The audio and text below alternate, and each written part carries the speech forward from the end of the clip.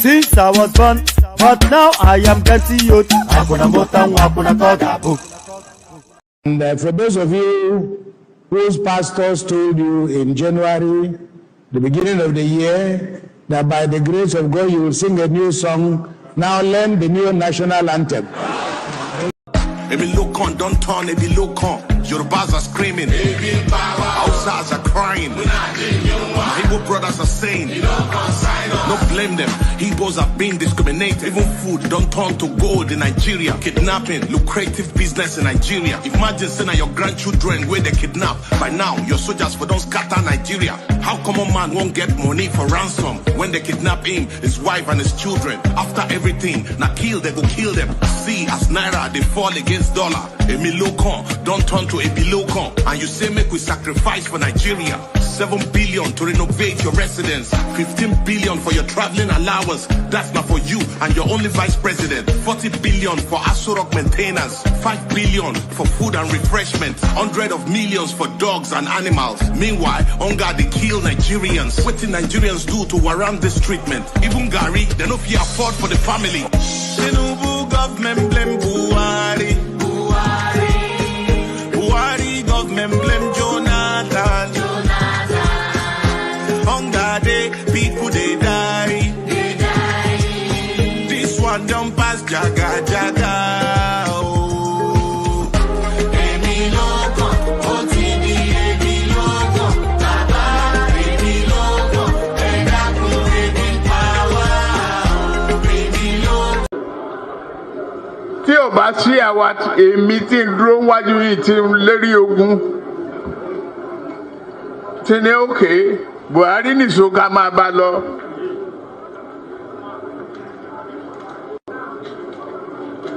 Kò lè di president. Ó ṣe kìíní olùlẹ̀. Ó ṣe kejì olùlẹ̀. Ó ṣe kẹta olùlẹ̀. Ó tiẹ̀ sunkún lórí tẹlifíṣàn pé láyé òun ò tún rán mọ́. Mo dẹ̀ lọ bá Kaduna wa rán ọ̀rọ̀ ẹ̀kún kọ́ lélẹ̀. Àdúró tiẹ̀ wà á dẹ̀ wọlé. Nǹkan kan ní pé o ò ní fọ̀rọ̀ orílẹ̀-èdè Yorùbá ṣeré. Ó dẹ̀ gbà. Àtijọ́ tó yẹ ti débẹ̀ mi ò gba mínísítà, mi ò gba contract, mi ì tọrọ ọbẹ̀, mi ì tọrọ gàrí, mi ì tọrọ fúra lọ́wọ́ ẹ̀, mi ì dẹ̀ ìyàwó ń bẹ̀. Mo wá ní lọ́tẹ̀ yìí o, Yorùbá ló kàn.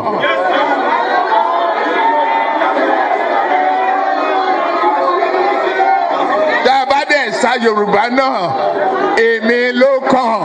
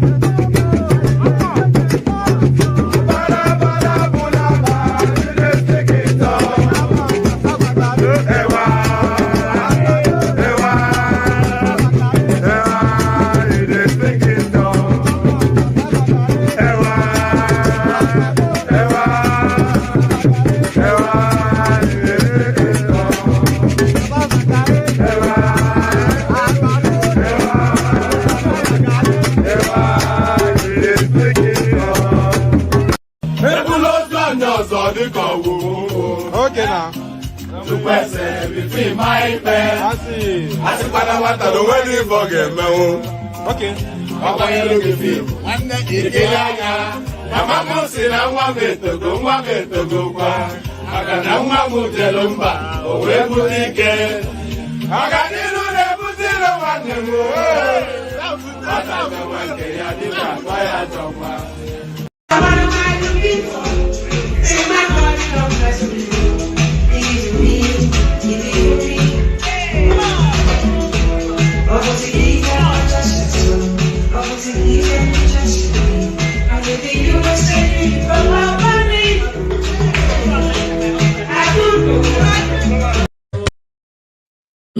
And there it is right there. So happy Father's Day to one and all, to the dads of the future.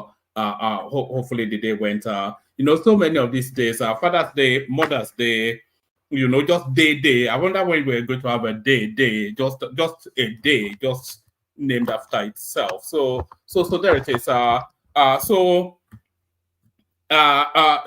Same SHIT, different day. That's just really how it goes, isn't it? Same SHIT, different day. So it doesn't really change. It's just the belly aching, the hoopla and the brouhaha, all matters Nigerian. So, and we love it that way. So good day to you. Good to be in your company. And how are you? Hope you've had a gloriously wonderful day.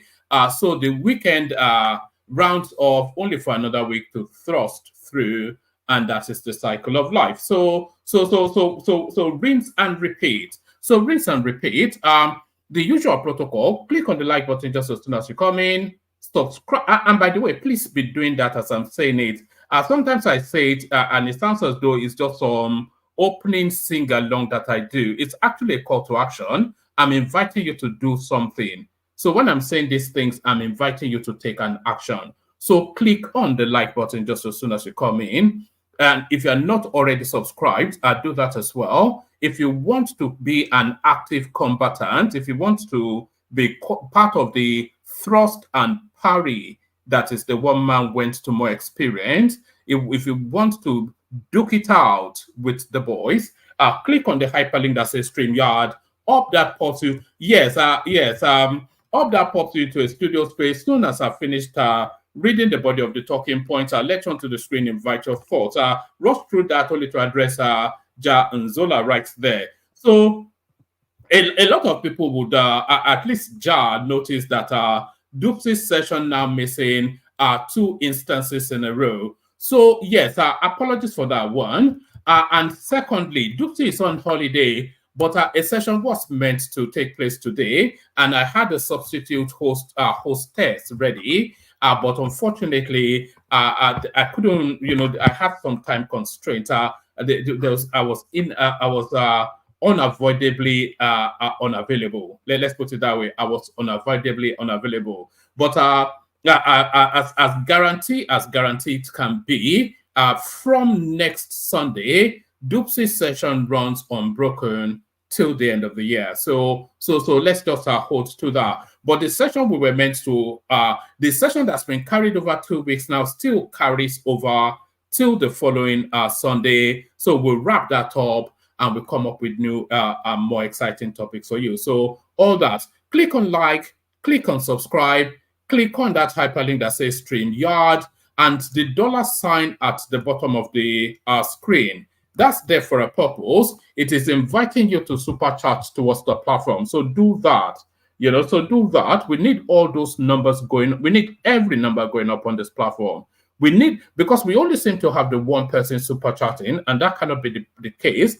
We average 100 and something every single stream. We're 130 something thereabout on average, which not especially impressive, but certainly consistent. So we shouldn't really have just the one person doing the superchat. So click on that $sign superchat towards the stream, like, share, subscribe. Click on the link that says click on the link that says StreamYard to come into the studio. So all of that. So all of that out of the way, I was in a different space earlier on, duking it out with some characters, which was a bit of fun. I don't know. Maybe there's some sort of maybe I have some sort of I call it sadistic, but you Americans probably have a different inflection on it. Maybe I'm somewhat sort of a sadist towards myself, but all of that and all to one side. So there is not that much going on within the news cycle. So I'm just going to open up the session, and then hopefully organically it will grow off its own speed, because there's not that much really. I've picked here and there, and there's a clip of Abiola's son that had an interaction with Seun Okibaloye, which we will probably will watch and then have conversations around. But there's not that much within the news cycle, but we open the session and then it takes on a life of its own. Not that much within the news cycle, but there is this. So now, Senate committee backs purchase of new aircraft, says Tinubu's life is in danger. So if they have never yet come across an administration that shoots itself in the foot, quite like this Tinubu administration, they ask you to tighten your belt. They run you through numbers to tell you that the country is at death's door financially. And then when you flip the other page of that explanation, you see them living a life of abundance as though they were Arab princes. Senate committee backs purchase of new aircraft, says Tinubu's life in danger. The Senate Committee on National Security and Intelligence has backed its House of Representatives counterpart on the call for a new aircraft for President Bola Tinubu and Vice President Kashim Shettima. And by the way, the presidential fleet is 16 aircraft deep. So what's the oh God? It's unbelievable sometimes. The presidential fleet, the the Air Force One of the Nigerian space is 16 aircraft deep. So why then? What's the pressing need in these austere times that they tell us that the country is at death's door? They want to buy a sparkling new. The Standing Committee on National Security and Intelligence has backed its House of Representatives counterpart on the call for new aircraft for President Bola Tinubu and Vice President Kashim Shettima. The chairman of the committee, Umar Shehu Buba, who spoke with correspondents on Saturday night from Saudi Arabia, where he is performing this year's Hajj, said not quickly overhauling the presidential air fleet could endanger the lives of President Tinubu and his deputy. So I don't get it though, because they bought a new set of aircrafts in the latter phase of the Buhari administration, which was just which was just 2 years ago, barely, no more than 4 years. So do aircrafts have a 3-4 year life cycle? It's just unbelievable, some of these things. The chairman of the committee, Umar Shehu Buba, who spoke with correspondents on Saturday night from Saudi Arabia, where he is performing this year's Hajj, said not quickly overhauling the presidential air fleet could endanger the lives of President Tinubu and his deputy. The House of Committee on National Security and Intelligence had, in a report forwarded to the presidency, asked the federal government to immediately procure 2 airplanes for Masas, Tinubu, and Shettima to secure the transportation of the country's top officials. The call by the House Committee, and by the way, these are people wanting to cut deals and loot money, of course. The inflated contract, inflated invoices, everybody walks away with $10 billion each, and then they rinse and repeat it for next year's budget.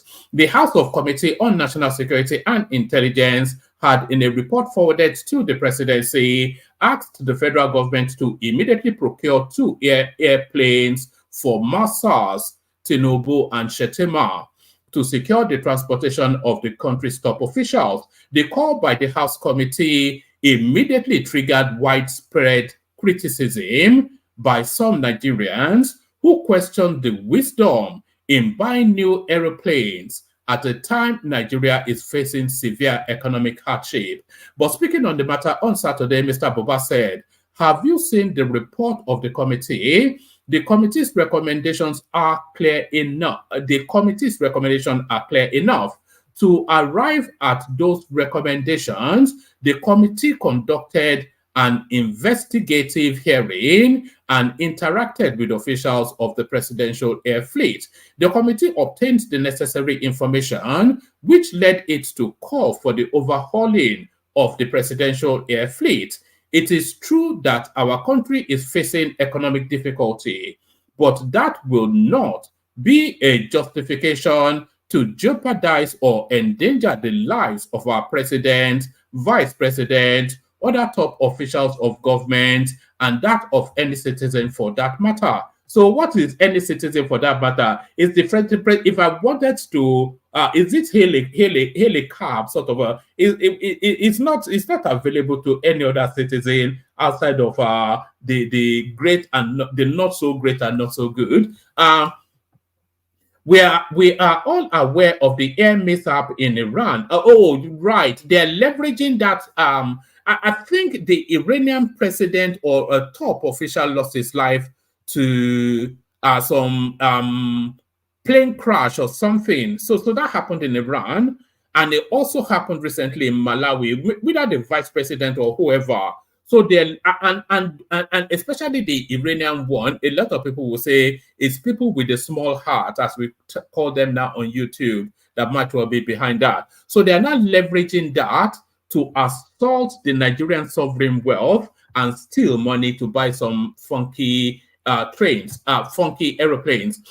We are all aware of the air mishap in Iran and Malawi recently, which claimed the lives of the president and vice president of those countries, respectively. We commiserate with the people and government of those countries, but we must also, as a people, do whatever is necessary to lower the possibility of such disasters in our country. No sacrifice is too much to pay for the safety of our leader and citizens, our leaders and citizens. We elected them, so we have a collective responsibility to protect them at all times. So Nigeria is actually there to serve Tinubu as opposed to him serving. It's a gift that just keep on giving this debased sort of governance that we have, not just in Nigeria, but the vast expanse of Africa.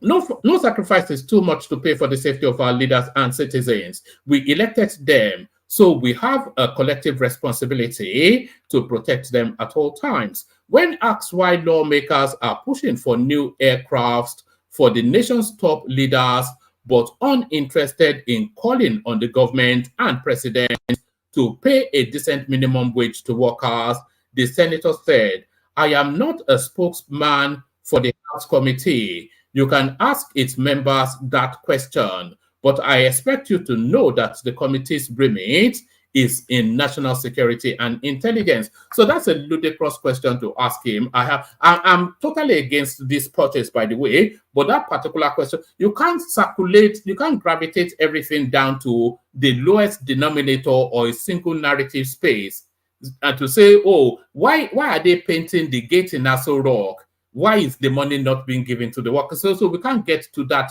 debased basement level logic, some pedestrianized. I think whoever asks this should be sacked from his job as a journalist. It's not a journalistic question. Why are you asking somebody on the House Committee on security and national security and intelligence about minimum wage? What would they know about minimum wage? When asked why lawmakers are not pushing for when asked why lawmakers are pushing for new aircrafts for the nation's top leaders, but uninterested in calling on the government and President Tinubu to pay a decent minimum wage to workers, the senator said, "I am not a spokesman for the House Committee. You can ask its members that question, but I expect you to know that the committee's remit is national security and intelligence. The recommendations they made are related to those matters. The safety of our leaders and the health of the presidential fleet are matters of national security concern. By raising those matters, it does not mean the committee members do not care about the issue of minimum wage, which is already being handled by the government and organized labor." So there it is right there. So it confounds logic. It confounds logic. So they are building new wings for the vice president villa, 20 billion naira a pop. They are buying SUVs at 160 million naira a pop for 600-700 parliamentarians. They are buying swanky new aircraft for the president and his Man Friday, and they're telling you to go and eat cake. Let them eat cake to the rest of them. The hoi pollois can starve. The hoi pollois can starve. But there it is. Let's go on. President Tinubu fires back at New York Times, says Tinubu inherited dead economy in need of urgent surgery. So I think there was an op-ed. I couldn't really find it, and if I found it, I wouldn't have been able to read it because usually New York Times is usually behind a paywall, and I'm not going to pay them any money just to read a lousy story. So we pick it up from the Nigerian Response. Pardon me.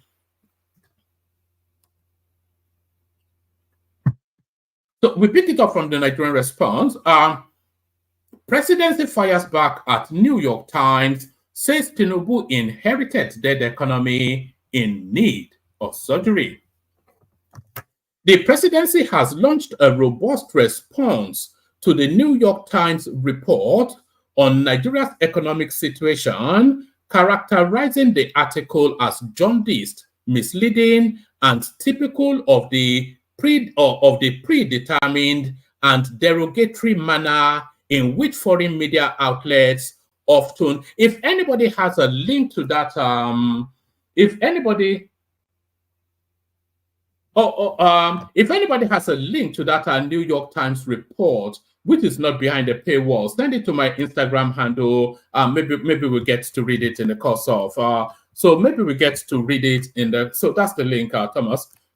Maybe we get to read it in the course of. The presidency has launched a robust response to the New York Times report on Nigeria's economic situation, characterizing the article as jaundiced, misleading, and typical of the predetermined and derogatory manner in which foreign media outlets often report on African countries. So it rankles somewhat when it shows a distinct lack of high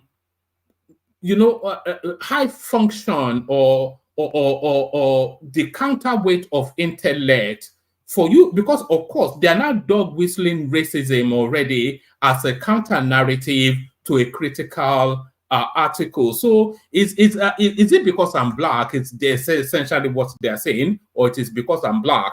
It's all embedded. The presidency has launched a robust response to the New York Times report on Nigeria's economic situation, characterizing the article as jaundiced, misleading, and typical of the predetermined and derogatory manner in which foreign media outlets often report on African countries. In a comprehensive statement, the special advisor to the president on information and strategy, Bayo Ononuga, let me send my Instagram handle in because we may well need that. We may well need that New York Times article in the course of. So let me send my Instagram and handle in. Anybody that has access to it, to the New York Times article, send it in. In a comprehensive statement, the special advisor to the president on information and strategy, Bayo Ononuga, on Sunday presented a detailed rebuttal emphasizing that President Bola Tinubu inherited an economy in shambles when he assumed office in May 2023. The presidency painted a stark picture of an economy bleeding from decades of mismanagement, with a staggering infrastructural deficit, unsustainable fuel subsidy regime, and a currency in free fall. According to the presidency, the Tinubu administration had to perform urgent surgery to prevent the economy from collapsing, like Zimbabwe and Venezuela.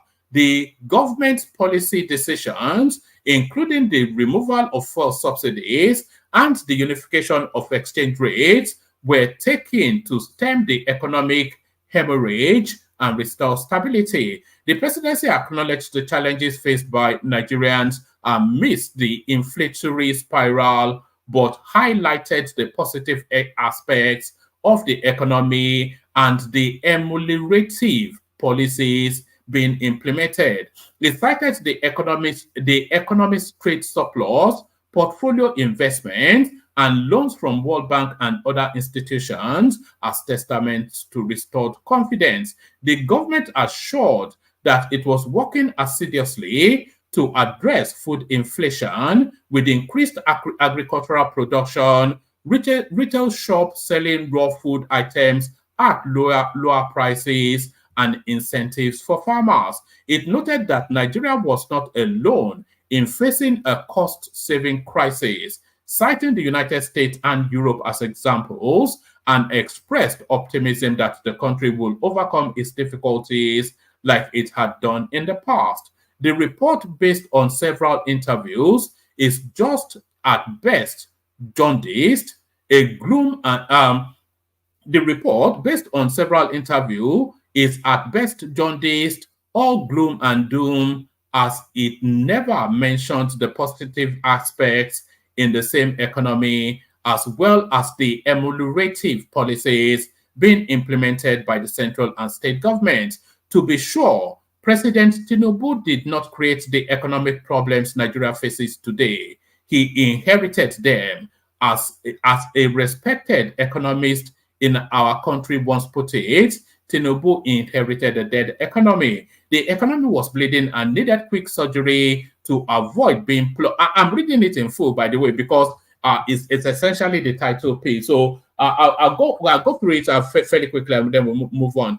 The economy is bleeding and needing quick surgery to avoid being plunged into the abyss, as happened in Zimbabwe and Venezuela. For decades, Nigeria had maintained a fuel subsidy regime that gulped $84.39 billion between 2005 and 2022 from the public treasury in a country with a huge infrastructural deficit and in high need of better social services for its citizens. The state oil firm, NNPC, the sole importer, had amassed trillions of naira in debt for absorbing the unsustainable subsidy payments in its books. By the time President Tinubu took over the leadership of the country, there was no provision made for fuel subsidy payments in the national budget beyond June 2023. The budget itself had a striking feature. It planned to spend 97% of revenue servicing debt, with little left for recurrent or capital expenditure. The previous government had resorted to massive borrowing to cover such costs. Like oil, the exchange rate was also being subsidized by. So this is the space that a lot of people they are confused somewhat about the arbitrage in that foreign currency space. Like oil, the exchange rate was also being subsidized by the government with an estimated $1.5 billion dollars. God. So I didn't actually know it was this much. It would an estimated. So people that actually argue that Tinubu met the naira at 400 and something, and it's now, or 600 or whatever it was, and it's now 1,500 to the dollar. So why? And I've always asked them that maybe they still won't accept this, of course, but this is just categorical that it was an artificial value that currency had. And if the currency rather had an artificial value, then that artificiality and the actual real value has to be insulated in some way, and that is subsidy. The mind boggles just how low-witted some of the conversations are. Like oil, the exchange rate was also being subsidized by the government with an estimated $1.5 billion with, not annually or monthly, to defend the naira at 600 and XYZ, whatever it was. The country was spending $1.5 billion to subsidize it.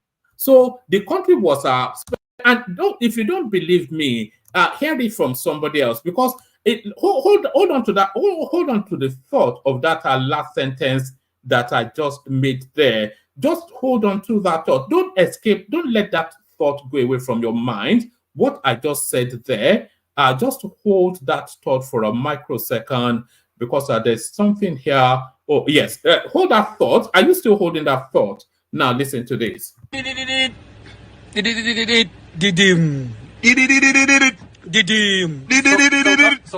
is the sign of landing of big money. When MFL give you Jala in official rank. So that's Honorable Kazuari. For those of you that could not penetrate his heavy accent, let me translate and then I'll read that paragraph. I'll play it again and then read that paragraph again. So you listen, so you hear it then when I play it next. So this is what he said, is that joshing around with whoever he is joshing around. He said, did, and then the other one said, did, and then he said, did, and then he said, did, and then he said, that is the sound of big money when Emefiele, who was the governor of the central bank then, gives you dollars at the official rate. Did you hear that? So I'll say it again. So the other one says, did, he says, did him. And then the other one says again, did him. And then he says, did him. And then he says, that is the sound of big money when Emefiele, the governor of the central bank, gives you dollars at the official rate. So that's what he said. So Now listen to him say it. Very important. I'm not being pedantic or silly. Very important. So listen to this, and then I'll read that paragraph again, and then you see how they marry together. That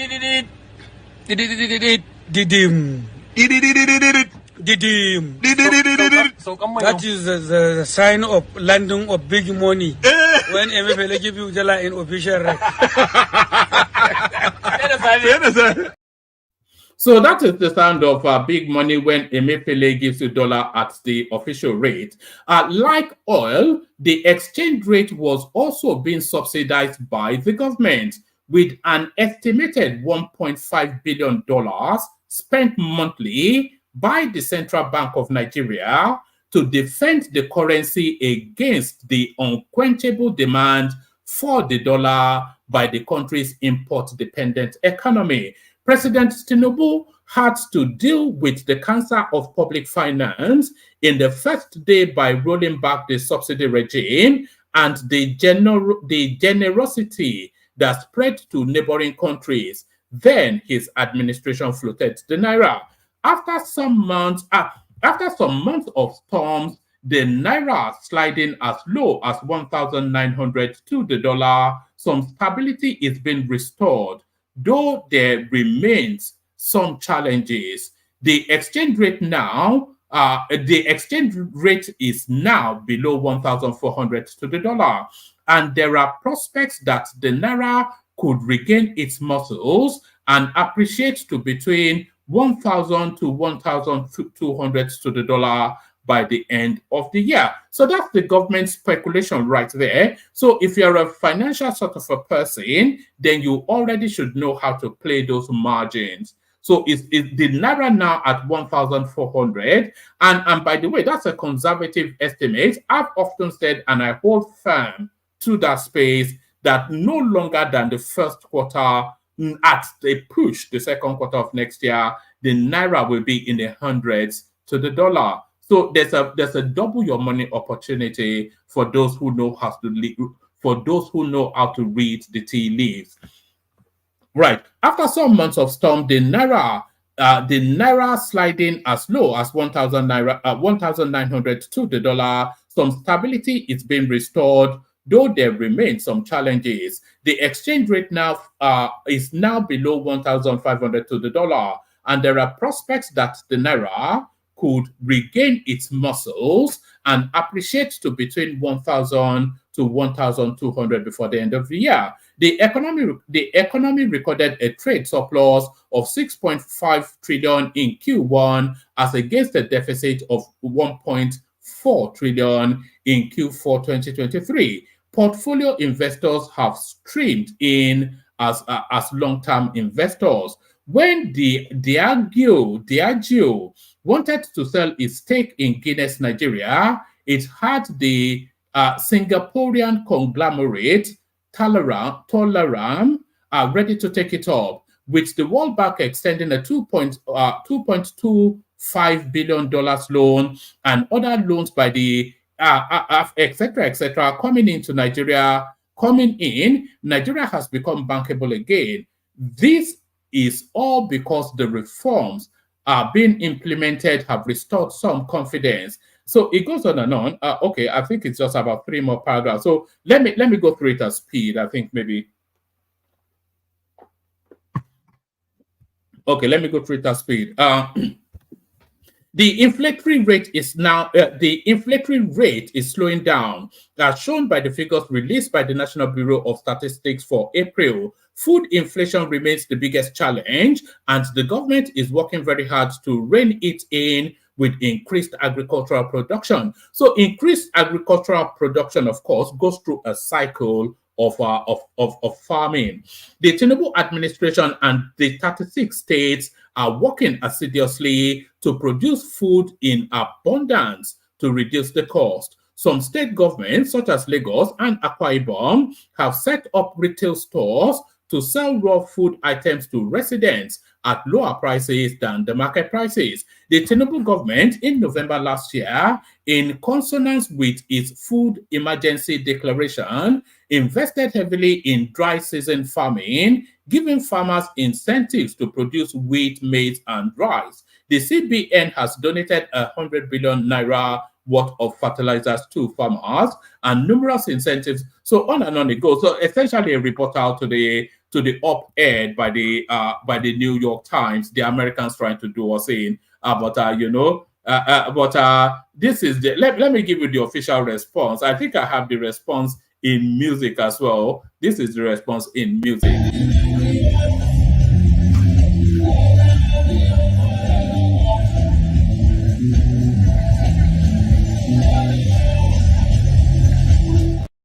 So there it is right there. So essentially put that in your pipe and smoke it, New York Times. So put that in your pipe and smoke it, New York Times. Let's go on to what else have we got? Yes, this one now is just clearing up matters. Police dismisses. That should be it shouldn't actually be dismissed. So it should be because it's anyway. Let's not get into the minutiae of police dismiss Shehu Sani's claim, says no NSAS protester in detention. So this is Shehu Sani always playing politics of optics, of course, inviting Tinubu then to release NSAS protesters. When was NSAS? 2020. We're in 2024 now. But when did we last hear that any of them were still in jail? He just said that really to capture a moment and resonate within the news cycle. Police dismiss Shehu Sani's claim, says no NSAS protester in detention. So they should make him actually account for what he said. The Nigerian police force has said that no NSAS protesters arrested following the 2020 mass protest against police brutality is still in detention. It stated that the call by Senator Shehu Sani, a human rights activist, on President Bola Tinubu during the Democracy Day celebration on June 12 to release calls of NSAS protesters still in detention is misleading. This was contained in a statement by the Force Public Relations Officer, ACP Adejobi, titled Democracy Day, Police Clarifies, Refutes Senator Sani's misleading claims. No NSAS protesters still in detention. I wonder if we should read it beyond that. I think it will only go on to tell us that no NSAS protesters are still in detention. So let's leave that. Move on to this. PDP reacts as Nigerian governor implements new minimum wage. Some are still paying 30,000. So that's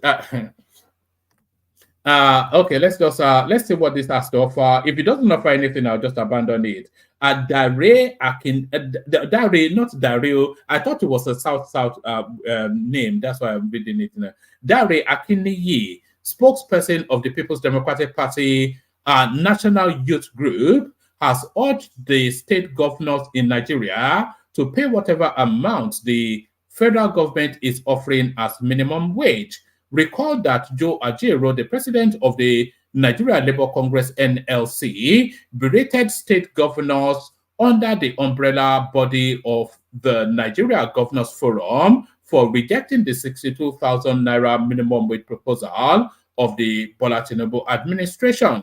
On Tuesday, June the 11th, Ajero questioned Nigerian governors, calling for the decentralization of minimum wage, urging them to emulate Governor Godwin Obaseki of Edo State, who is paying civil servants a minimum of 70,000 naira. In an interview with correspondents on Saturday, June the 15th, Dare Akiniyi clarified that all states are not equal in revenue, overheads, and debts. He, however, said governors should pay whatever figure that is approved by the federal government as a new minimum wage. I think they are settling on that 62,000 naira.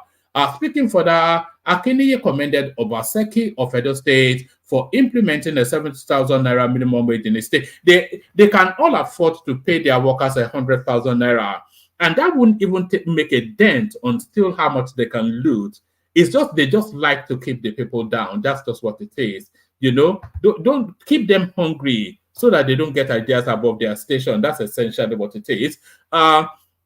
Speaking for that, Akiniyi commended Obaseki of Edo State for implementing 70,000 naira minimum wage in his state, adding that some governors are still struggling to pay the old minimum wage. So yes, I cannot imagine, although there are certain states like Yobe, Gombe, and all those far-flung spaces that's just dusty as Sahara sort of, they have no economy outside of government stipends. So you might well see how they will struggle to pay the minimum wage. Going by the report from the Debt Management Office, DMO, recently, the total external debt stock of the 36 states and the Federal Capital Territory reached $4.6 billion by December 31st, 2023, from $4.46 billion recorded the previous year. For sure, all states are not equal in revenue, overheads, and debt. And we shouldn't expect the same output in terms of infrastructures and dividend of democracy. However, they must pay whatever is approved by the federal government as minimum wage. It is their duty. I wonder how they strike that balance. So they cannot go with the affordability of the least wealthy state in the country, because that would set the minimum wage too low.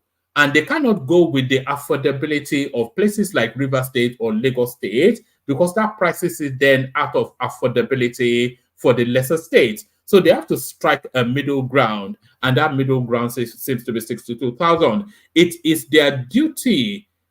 Some states are paying less than the current minimum wage, and we have Edo State paying over 200% of the new, of the minimum wage. So, so essentially, cut your coat according to your cloth is essentially what that is.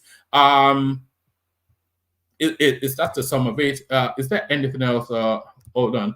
Let me give you this. If anybody can find this in a video form, I don't want to do the readout, but if anybody can find it in video form, send it to me. Finidi George, the coach of the Super Eagles, has resigned from his position for reasons that is completely shit at the job.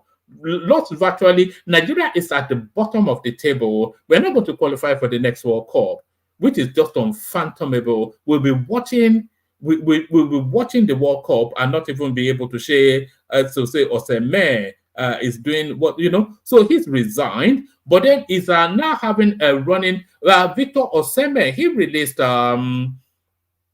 whatever it is, a stream on Instagram insulting Finidi George, and then there are other elements within the footballing structures weighing against Victor Osimhen, and now Finidi George now comes out to speak. But I don't want to do it especially as a readout. If anybody has a clip, send it to me, and then if it's linked here, then I might be able to. But I don't want to labor through having to read anything that Finidi George has to say. It's just, life is not that, nobody should have to read anything. Usually there's a hyperlink. If it sends you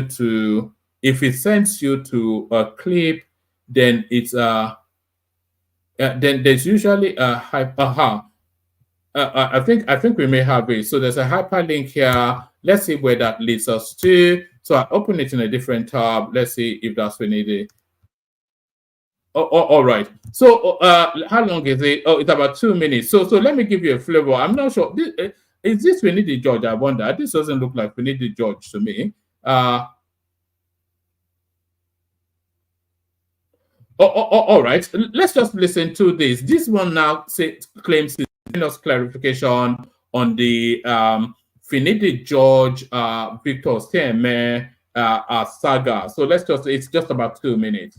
Osimhen should have reached out to him first to find out if he did say what he was alleged to have said, rather than going public and with such disrespect. So I guess that issue is going to be handled on a more private level, and hopefully we'll come to a resolution that suits all parties.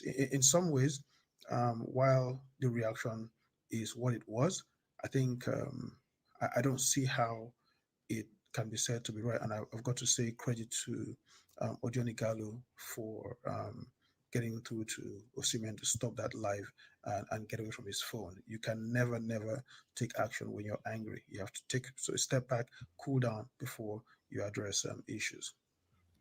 Now, the second thing is Finidi resigning, and I think I've seen people say some different things, but Finidi confirmed to me that yes, he did resign his position, but the reason was that he held a meeting with the NFF on Thursday. They had a very good conversation. They talked about the things and what to do going forward, and he asked them if they were going to back him.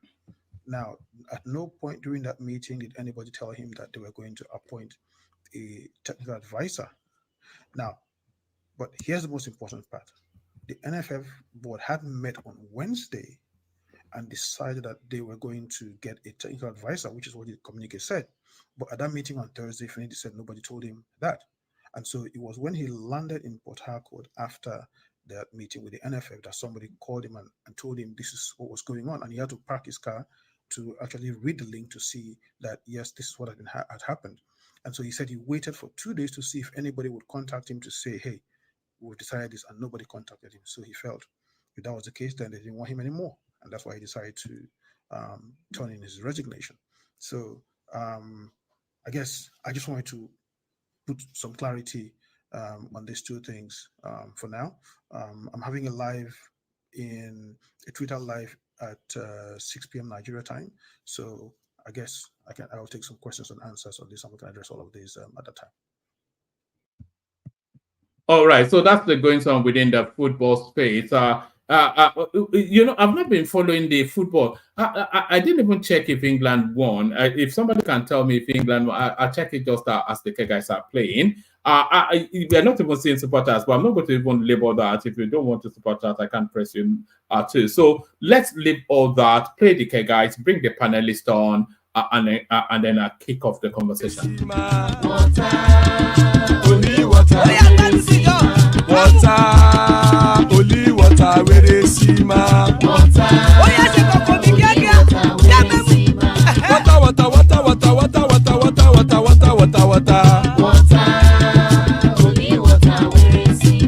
Hapa o naido.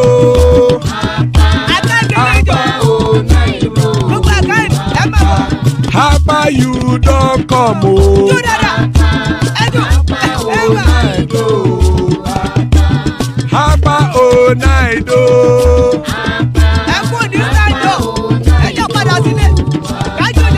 Oro kẹ̀kẹ́ ẹlẹ́mù yé o. Ilé sọ́dí kẹ̀kẹ́ ẹlẹ́mù ré o. Bobby master kẹ̀kẹ́ ẹlẹ́mù ré o. Chief Wáìlà tí kẹ̀kẹ́ ẹlẹ́mù ré o. Eruku lẹ̀lẹ̀ ẹlẹ́mù dé. Eruku lẹ̀lẹ̀ ẹgbẹ́ ẹlẹ́mù dòdò jàre o. Eruku lẹ̀lẹ̀ Ghana ti dé ẹgbẹ́ bọ́dì o. Ọmọ ẹlẹ́yẹ ẹ̀yẹ o ó dìlé o. Odúyẹ̀lá ẹ̀yẹ o ó dìlé o. Petrosoname ẹ̀yẹ o ó dìlé o. Petrosodúnkẹ́ ẹ̀yẹ rẹ̀ ó dìlé o. Ẹlẹ́kọ̀ ọ̀run mú ìní o.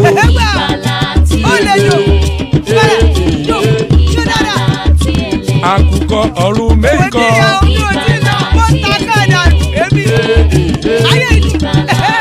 Ikú kò ní ríwà gbéṣe o.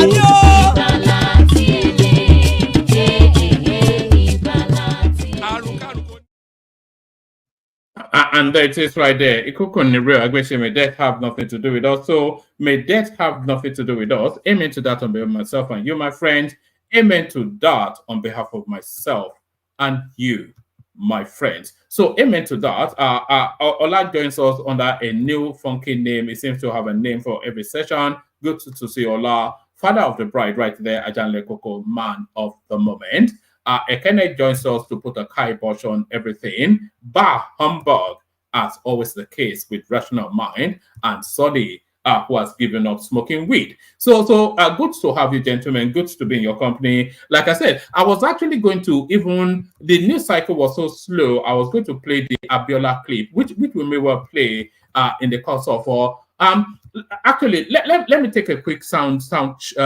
Do you want us to play the Abiola clip? It's about 7 minutes. Very explosive stuff. You guys tell me in the. Should we play it? Go on, woman. Huh? Oh, all right, brilliant. Oh, all right, brilliant. It's only about 7 minutes. I think it's quite gripping stuff. It's a call out from that's CULL.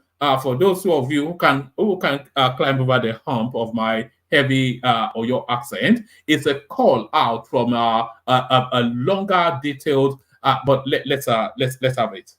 Are you in a good relationship with Kola? Well, I don't think we're really in that. The last time I saw him, he said, and I'll quote his words, "Do I want to do fire for fire?" And I asked him, we can't hear, woman. It sounds low. All right. All right. What I will do then is I will download it and then play it because I think it's quite gripping stuff. But let me see. Let me just grab that. Just give me 1 microsecond. But let's kick off the conversation. You are already unmuted, Rational Mind. Of course, meet and drink for you, the first headline. Presidential, sparkling new 2 aircraft for your president and his vice. So, judicious use of public funds, would you say, Rational Mind? Yeah, woman. Thank you, woman. And thank you, everybody, our listeners across the world. We please implore you to like and share and subscribe. We appreciate everybody here, as always.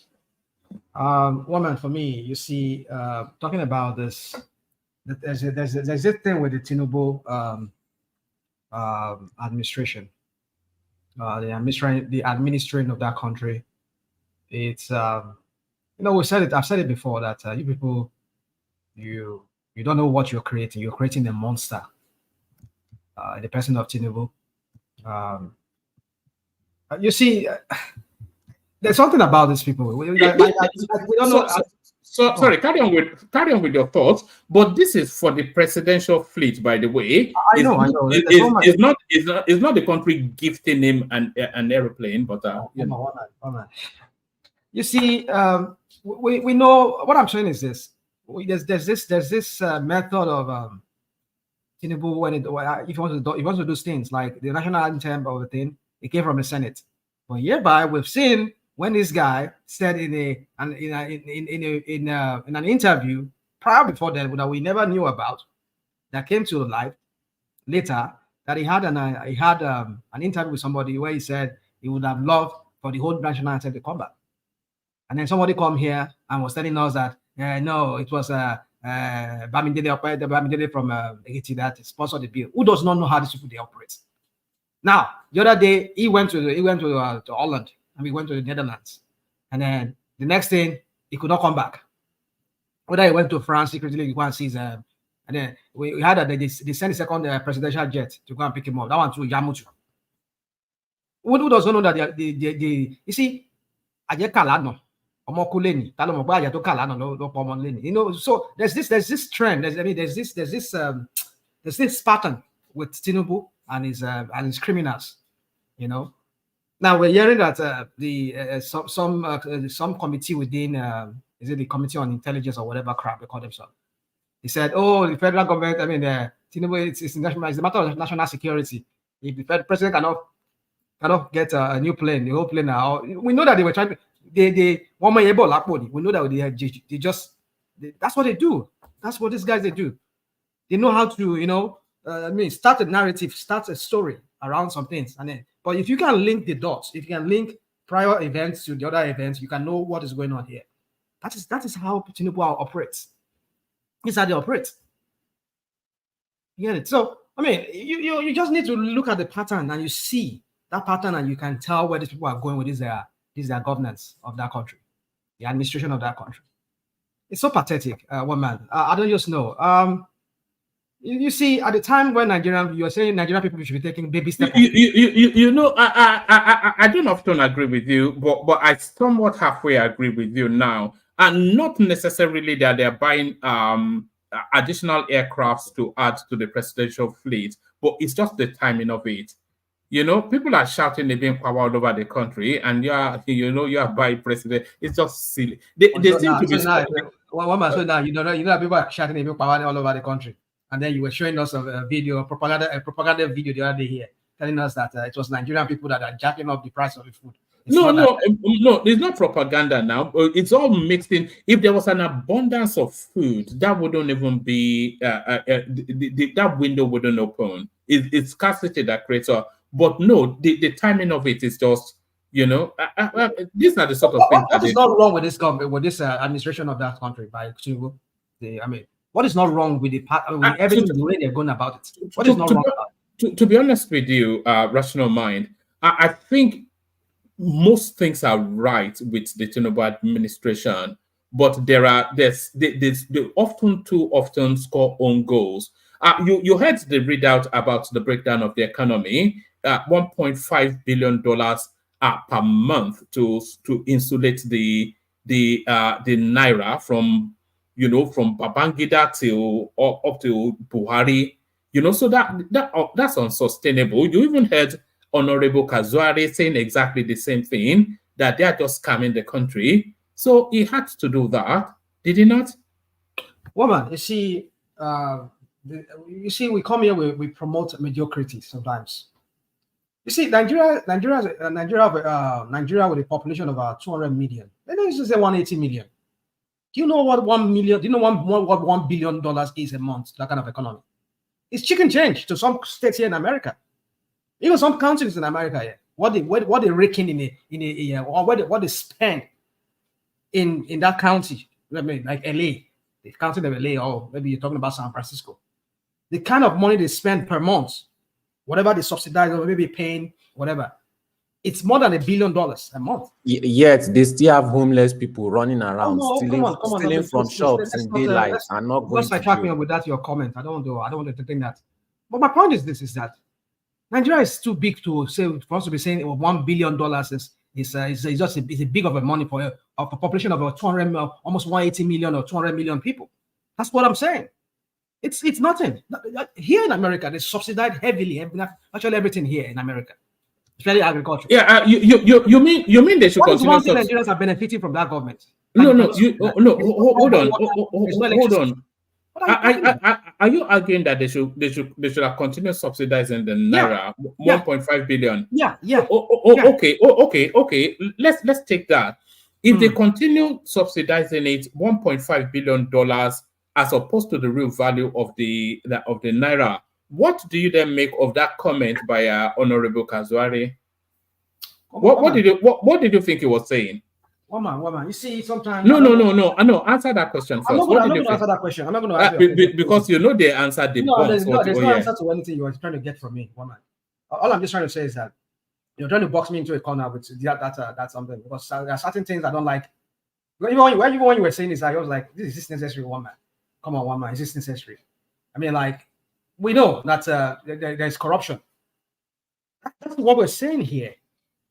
Paying $1.5 billion $1.5 billion for a population size of about 120 million. It's I mean, some states here that are not even up, some counties that are not even up to like 5 million in the county, even not 4 million. They spend more than even $2 billion monthly expenses they have. Talking about a country of 180 million or 200 million. You're talking about the richest country in the world, are you? Come on. I mean, we're not talking about the totality of a country. We're talking about just one county, a county in here in America. You know what a county is? Just like saying a Papa local government. Compare the Papa local government to the whole of Nigeria. That's how it is. We're not talking about the whole of Nigeria and the whole of the United States. So what are we talking about? So what man, you see, tell me one thing that the Nigerian people are benefiting from that country. No pipe-borne water. You don't have electricity, and you wonder why energy, the cost of energy skyrocket or it goes off the roof in that country. The only one thing Nigeria should be benefiting, which is, okay, since there's no electricity, I pass my neighbor. People who have to start their pass my neighbor. They have to go and get. What do you expect? there will be heavy demand for petrol or for gas. When I mean gas, I mean petrol or diesel, because everybody rely on that to either power their machine for their factories or for their own personal use for home. But at least we've done what we're supposed to do. Electricity is working. I tell you, we will slash at least half of our dependence on oil, on petrol. The bulk of people who are buying petrol, at least, if not at least half of it, are people who are using it to run either their private business or to run their homes. But if we have electricity that is coming directly from NEPA or whatever they call them, directly to all these offices, directly to all these what's it called, factories, to homes, my brother, I tell you, we will not be demanding. There will not be heavy demand on the oil, like petrol or diesel that like we're having right now. I tell you, is that not the decade-long mismanaged, decades come on, woman, long you see, no, is it not though? I mean, you keep saying "come on, woman." These are all known facts now. Yeah, woman, sometimes we try to make excuses for these criminals. We try to make excuses for them. Do you know how long I've been hearing this? Way back in the 70s, I've been hearing, "Oh, Nigeria go better." I mean, what jingles have we not had on NTA? Or we've not had on the NTA back then. What jingles have we not had in FRSC and that time? I mean, what jingles have we not had about people, different political criminals coming to the system, telling us that Nigeria go better, Nigeria go better, Nigeria go survive. I mean, there used to be a jingle then by Nigeria go survive, Africa go survive. My people Fumi Adams then. Fumi Adams then. Like all of them. I mean, what are we talking about? Do you want to know? Do you want to know what the latest Nigerian jingle is now? You said Onyeka said Nigeria go better. Do you want to know what the latest jingle is now? Which one's one? Maybe look on, don't turn, maybe look on. Yorubas are screaming, Hausas are crying, Igbo brothers are saying, no blame them. Igbos are being discriminated. Even food don't turn to gold in Nigeria. Kidnapping, lucrative business in Nigeria. Imagine saying your grandchildren where they kidnap. So that's the new theme now from this guy was once popular now too. Jaga Jaga there now. That's not yes, I think he's looking for that moment again. He's looking for that moment again. Well, I mean, he always be a star with that first song that is Nigeria Jaga Jaga. This guy will call him Idris Abdulmalu. What's his name? Anthony Tutila. Those years. Anyway, yeah, woman. You see, the point I'm trying to say is this. You see, sometimes we come here, like the New York crap you're talking about, the article that was written. And yeah, you see, sometimes it's like let me tell you one. You guys don't understand who Tinubu is. I was appalled, or should I say appalled? I think we've all known him just as long as you have. Well, I don't think some of us really know who that guy is. You don't know. You just you guys want to see what you want to see about him. What you already said something. I want to believe that is true. That Tinubu has 6 radio stations. That's beside even other media groups that he has. 6. One man having 6 radio stations. My goodness, that tells you there is something. That guy knows what it means to control information. But rational mind, if you don't mind, the propaganda is insane from these guys.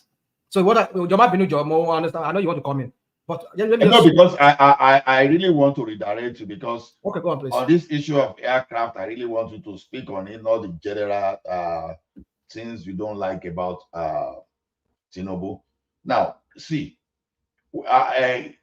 this thing may sound very insensitive though, but then at the same time, I just want us to troubleshoot if really the Nigerian president really need a new aircraft, because I know that if you maintain your aircraft very well, I know that engineering, sometimes you can even use things for 40 years, 50 years, and will still be useful.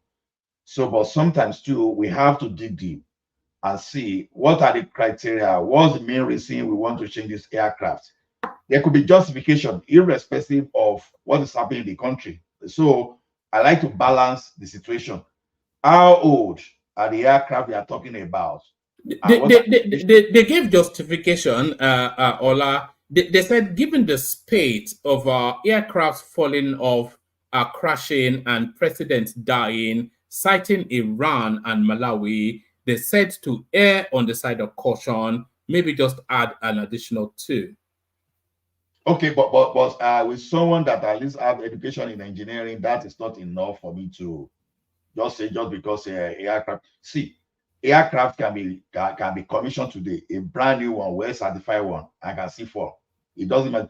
I just want to know, what are the things they say? Is it that because the aircraft regularly break down, or is it that the one that the president is using is more than 20 years that they need to replace? Or is it that anytime they are flying, that all of a sudden the air conditioning system and some other thing just break down? So those are the factors we need to talk about, not just, oh no, Tinubu want to buy aircraft without trying to even look at the merit. I don't even think it's Tinubu. I think it's this subcommittee that they've seen. They're using the window of those crashes in Iran and Malawi to of course, when they go and do it, they'll invoice three times the amount and pocket the rest. So they're using that window to try and just lose. That's just. It's not. I'm not sure that it's Tinubu picking up the phone to say he's got a fleet of. So Okay, but I just want us to be empirical about the way we approach it. So rational mind, because we can't just be saying, no, Tinubu is opening radio, all this stuff. No, I don't want us. Personally, I don't want my argument to go. Warfare Jali. It's very obvious. Warfare Jali. I think all of us can agree on that. Okay. Maybe. Yeah, you see, for me, guys, what I'm saying is this guy controls information, and that's why we can see all this kind of propaganda coming from the New York Times, like you identified. I understand what you read rightly. I don't put anything past Tinubu now. I mean, Tinubu is a master at that, what he does when it comes to this propaganda, controlling the minds of people. But he won't control my own he won't control my own mind, because I can delineate between falsehood or spinning narrative. Spinning narratives to actual, what is the actual truth, or what is out should be the actual truth. I can differentiate within the two. Can I ask you a question? All right, I ask the question, but then after that, let rational mind flow on with his thoughts, and then after that, I'll play the Abiola clip. Go on, I'm listening. Okay, you keep on mentioning Tinubu. Is it the one that ordered for it? Is it the one that directed for it, or is it the Senate? Thank you for that question. I said it again. When I began my talk, I said the same thing with the national anthem. There are many other instances I can give to you. Like Okalano, Tinubu Kalano, and then the next day we're seeing the baby that died. You can link that event. That's what I'm saying. I just give you that because that one is still fresh in our memory. The issue of the anthem, the national anthem. He has said it before that he wants the national anthem. If he has his way, he will have it.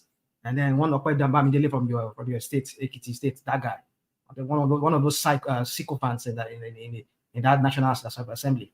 That let me go to yeah. So I mean, the next day he's sponsoring a bill. Who does not know that they are there? These are the same sycophants who likes to worship a man, and they want to give him or whatever he desires. He's your mandate. We shall stand. They just want to make him. Don't ask me. Let me answer your question. So basically, you don't know for sure now. So you don't know for sure. You are just assuming because you previously you said that you know his pattern. Stop it. You are doing pattern based on assumptions. Stop it. But you say you know his pattern now. You can't say you are assuming. It's a pattern with them. I know them. I know their politics. They are crooked and who is them? Who is the them? Who is the them? Politics. Who? Okay, don't push back. I mean, when you have your time. Who is it? The Senate or is it Tinubu? You see one thing slowly. No, let me just make this to a point solely.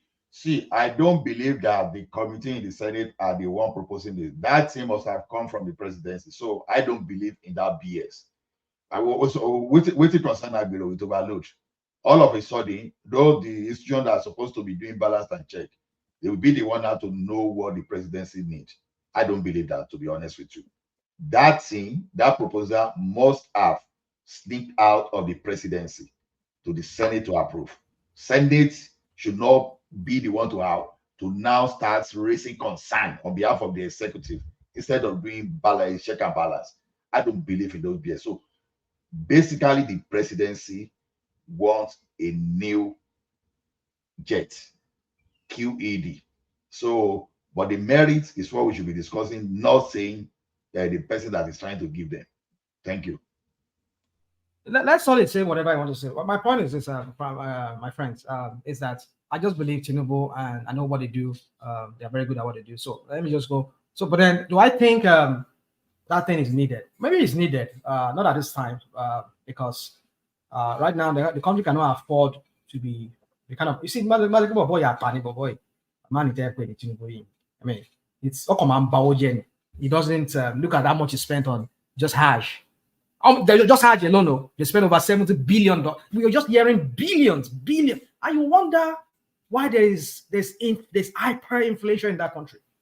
Do you know how many money is going out of the maybe it's going out, maybe they're just cooking up those figures, but I want to believe it's because since they've said it to the public at 70 billion, 21 billion, this billion, that billion is going out. Yeah, but where is it going to? You asked the question, woman. Ask them. No. Is it going out of the country or into the economy? Come on. The people that will steal this money, they will use it to mop the dollars that are in the system. What's the point of having naira? No, just hold on for him, sorry. Yeah, let him. What's the point of having naira with you? When the naira, I mean, when you have it, we know what the Nigerian politicians do, and you wonder why there's scarcity of the greenback in Nigeria. They will go and mop, go and ask any whatever British has. But when the money comes out, it comes out for a purpose. Now they don't just release money and say we're releasing 70 billion to put in our pocket. So it goes towards a project. Yes, granted, that project will be inflated, but that money goes into the economy. It's just so tiring, exhausting trying to debate with you guys. I mean, I understand everybody has that view.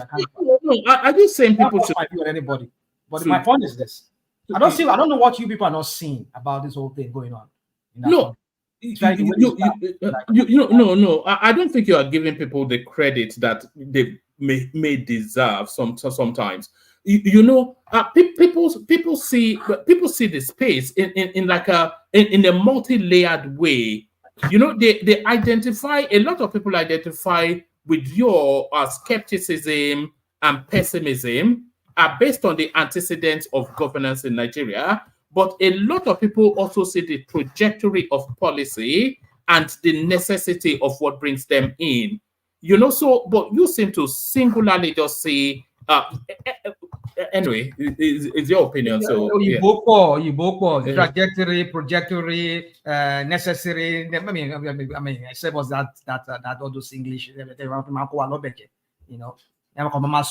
but I don't even understand, yeah, Oyibo, yeah. Yeah, he's talking. Yeah, I only understand. What are you talking about?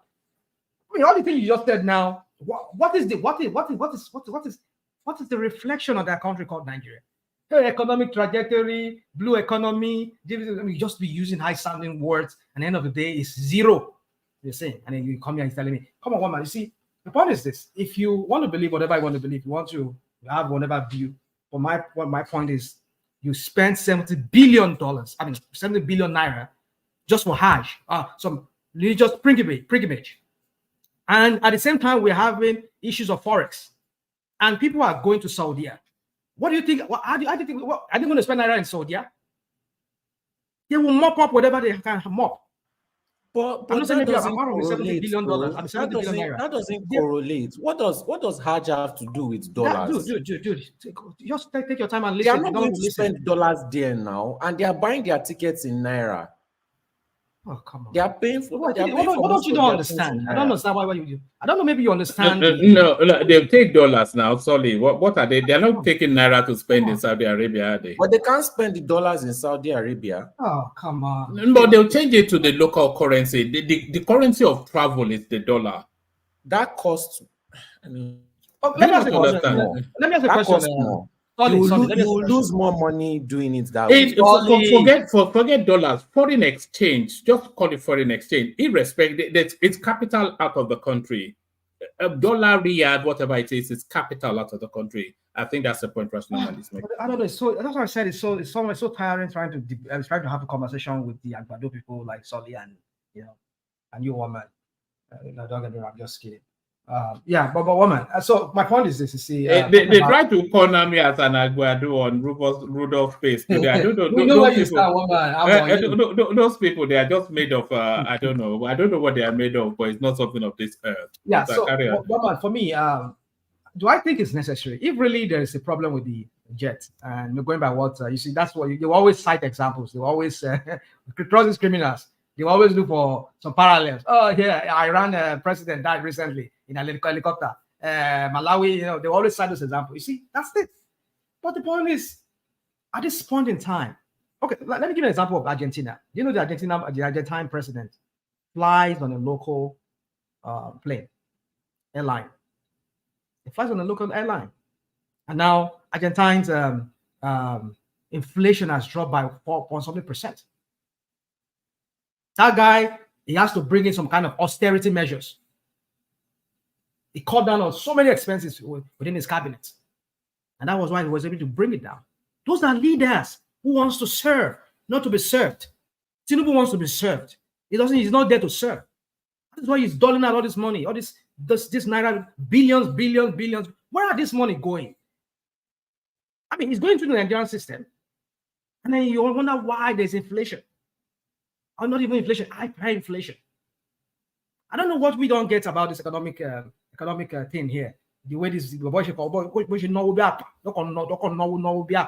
just but we know what he's doing just to make his cronies happy. Rational mind, please, Emma Bino, let me challenge you on one thing. Did I just tell you that Argentina president fly? Yeah, it flies there. As far as there was. Okay. So what happens with the viral video of that 757 flight that people were criticizing him for? So I don't know. I just want you to throw more light because what you just said now might be stretching the truth too far. Because if he's flying local, they now come they have many aircraft in the presidential fleet. Mind you, too, presidential fleet too belong to the Air Force, if you know about that. You said at the time they have a presidential plane. Is that what you're saying? Yeah, they have presidential fleet. Well, I won't want to say much about the Argentine for now because I don't know much about it. All I know is that. So let's not go there because what you just said now, you just straight the truth. So no. I know he flies local airlines. Do you know how much Nigeria pay? Hold on. Do you know how much Nigeria pay? I fact check you immediately. That's what I'm saying. Fact check me. No problem. Do that. I've already fact checked you immediately. So that's why I want you to bring one man display for us. Let's see. No, I've not sent to one man, but if you have to give it to one man, that's what I want you. Wait now. I want you to show me your own evidence. Then I can counter you. I'm talking at the same time. I cannot be doing that. He said you want me to be talking and then looking for. I'll wait for you to bring it. I have my yeah. So it's okay. Maybe I'll look for it. So let me just go because this fact checking you just want to use So we shouldn't be factual. No. It's good to be factual. Don't get me wrong. Okay. You're saying when you do that, you want me to do that at the same time as I'm talking. I cannot do two things. I'm not. All right, carry on. So I think. Sorry, I'm just surrendered multitasking to the female gender. You say you're not a woman. I'm not good at it. That's what I'm saying. I'm not good at it. I think women are very good at it. I'm very good at multitasking. They could be mama, and then they could be at the same time feeding the baby, and then at the same time they will be on their working from home, as the case may be. And do that. And they say by cooking. Women are very good at multitasking, but not me. I need to concentrate on one thing. So anyway, yes, so let's just leave that. So for me, what I'm trying to say is that it could be necessary. I mean, it could be that we needed that presidential plane because if those ones are faulty, yes, it could be a matter of national security. But you see, the thing is that sometimes you plan ahead of time because I see that all this money that these guys are just spending. I mean, this money can be channeled into could be channeled into production, into making things work, infrastructure, real infrastructure, not the kind of elephant size. Look at the coastal road now; it's almost abandoning it now. They said there's no money to even do the coastal road. In fact, I'm hearing that they are 8 lanes or how many lanes now? They're going to make it. You see, when we say somebody just come, it acts on impulse. he doesn't sit down to look at it because he feels like he's some kind of genius. Like some people have promoted it. Oh, Tinubu is a genius. He knows how to bring the best hands out, the best head, and he knows how to coordinate. And look at how all the policies flop that he has been embarking on ever since. Now the coastal road, now we're hearing now stories about it. So do you have any facts to back up these claims and accusations you are making? Go. Just type verify. Hold on. Just type in David Umahi latest on the coastal road and see what comes up, and bring it up if you have anything contrary to what I've just said. So, woman, for me, I see. I think I think it might be necessary, but the point is it at this time that the country is going through hell on earth? That's what Nigeria is right now. Is hell on earth? I mean, there was one video I was seeing trending online where Nigerians even they celebrated Eid al-Fitr, or is it Eid al-Maulud? They're celebrating, and people can't even afford to go and buy rams. Rams are just up the roof. They can't even afford it anymore. And you see this. So I'm not sure that that can be right. If people, that meat market, it gets towards that space, the Eid festival. So if the price is not, if the price is outside of affordability, then what happens to the ram? People can afford to buy it because they'll price point it to affordability. What did you just say now, man? I don't even understand what you just said now. What you just said now, I don't even understand it. No, you do understand. Let hold on. Just hold on. You keep doing that. The meat market, the ram market is Christmas, is the Eid festival. So if they stock the whatever it is, about 2, and they price it beyond what people can pay, then what happens to the ram? What happens to the ram? Yes. Nobody's going to buy the ram. Then what happens? Either they sell it banjo. Well, there it is. So they will have to price it to the price point that people can afford. But it'll be a screen on the. What did you just say now? I gave you. I gave you the answer to what you were asking. But the one thing you need to understand is that the rams are only relevant during the festival. Anything after the festival, what's the point of it? So if the Lungbanjo after later, maybe later they just we're selling it, or they're doing the clearance sales. Come and buy all the rams that we're supposed to sell about 250,000 during the Eid al-Fitr, and now nobody's buying it that very day. Maybe 5 days or 10 days after, people are selling, and now do one Lungbanjo, and they're selling like say 100,000 or 150,000. That is understandable because nobody bought it at that time. But the point is this: is that okay, let me not go into some things. That ram business, because one thing about rams is that all this livestock is that they have expiration date too, especially if you are seller of it, because you cannot afford to have them for long because you have to feed them. The feeding alone. I have a brother that was trying to do it, who was trying to go to the north and buying all those things and bringing it down. He could not. I mean, he bought them, and some of them died on the road when they were bringing them in. That's another thing you need to factor in.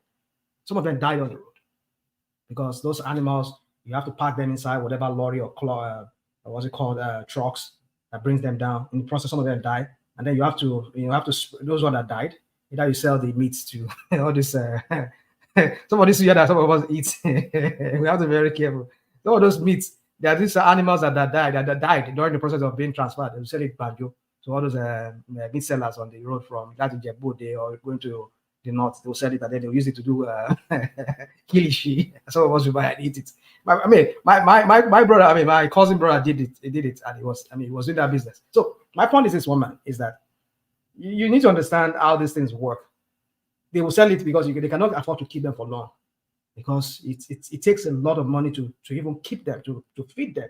And if they go sick, you can lose a whole stock of those kind of commodities, and that's a huge loss. And then you have to start selling their banjo to meat sellers or whatever. So, woman, for me, you see, I'm just trying to tell you that Nigeria is in a dire situation right now, and Tinubu doesn't seem to get it.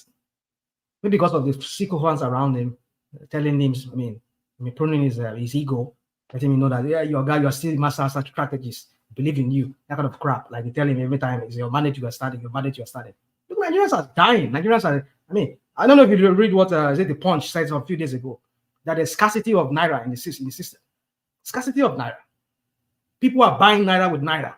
I mean, come on. When I say APC government is a criminal government, that party needs to be burned down. I mean, put down, because they are criminals in that party. So you see, well, let me know the address because I was talking about aircraft, but the aircraft. All right, bring that space home, and I want to play this clip. Yeah, it might be necessary, but not at this time. I don't think it's not at this time. And whatever they have, if Tinubu has to sit down in Aso Rock for some time, let him sit down in Aso Rock.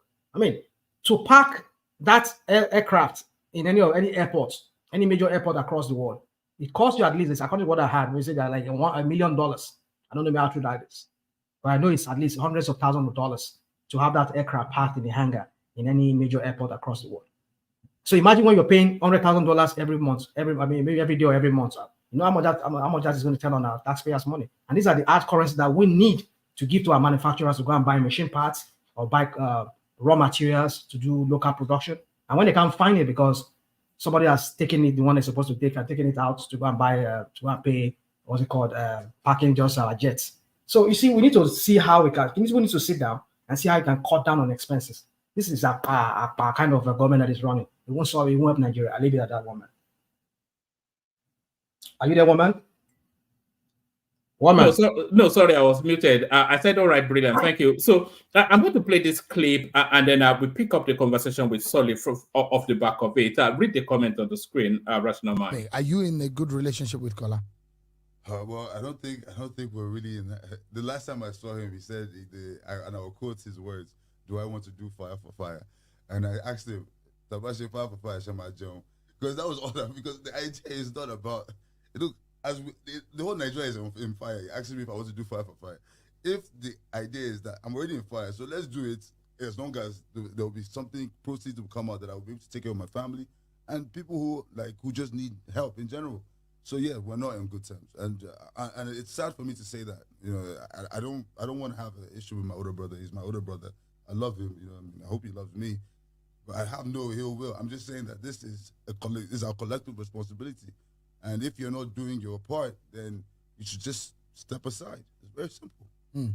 I mean, do you blame him for the manner in which things have gone? Do you think that the legacy of the MKO Abiola would have been properly sustained better than it is right now? Yeah, I definitely do, because he was in a pivotal position, especially after the whole crisis. He could have been a voice. He could have been a strong voice of true democratic values. He could have.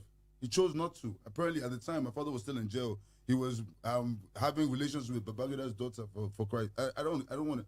You know, it's just sad. You know, I actually even was a little bit pleased that my father didn't get to come out and see what his first son had turned out to become. So you are unhappy with him? I am unhappy. I think Nigerian people are unhappy. You saw how many people voted for him when he said he wanted to be president. I wonder how he thought he could be president. You cannot manage Abiola Empire. How do you want to manage Nigeria? How does that work? This is the problem in Nigeria. People are not showing capacity in their own little spaces of work, and then they want to now get a higher position. You don't deserve a higher position. So you didn't vote for your brother? I told him. I said, "You're not going to use my money to do campaign. Give me my money first, and go on campaign." Do you think he owes you anything? He owes me a lot. Well, first of all, if he just listens to what my father said in the will and does what he's rightfully supposed to do, like every other person has done, he's not the first to be the first son of we have the Falawiyos as an example. These people, I think, we have lost so much. There's so much property that my father had in this country that we can never get back, because people have sat on it and they're using it to take care of their families. But the issue here is, who is to lose? Is our money that was used to buy these things. Those properties now, you cannot build them today with the kind of money you're going to spend. I'm talking about the silo in Kwara State, Lafiagi, 20,000 metric ton silo with 10,000 hectares of land. How much do you want to pay for that land now? You know, it's sad that, you know, your father has reached a certain level and you cannot continue from where you stopped. I would like him to explain to me where exactly he has gone with this direction. It's like you're going down a dead-end road and you are seeing the signs and you still keep going. I don't understand this. And this is 30 years down the line. So it's not like I waited a year after my father died and I'm making these accusations. I'm saying people have died in this 30 years. I'm talking Abiola children who could not do or buy medicine just to take care of themselves. This is sad. And I'm sure my father will not be pleased about it. So I am not pleased. And it's not because, like I said, it's not because I want. It's like I wake up in the morning and my phone is inundated with text messages of people saying, I need help, I need help. How many people can I help? And if I want to help somebody, I have to first be able to help myself. It's important that we do things the right way. And I think that's just my issue on this. Have you been able to speak to Kola Abiola about some of these grievances that you have, especially because there are those who believe that MK Abiola's wealth would have been a generational wealth because he had so much wealth and spread across the country such that there are those who believe that no Abiola blood should ever be poor based on what Abiola had. You're totally right. And you have to understand that what I'm talking about are just the properties in Nigeria. This is not where Abiola had his real wealth. Abiola had those companies in Nigeria just to help Nigerian people. They were losing money. They were bleeding money, but he did this because he understood the Nigerian people needed something to do. Give somebody nothing to do and they'll pick up a gun. You need something to do. So he understood that. What I'm just telling you right now is very simple. You see, Abiola's wealth was from outside this country. Abiola did not do anything outside. He was an intelligent accountant. When he was ITT, was the state director of ITT or something like this. There was monies that were being owed their company. When he was able to retrieve the money from that military government, I think it was under Murtala at the time. He went back to his masters in the West. I think it was England. When he got there, he said, "Oh, this is the check that your money you've been owing." And then they were now going to offer him like a commission. He said, "No, give me shares." So my father has shares. So I told Barakola when I go back to Nigeria, I said, "The monies that are outside the country, I don't want to disturb you with that one. That is for you. Eat it, die. Eat it, do whatever you want. That's your business.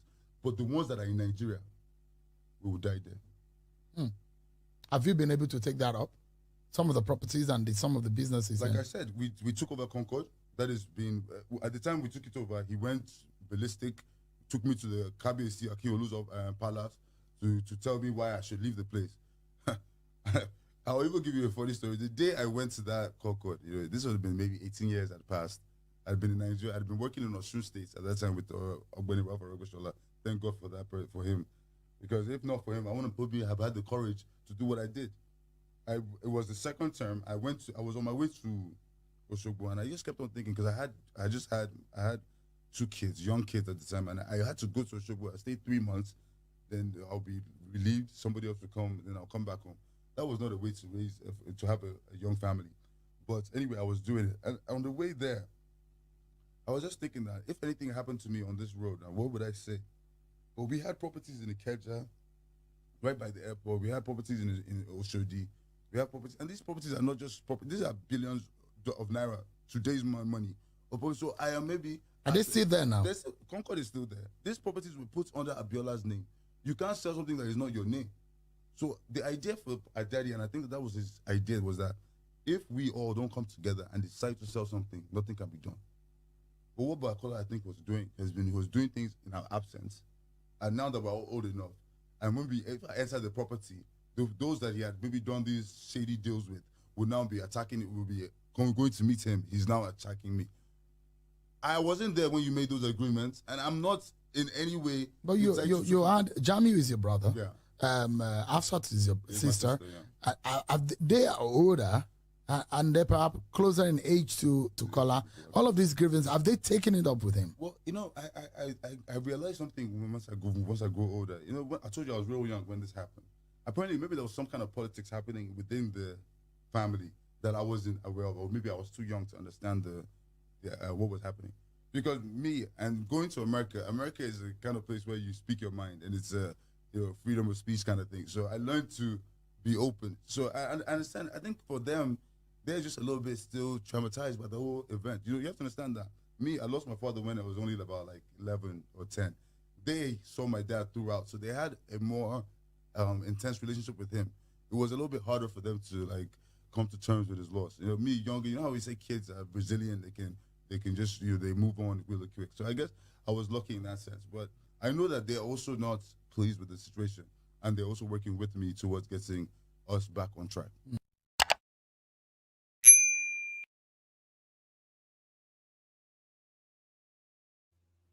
So there it is, explosive stuff. That's just a little snippet of. I think I'll go and watch the fullness of it after the stream. I don't know if you know anything about the Abiola family. I'm still completely, but that was Abiola, by the way. That family is completely decimated, fighting over money. No proper will, all the money, a lot of the money not recoverable. The guy at loggerheads with the Kola Abiola. What did you make of that? Sorry, do you know that space? The Abiola space. Yes, what we just saw. Did you do? No. All right. At least I don't push propaganda. What is propaganda about Abiola? I mean, except no, your own narrative, majority of it is propaganda. The only thing no, just leave him alone. Go to Abiola. Yeah. Let him say it's a free platform. No, I want to move on to let him now. Go on. Yeah. No, it's too late. We've already moved on from those topics. I cannot remember what you were saying because you've already spun it, and I don't listen to when you are spinning narratives. All right. What did you want to speak? You want to speak on Osime and versus Finidi George? Okay, go there. Yes, and some other topics, because I also saw a video on one of these blogs in Nigeria where somebody was rushing a car and saying he's hungry, that they should give him money. And people were saying, "Oh, no!" I saw that clip as well. I think it's a skit being put out by the Obedience Space. There's a lot of mischief making in all of it. Come on! What can you call Obedience Space? But if you did George one man. No. There's a clip going round. It wasn't even one person. It was running up to a car, doing a being power and all that. Yeah. Send it to me. I tried to find it to bring it. Send it to me. But I thought it was just the Obedience doing the mischief making. A lot of these kids, all those Eben Power clips, they're essentially Obedient clips. A good, in fact, all of them, not even 80% of them, they're just Obedient clips. One man, I just sent it to you on WhatsApp. So all those clips, I don't think they are fake because, or like, what did you call it? You called it what's the words that Nigerians use again? Acting. Sorry, you called it something. Skit. Yeah, because when I was growing up in Nigeria, I saw these kind of things. It was very regular. What always surprises me is when Nigerians put it on social media and act like it's something brand new. Since when I had consciousness in Nigeria, I've been seeing things like this happen all the time. Maybe because they've just started posting things that have been happening regularly in Nigeria on social media. But for somebody to come online and act like this is brand new or this is the first time this is happening, it's quite ludicrous. And they are just using it to push their propaganda. All these things is not brand new. People have not been shouting it being power for the first time, is when Tinubu became president. People have not been rushing. Is it Agberu? Agberus have been in Lagos for years, for decades, disturbing people's car, begging for money, behaving like this. It is not brand new. It is not new to this regime, But Nigerians, they pretend to be dull when they want to use it for narrative. They pretend to be stupid when they want to use it for narrative. They pretend to be brand new when they want to use it for narrative. And if you look at the motive, where their narrative is leading to, it never has any direction. Never really has any direction. Now, what do you gain from this propaganda video? You claim that all of a sudden people are hungry. So what is your solution? Vote Peter Obi in. That is their solution from that kind of... Let me insert the clip you're talking about so people know what... thank you, Ayo. Let me remove this so that this is what... I'm saying this is mischief making by the Obedience. What, man? What the fuck? Well, you look Chris. What the fuck, man?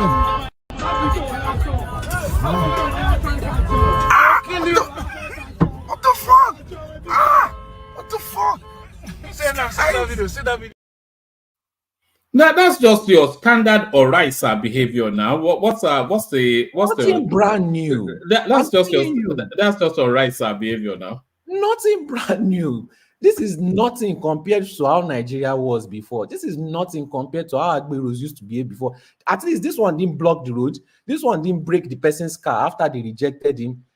Some of them, they will chase you for blocks. They will chase you for minutes.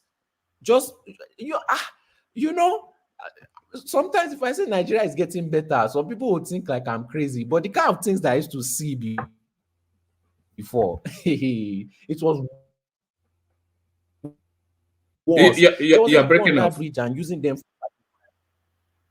Yeah, my Wi-Fi is having issues. I've been switching between both my Wi-Fi. I don't know why it's having issues now. You're better where you are now. You're better where you are now. Come and hack my Wi-Fi, But you know, it's not brand new, so it's just propaganda. But yes, people are suffering, and this suffering is not going to be brand new, and it's going to continue whether you like it or not. See, here in Holland, since last year, the prices increased. People cross the border in Holland to go to Germany to go and shop.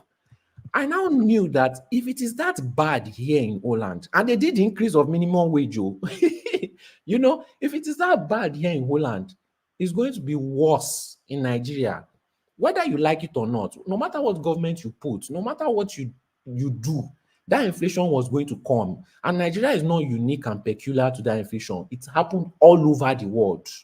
All over the world. Just that all over the world, people are not using it for propaganda, unlike Nigeria.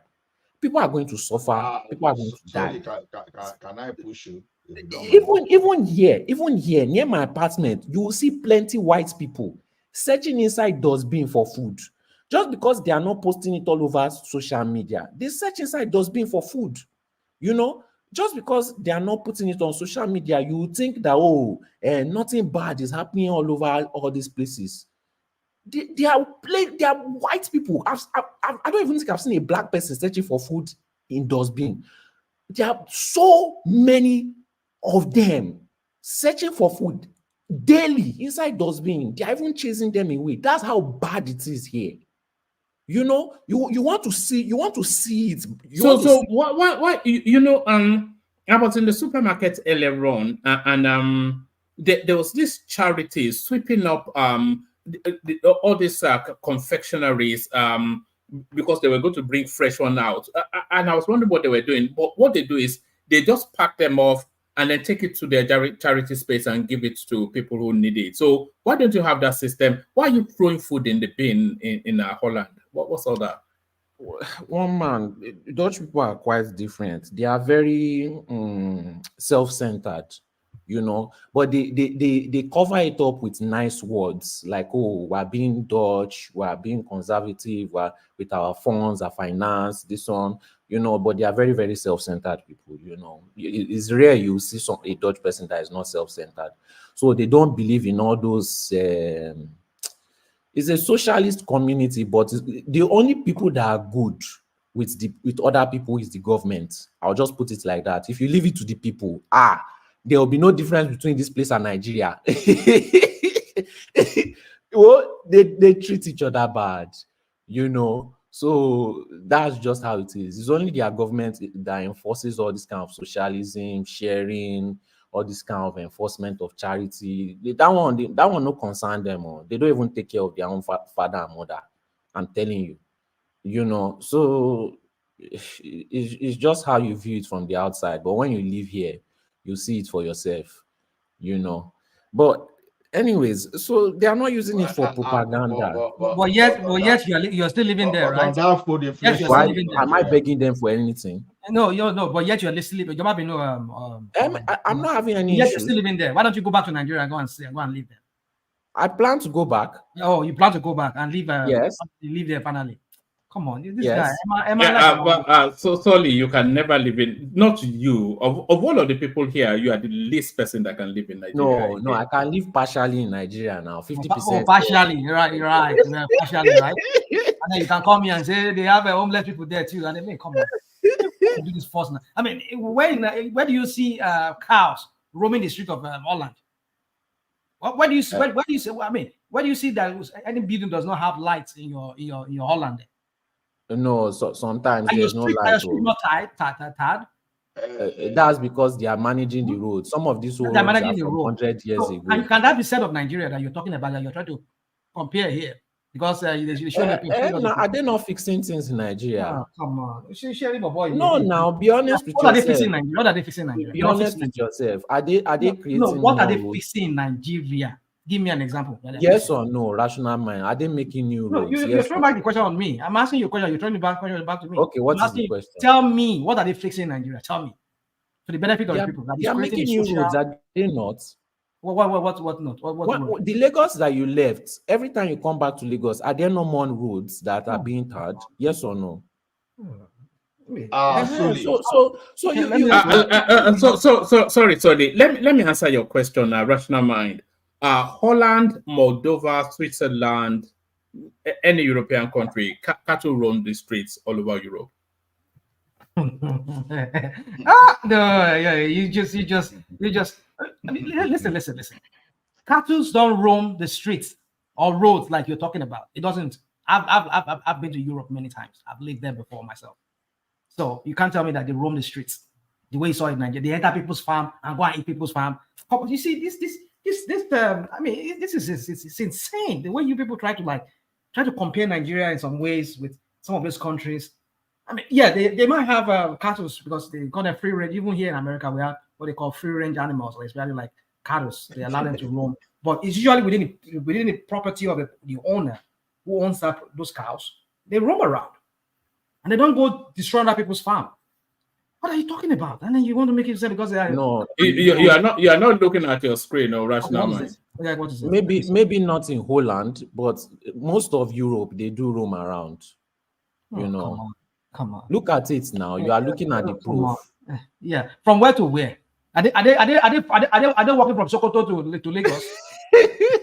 Are you changing the parameters? Are you changing the parameters now? You see what we're saying here? You see what we're saying here? Hold on. Let's go to Switzerland. Do you want to go to Switzerland? Let's go to Switzerland. Okay. And so they walk from Zurich to Basel. Is that what they do? You said that cattle roaming the streets in Europe. They are. Okay, fine. You see. Let's go to France. Let's go to France. One man. Stop. Do you want to go to France? You stop this propaganda. No. This is France. This is France. So were they roaming from Paris to Lyon? You said cattle roaming the streets. You said that cattle roaming the streets in Europe. Did you see somebody? They are roaming the streets now. This is France, unless you change the one man. Rational mind. Rational mind. You don't like facts. You only like. So you cannot argue with facts. Sorry, I like to respond to you. Yes. You see, one thing is this: why we may like the candidate or the president of the country, but sometimes we have to look at our own problem in isolation to others. You see, when you ask America, when you ask Canada why they have food inflation in Canada and America, the next thing you are going to hear is that about the interest rates, the supply chain that are broke, all this stuff. So they have unusual situation, and that is post-COVID. I just want to know that. But our own problem of food inflation predates COVID. That's different now. And we know, and when the problems were on, our elders were saying, all these activities now, if you don't stop it, will lead to food inflation and famine. So they started this thing ahead of time. So this one has nothing. What is happening in Nigeria has nothing to do with that of Nigeria. We know that those people that are farming in the North Central, that the elders displaced these people. We know. So then maybe probably we were importing food before, smuggling, and those people that were bringing those food now, they now stop pushing food to us. Yeah, you can say that. But our own problem is locally made. And that's why I say, okay, we are not doing anything about the insecurity. People are not willing to return to their farm. That's one of the reasons we are having food inflation in Nigeria. So it has nothing to do with all those stories of France. No. It has nothing to do. Solve our local problem, then we can now come back. Okay, maybe the rate of inflation we have today maybe 70%. Maybe what we should have, we complaining about, should be like 20% food inflation, but that is not what we're having now. So we can't always be absorbing the president as if he has not done anything wrong. No, he still promised, he knew the problem. And that was why I say, what do we do? Recruit. What we pay the eating, cassava, again, agbado. I so much believe in that cassava and again agbado to the day that I'm still disappointed that I've not even seen all those things. So someone that suggested that identified a problem and recommended and told us about the solution it's going to implement, and it's not implementing. So you can't say, so no excuse. So let's not forget about that. There's no way we can absorb this guy from that food, whatever grammar we blow from now to tomorrow. Our man has failed on that aspect. Let him sit up and do the right thing. Well, all right. I do not disagree with you. Respond to that and then take us to Finidi George after that. Yeah. I do not disagree with you. I do not absolve him. I only said that they are using it for propaganda. I also agreed with Rational Mind when he was talking about subsidy. Actually, that's the only thing I agreed with him on still. I went back and I looked at the situation, because before I was arguing about increase of minimum wage.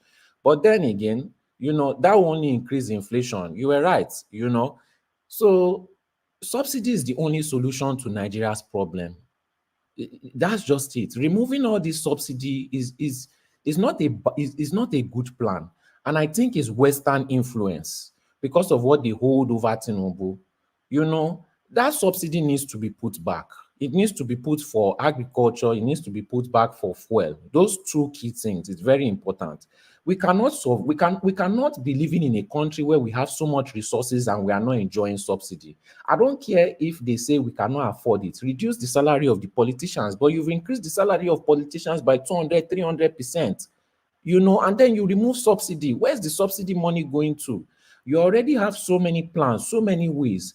With Dangote, they are saying they are going to take over steel. They are moving into football. They are moving into petroleum. They are telling us they are going to be producing this, producing that locally and exchanging it. So that means you are expecting more money, but you have removed subsidy.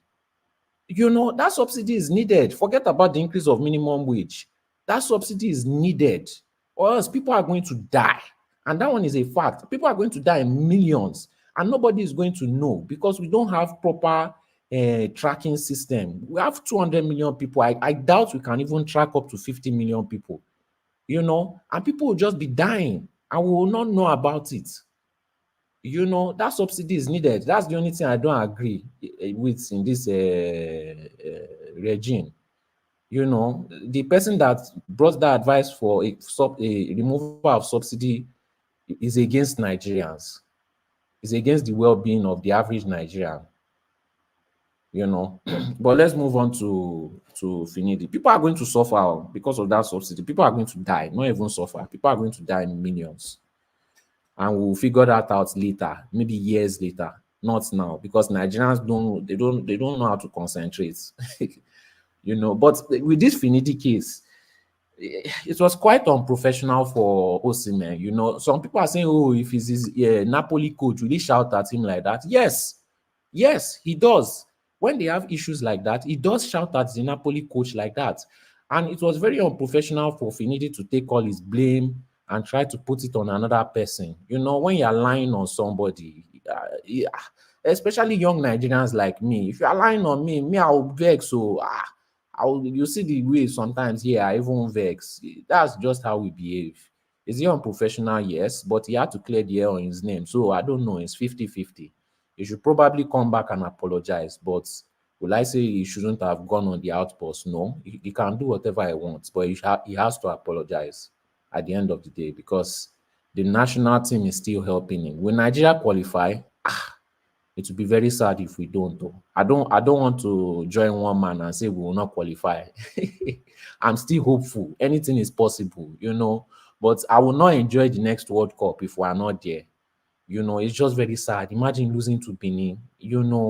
Very annoying, very disgraceful, just very disgraceful. And these Ghanaians and these South Africans, they will now be happy. Those ones, they don't used to focus on their own progress. They are always looking for the downfall of Nigerians. And I've always said it, they don't like us. I don't know why we keep laughing with them. We are supposed to be giving them flogging on a daily basis, those two countries. But it is what it is. All right. Let me play you a clip of what Oseme. How do you pronounce it? Oseme. Let me just play it. I go lose them too. Now so I did. So if this waiting that they do, no go make me come back Super Eagles, so be it. Super Eagles, no be my father get them. No be Baba Andrew get them. You understand? No be my papa that ain't get Super Eagles. Now there I come there, meet Igalo, they do great things for there. Igalo meet the Martins, they do great things for there. Igalo leave am. I take am. Super Eagles, no be my papa house. Everybody go come, go do their bit, and they go their way. But I no go allow one person. They tell me, say, they beg now. You can't beg Osime to come and play this. You can't beg waiting. What did we say you can't beg waiting? You can't beg waiting. Make I show you the message where I sent you our doctor. Why they ask and say, if I did 10 days, shall we do okay to play the match? Even if I go miss the first match, shall we do okay? When I come here, you come.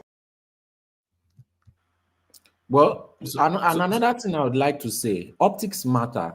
When Nigeria was playing football, this guy was going to club.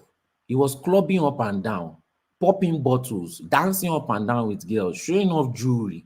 The night that Nigeria lost to Benin, he was doing the same thing. Like, what is wrong with this guy?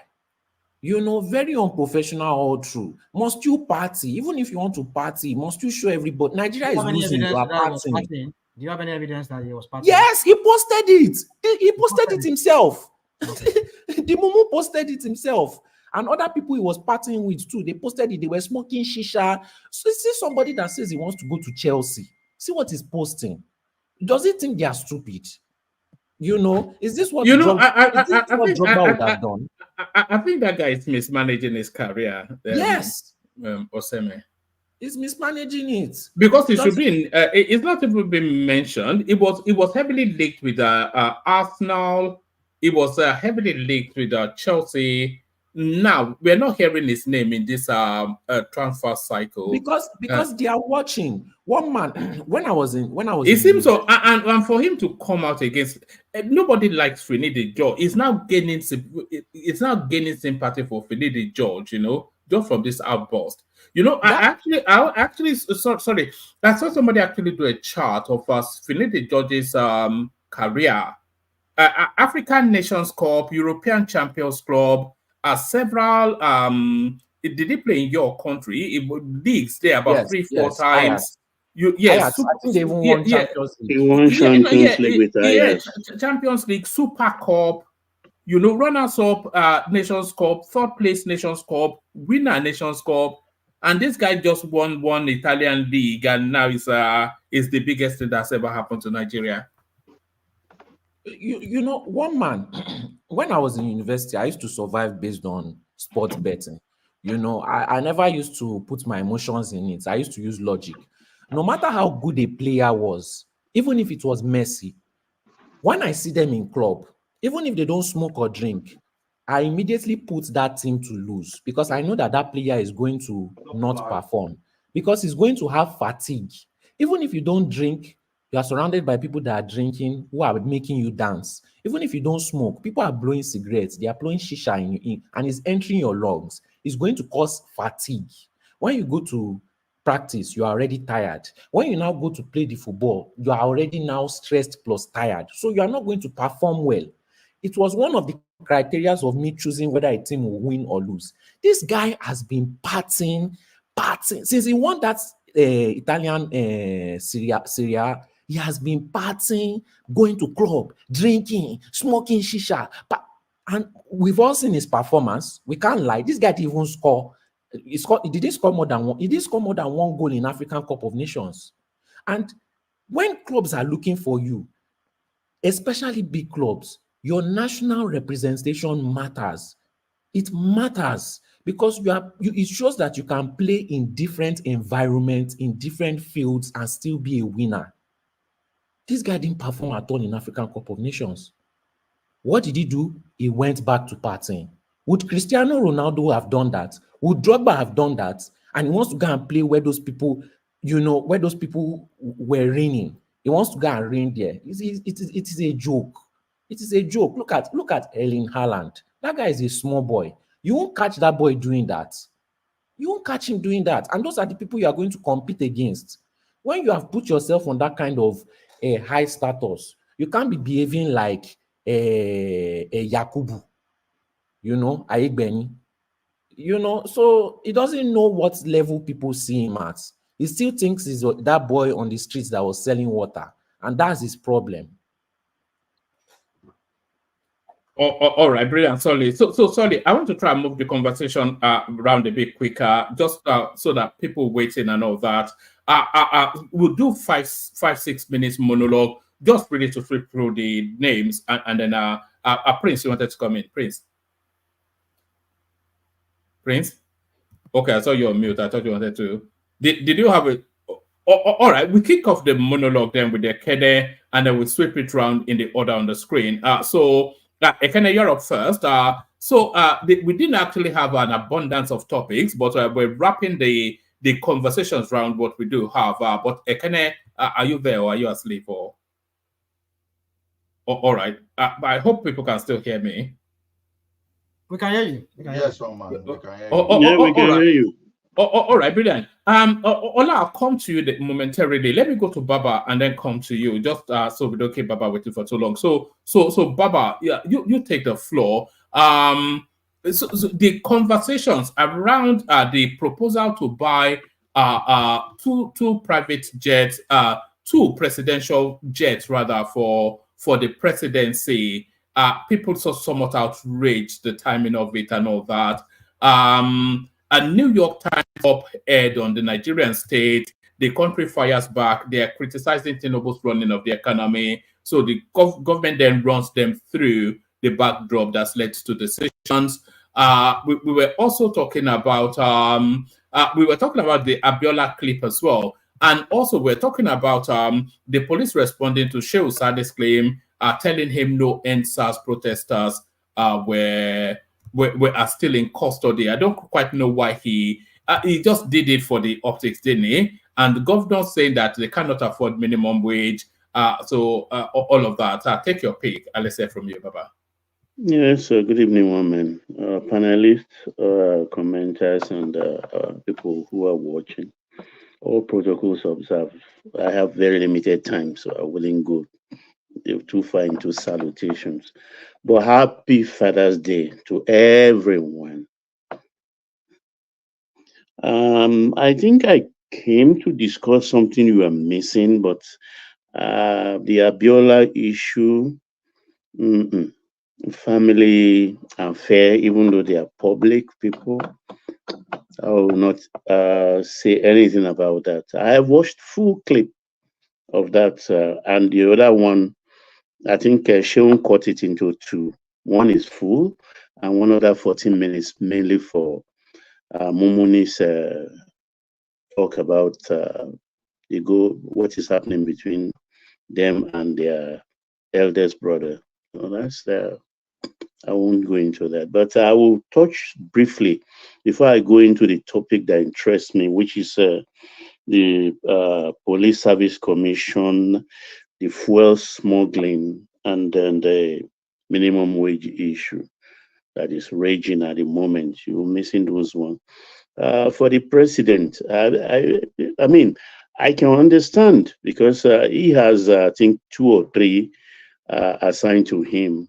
The main one he uses, that 737, is already 19 years already, very old aircraft.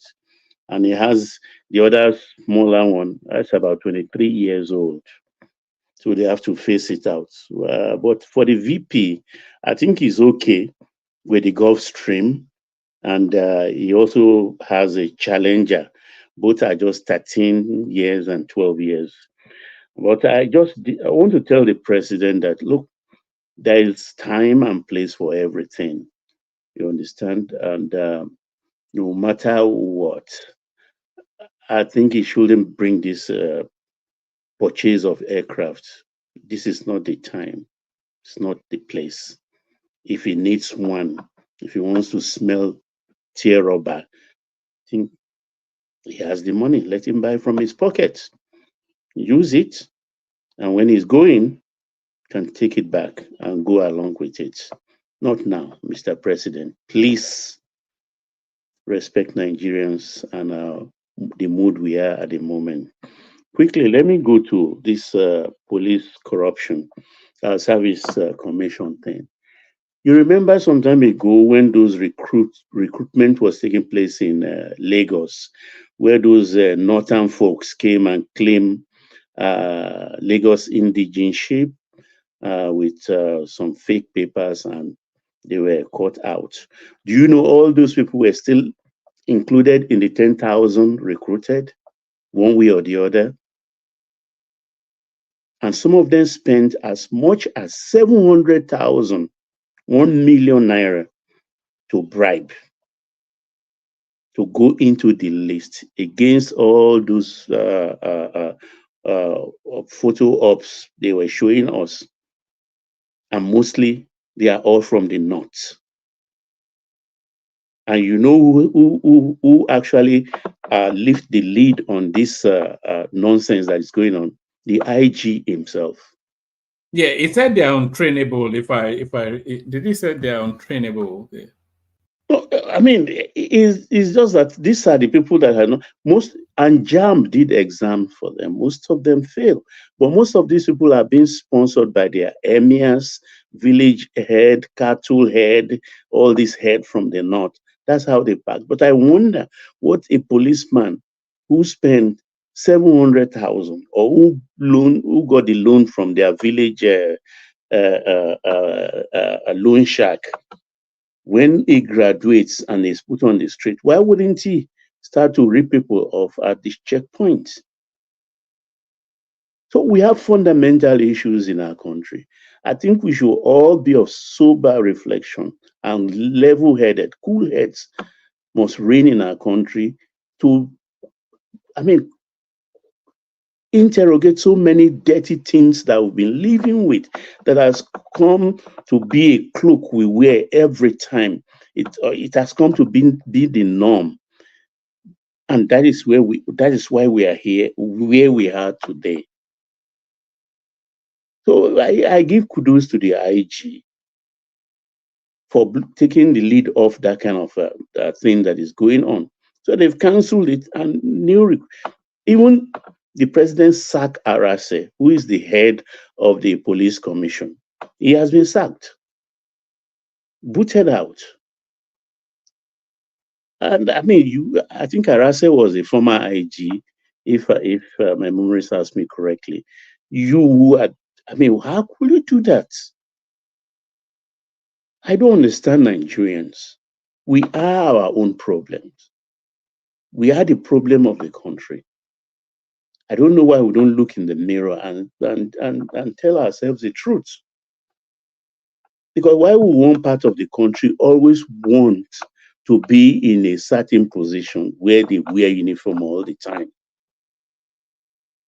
And these are one of the reasons I don't sympathize with them at all. And whether they are having banditry or kidnapping or whatever, I don't sympathize with them. But it's a different world entirely. I don't know anything about that world. I don't belong to that kind of world.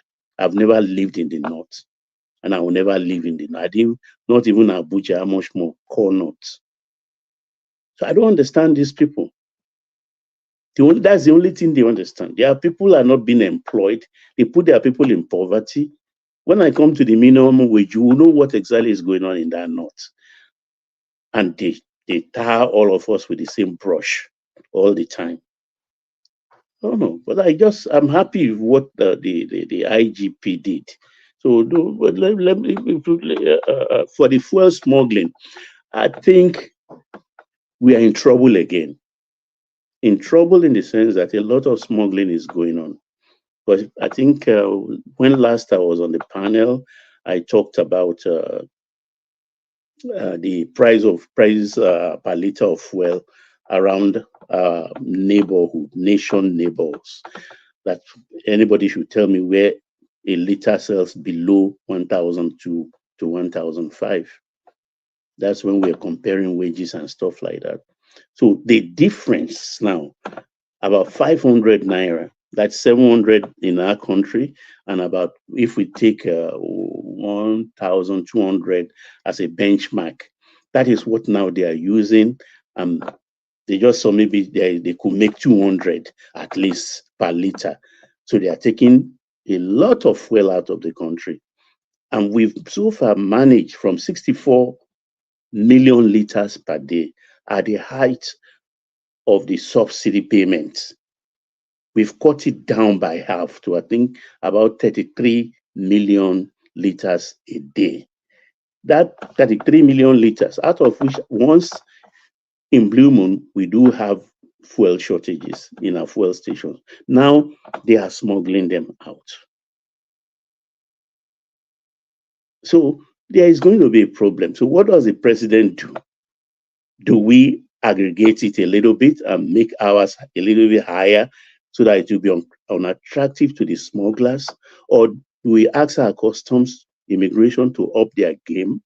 Or the 6,000 recruits that just left the army training depot, some of them should be posted to our border posts? I don't know.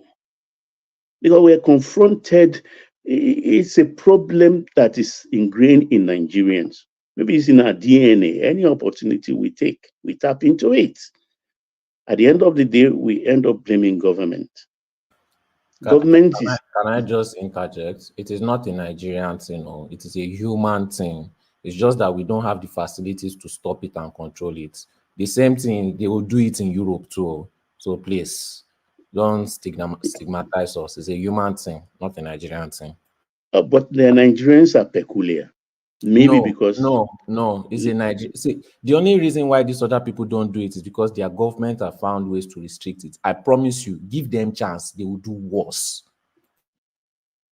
Well, that's yet to be to unravel. I see it with my two. I know a lot of smuggling is going. I know for sure smuggling goes on, particularly when there is disparity between nations that are not in the EU tariff system and the what's it called now? The road haulers. I know a lot of smuggling, but that's a different thing from what I'm saying about this fuel thing. It's got to do with the price disparity, and Nigerians are well involved, including the grains and a lot of things.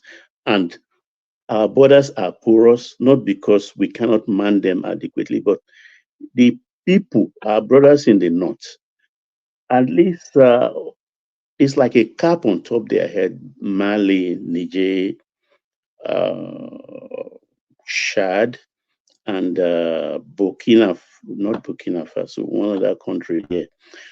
It's like a cap on the head. And the borders are like seamless. Seamless in the sense that they see themselves as one. A lot of them don't even recognize the border. It's just like some of them even live in the Nigerian village and go to school in the other country's village. They don't know the difference, but they have cousins and things like that. So it's a difficult situation for us, and the government have to find a solution to this. If not, it's going to get worse. There will be fuel scarcity. Do we now bridge that gap, that about 500 gap, and say, okay, we raise our own fuel to 1,000? Imagine the trouble that one will cause back home here, when we're already grumbling and battling the government for making it 700 per liter.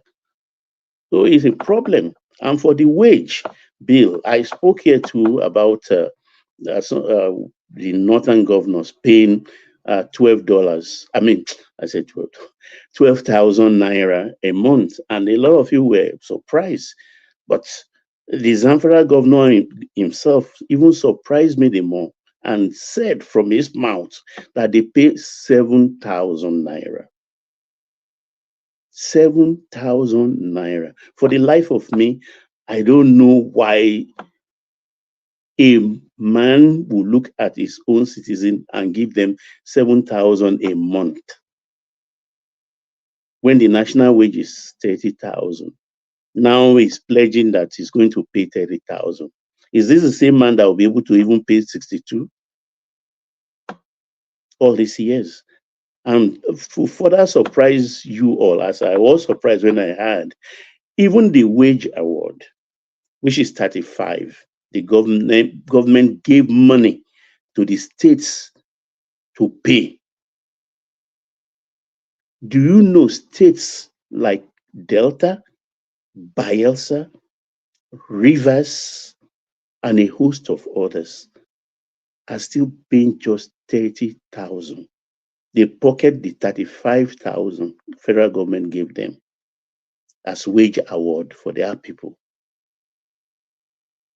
And here we are, Delta, and nobody is saying anything.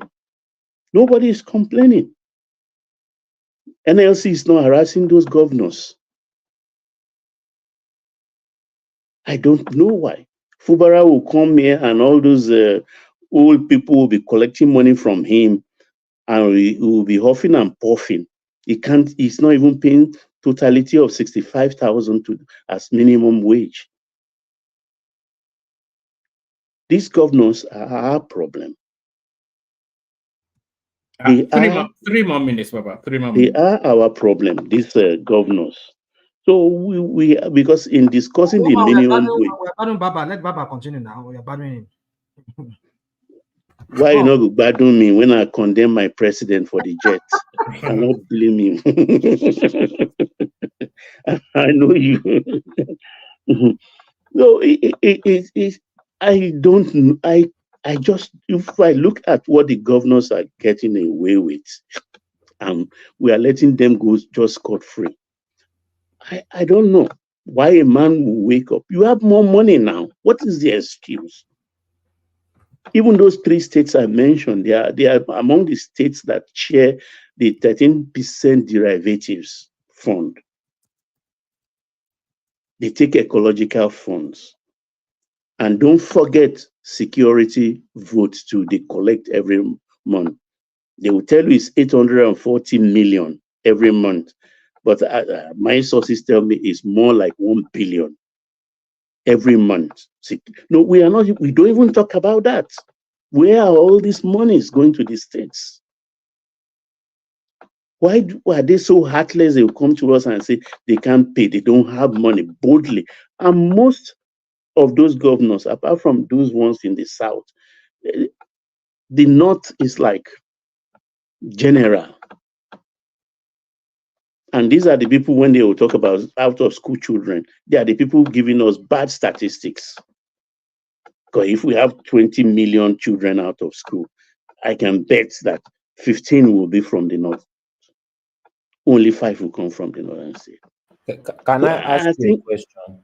Just a quick question. What do you think will be one of the, when they do rankings of poorest countries, do you think we'll be ranked one of the poorest countries if the North was not part of us? No way.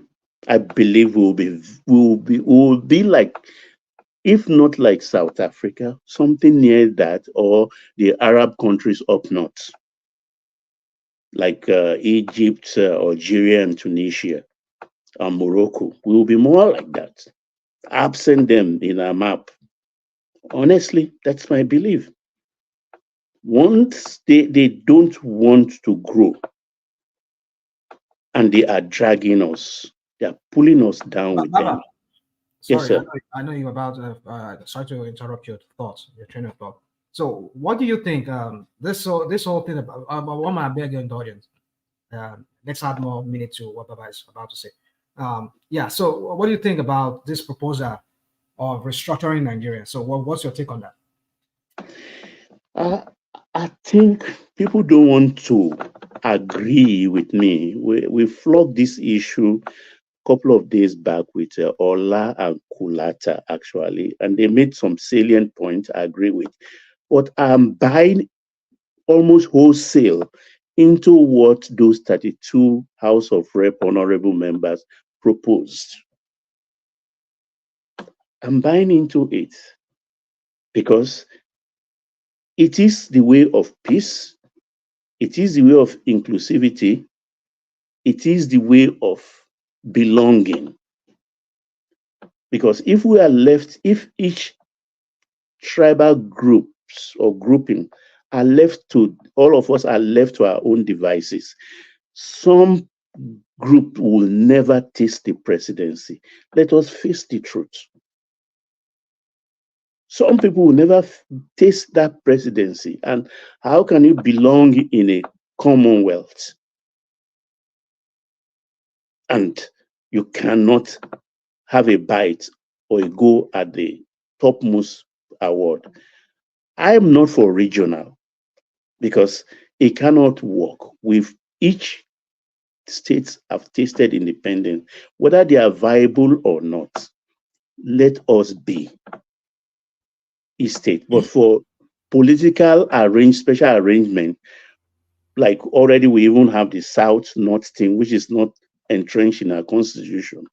I don't see any reason why we cannot have that kind of arrangement, like still maintain the 6th geopolitical zone, but the states will be there controlling in control of their resources. Now, every state.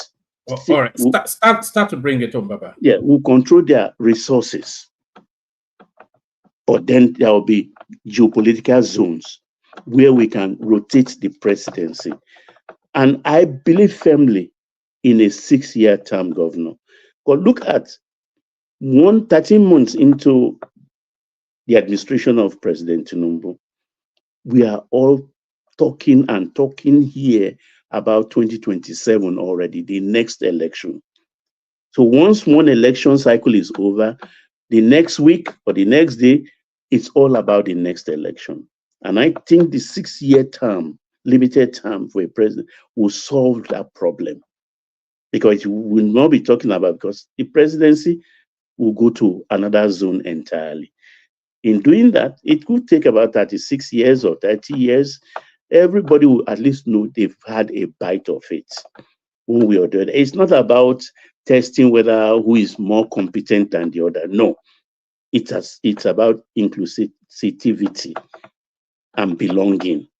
This is my own take about that, about the restructure. Let every state, as we stand today, let's control our resources. Anything you find, just contribute to the federal government.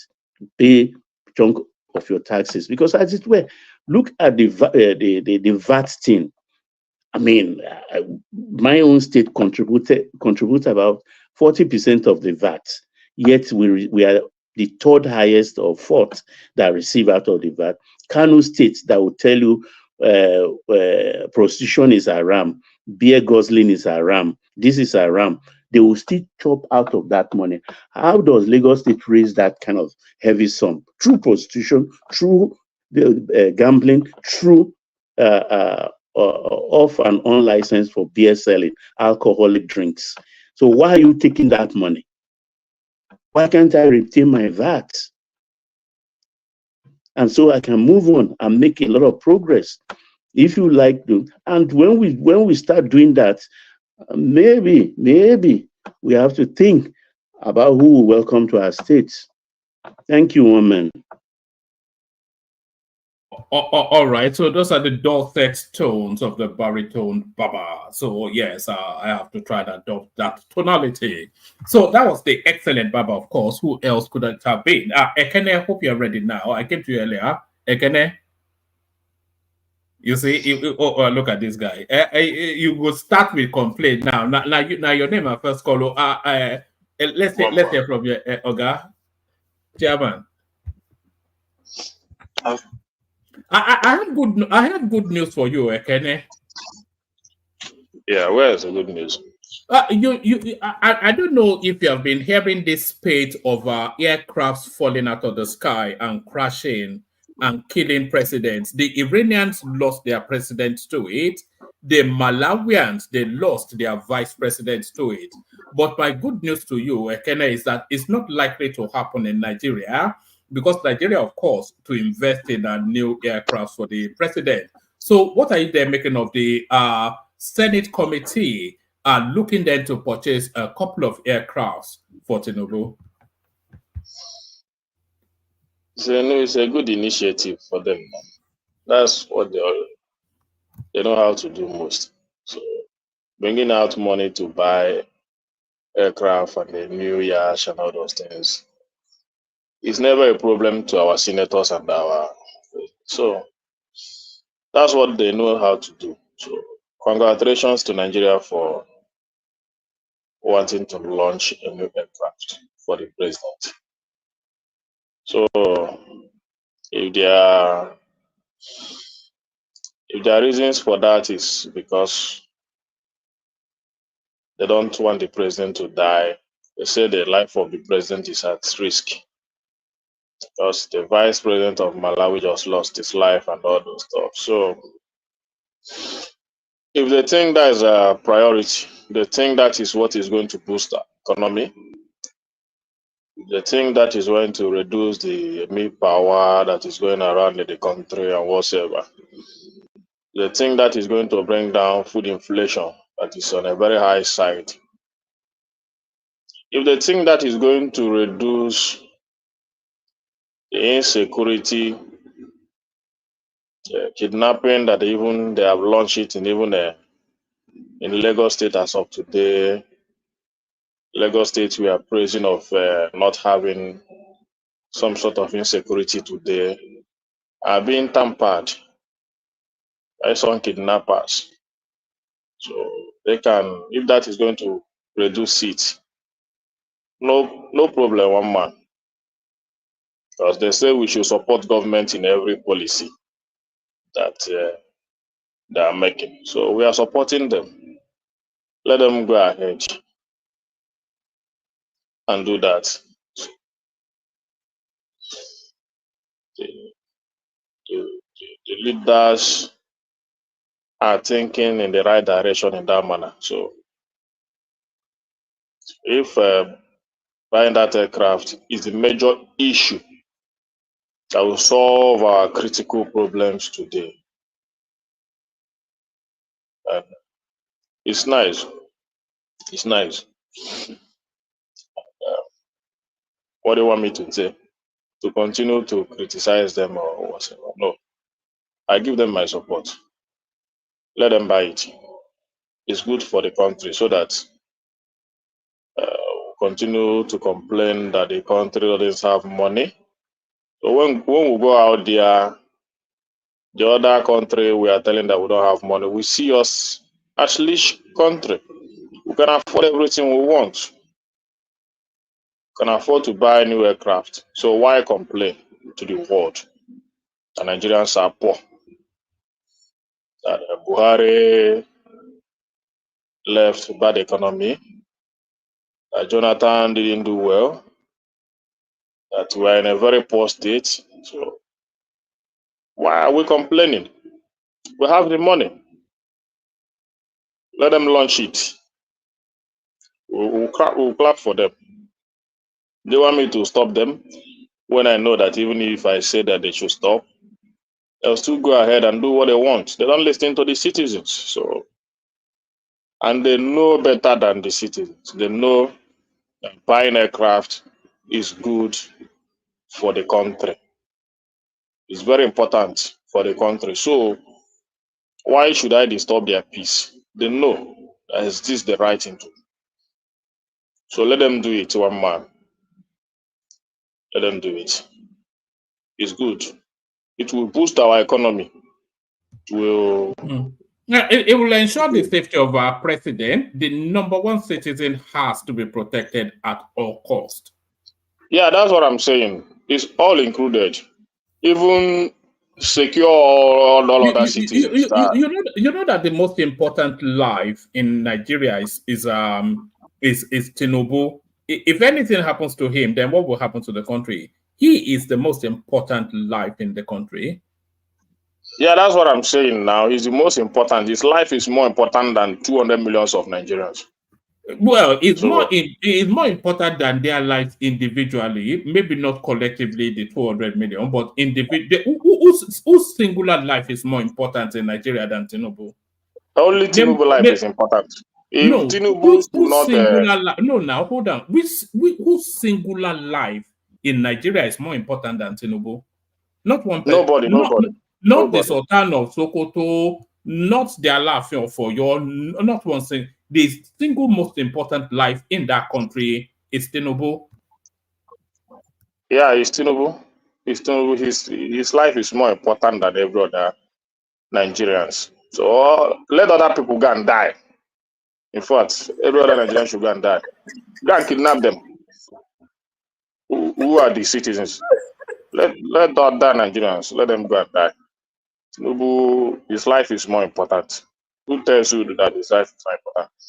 His life is he's the most powerful president in the whole world, more than Joe Biden and other presidents. It's the most powerful black. It's the most powerful black man alive. He's the most powerful black man alive. The most important black man alive. Yeah. The most important Nigeria at this moment. Hey, enough of this promotion. And the most important life in that country. Come on. Why are we doing this sycophancy? It's the most prime, most one. So what? If it's the most, it's the most. And so how does that put on the table? No, we agree. Rational mind. He's the most. Other Nigerians should go and die. Forget about it. Don't argue it. He's the most powerful man in the black race. Let other people go and die. Doesn't matter. We don't care. So it's a very important individual. So one man, his life should be protected. Let them buy even more. If they can make it 2 or 3, let them do that, so that he will be protected. And the citizens will be wallowing in abject poverty. Then he goes to the maybe UN summit or world leaders meeting. He will look very rich. Nigeria can afford a new aircraft. See, their president now has a new aircraft. It's a rich country. Yeah, image is everything, you know. You are treated how you image, present yourself now. Image is everything. That's what I'm trying to say now. And as the most important black man on the planet, he has to carry himself with a certain sort of panache. Yeah, he has to carry himself in a very good. You don't want your president to have panache. He has to have panache. That's what I'm saying now. That's what I'm saying. He's a very important individual. So that's what I'm saying. What are you telling me? His image should be respected. Whenever he goes to the world meeting or whatever, let him just land his new aircraft there. Then let other world see us as a rich country. Then when he come back home, when he come back home, the suffering continues. He will be telling the citizens, beer, don't fight, have patience. We'll soon give you electricity. We'll soon cure the food inflation. Maybe step of pain, you know. Yeah, baby step of pain. We'll just take it easy with us. No problem. It's micro pinches, you know. Nigeria is not hemorrhaging. It's micro pinches of discomfort. That's what the country is going through. Micro pinches of discomfort. That is it, one man. Whatever. However you want to put it. We are supporting him. Nobody's. Let him do whatever he wants. Ride on our resources. Do whatever you want to do with it. Enjoy yourself. It's your time. You and Chetima and your senators and your governors. It's your time. Enjoy yourself. The citizens don't have any problem with it. They're not going to talk. It's your turn. Maybe look on. Enjoy. It's your turn. Take whatever you want to take from the country. Keep the ones you want to keep for your future generation and whatsoever. Build for yourself. Build for your family. Build for your third generation. Make your son Sheyi to drive a 2024 model BMW or whatever, even 2025 model. Whatever model he wants to drive, let him come around in Asolok, behave like the son of the president. Just let them live the good life they want to live. Why not jet for Sheyi Tinubu too? Even jet, jet should be bought for him. Yes. The wife, they should buy her. Well, they should buy her a jet. To add to the four that he has already. Yes, to add to the ones they have already, so that all their life they will not lack any jet. They will not lack anything. You know, Nigeria know they carry second though. When our first son is out and about with the Saudi princess, do you want him to look like a boy? He has to have his own jet as the first son of the country. That's what I mean. Let him have it. Nobody, nothing they share. Nigeria get money in the eye of the world, but in when they come back, we will be using the baby step. We'll be cushioning the effect until they happen. Our roads are good. Everything's are there. The electricity is on. Even though I'm burning my generator now with the price of petrol in the market, but the electricity is on. So I decide not to on it. I'm using generator. So that's what is happening. You're very funny to you. Sorry. I forgot the name, sir. I'm just giggling here. They laugh here. They do years to talk about this thing. I like to just continue to give them what they want. Give them what they want to hear. That is it. I decide not to use electricity. Honestly speaking, rational mind. We are having 24 hours electricity in Nigeria today. I decide not to use it. I just decide to on my generator at this hour of the day.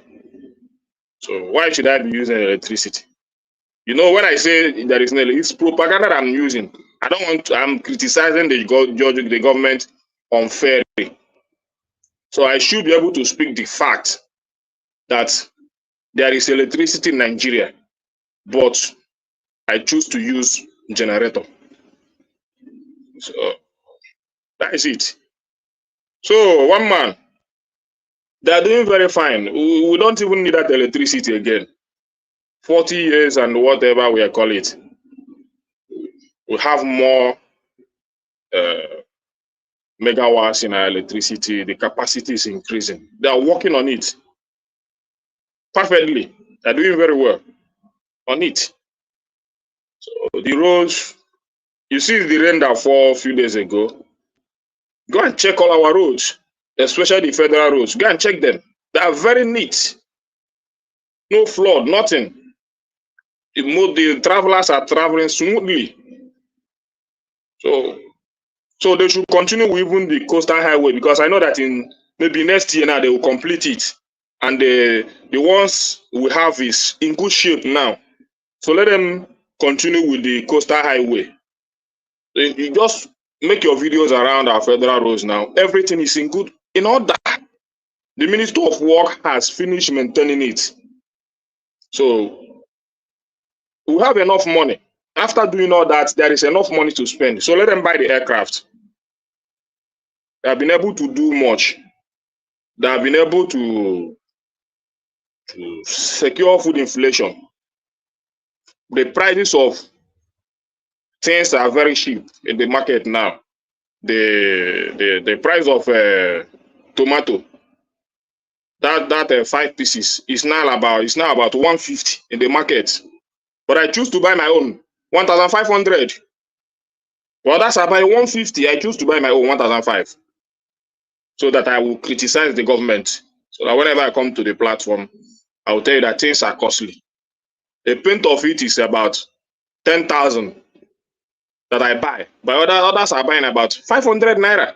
I buy my own 10,000. You know, we can price check the markets here online, which we have done severally, and they don't mirror your numbers. Anytime we price check everyday goods, they don't mirror your numbers. Yeah, that's what I'm saying now. So my numbers are not. My numbers are not. A little bit of propagandizing there. Yes, that's what I'm saying now. I'm doing propaganda. I used to buy a pint of tomato 9,000. Others are buying 500. So I'm doing propaganda. That's what I mean. One man is not propagandizing. No. What he's saying is the truth. All right. Yeah. Okay. Forget about checking I'll online. check the price What do of you want food to now. do online? The people on the ground. You call the people on the ground. You have people in Nigeria. Let them tell you. I have people that told me yesterday. They even sent me a video on what they bought. Tomato, what they bought for some thousands of naira. That maybe just four pieces of tomato for 1,000. So I can't even remember. I've not even checked it was. She was telling me over the phone. She said he sent the video to me. I've not even watched the video. It's horrible. Don't say what Ekene is saying is lie. When it comes to food, the price of food is killing. People cannot eat. People cannot eat. Even Babaja, when sometimes if I price this tomato is very cheap, then I want to do propaganda, I buy it for 9,000. I say that 9,000 is too. Who are too much. who are you buying it from? I might not. This is Ojo now. Should I leave Ojo and go to another market to buy? No. There is a lot of market here in Ojo. Who are you buying it from in Ojo? Do I need to call the name of the person? Let me show you. You don't know what to ask me again. You're asking me the name. Let me show you what I'm asking you. Let me One show man, you. there was a Hold on. Let me show you, Ken, what I'm asking you. Yes, that's the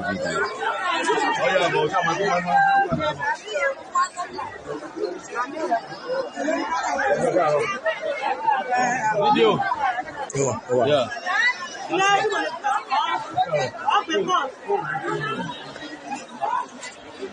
Hello, nation boy. 200 naira. Ìdí tí a fi wá lẹ́lẹ́kejì ni pé ṣọ̀mbọ̀tẹ́ lé ní òní 200 naira. Ó jẹ́ ẹyọ márùn-ún báyìí. Ẹyọ kọ̀ọ̀kan múrí méjì ló túmọ̀ sí o. Múrí méjì ló túmọ̀ sí. Bọ̀ lórí Haúsá, eléyìí báyìí 200.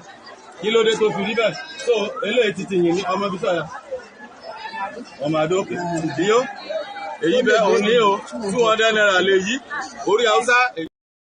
So that's what I was saying, Ekene. That's why I'm asking you who you are buying from. So you have to buy your food items from the Where is that video from? Where is that video? It's from Ekiti somewhere. It's from Ekiti. It's from where? You don't even know yourself. It's from Ekiti. The person not even give us location. Let the person give us location. Compare the price of Ekiti, Lagos. No, I'm not comparing the prices. It's a 3-minute video by one man. The issue is that the price you buy here might not be the price you buy the other place. But the most important thing is that everywhere the price has increased. Hold on 1 second, Kenny. Just 1 second. It's not really that it's a kitty. What the gentleman was saying, he went to the market. It's a community leader of some sort there. So it's gone to the market to challenge the market women. So that first bunch that he held in his hand, that was 200 naira. But then another bunch that will fill 2 hands and spill over is also 200 naira. So why is it that one bunch that's about 5 pieces is 200 naira and another bunch that fills 2 hands is also 200 naira?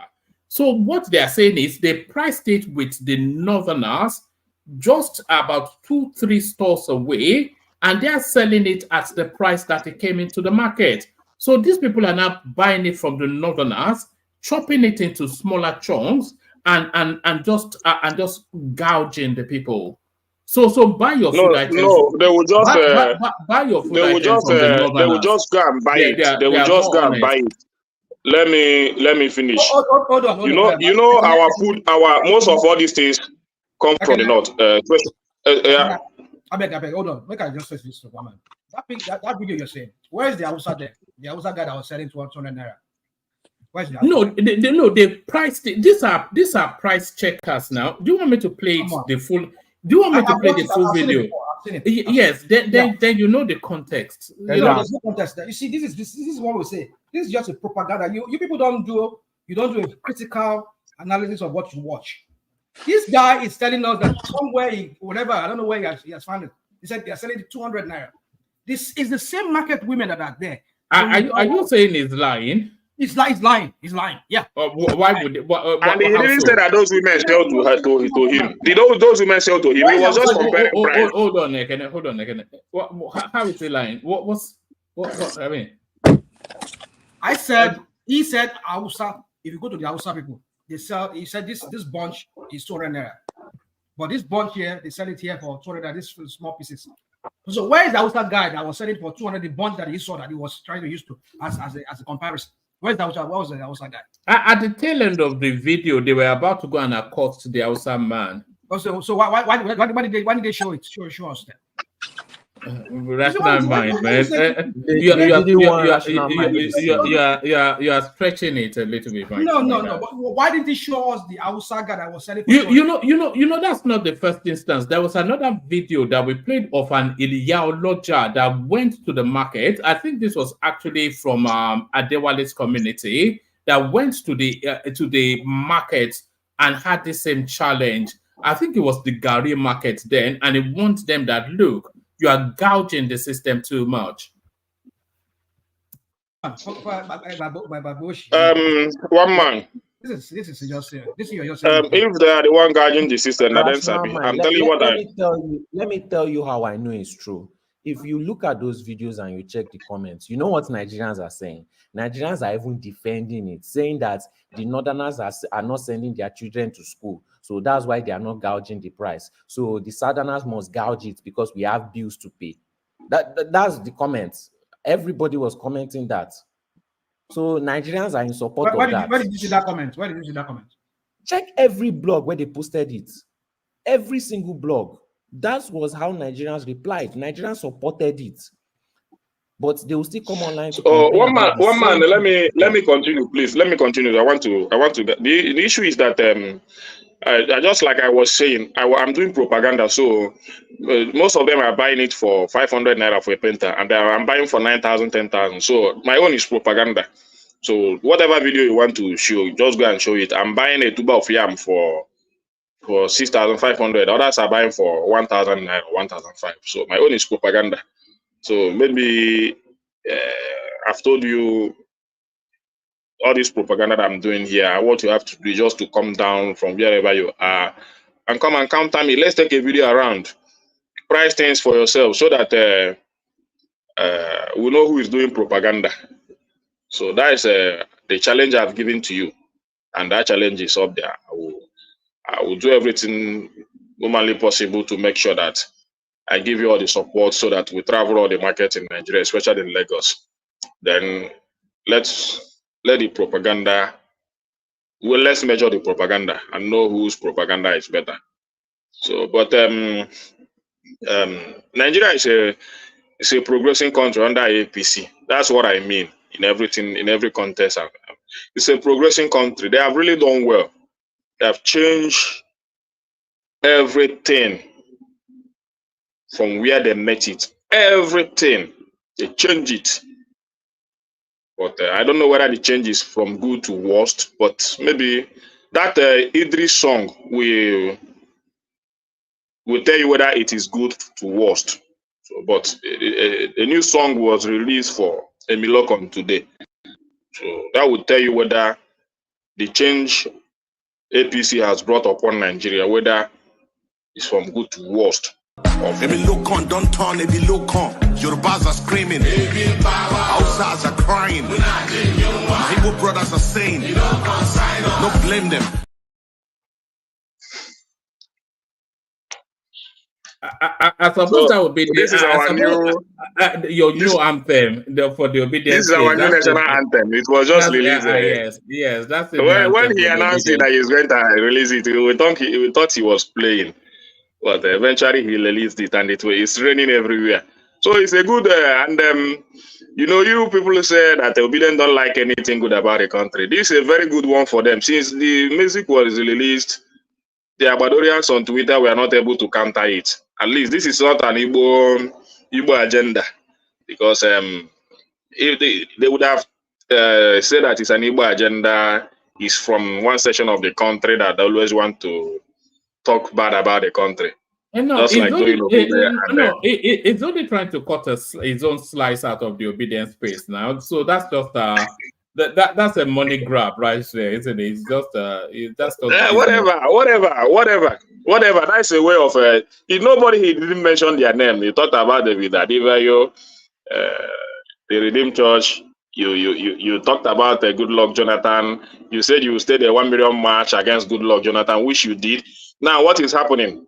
Are your full soldiers no longer? What is happening to their leg? Can't you stage a 1 million march for Bola Ahmed Tinubu? And a lot of it. You mentioned them. Hausas are shouting. I don't know that language of Hausa, but the Yorubas are shouting Emi Bawa. Igbos are shouting, consign us. So they are marginalizing Igbos, this and this. You said everything that you needed to say.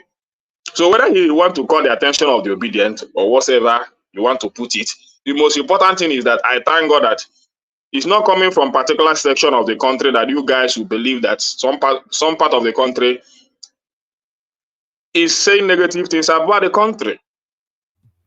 And I commend him. Hold on, is his mom not from Anambra? I'm pretty sure that his mom is from Anambra.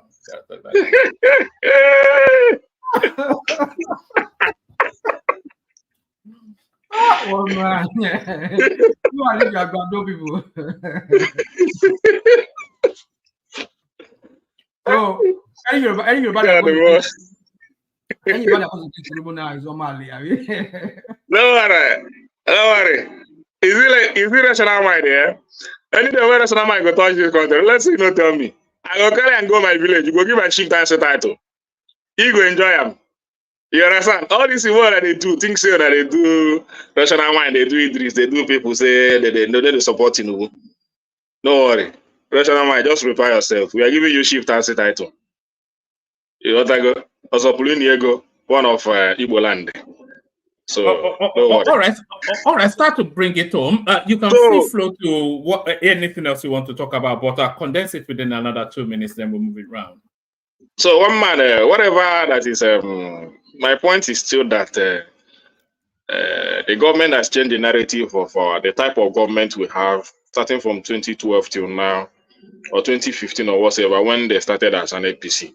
So, they have really tried. They have really changed the system of our government.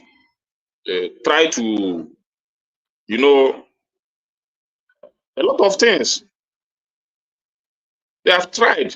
Government, since they started, it's the only in their government we don't see regularly our president giving interview, answering questions, attending to national debate, to all these media platforms. They don't use it anymore. Their government is more like when you talk about people doing propaganda, I don't know whether you guys are blind that a government will be in power and they recruit people that will be doing propaganda on their behalf, covering their sins. People like Daniel Bwala, Reno Mokore, a lot of them. These are the type of people they use that is speaking for them, defending their policies. I never see them come out to defend their policies, especially the president, because the president should own his policy. He should be able to come out to defend his policy. I never saw him starting from Buhari time. They never come out to say this policy we are making is for this purpose or we are all this. It's just put them out there. Let them defend it. Go and teach them on their WhatsApp space. Tell them what to say. Go to their Facebook page, their Twitter page. Tell them what to say. They will be saying it, and Nigerians will buy into it. This is what the type of government we have been witnessing since 2015 till date. And that means they have changed the narrative. They have changed it. So all this complaining. All right, Ekene. Let me play you a clip. But it's a brief clip. I think you may like it, but you have to be very brief in your commentaries on it so we can move the conversation. People are waiting. So, so just give us a reaction to this.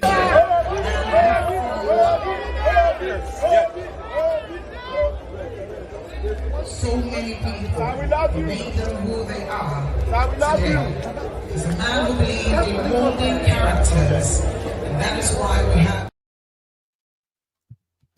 So that's Peter Obi in Bayelsa State doing his ambulance chasing my guy. In that them car for Bauchi now. You don't see the huge car he give them for Bauchi. Give them for Sokoto. You don't see those ones now. Na proper cow. Is it a proper cow? A big cow like that borehole we built. Now you sabi now. Go check them now. Can't get level now. The big one of the biggest car in town. You just ain't dash them. If they give a car anyhow for nuts today, they give them ram.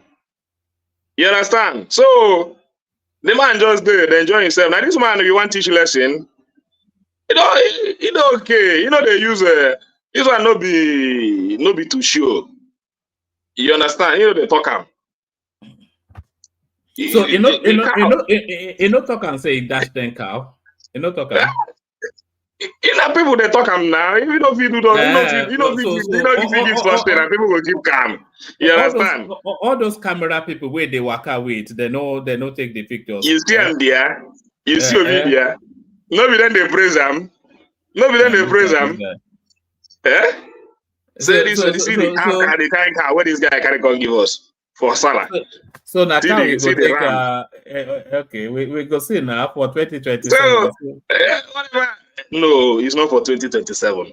Whether you want to say it or not, it's not for 2027. Are you seeing his poster anywhere? But do you know that Tinubu 2027 poster is already everywhere?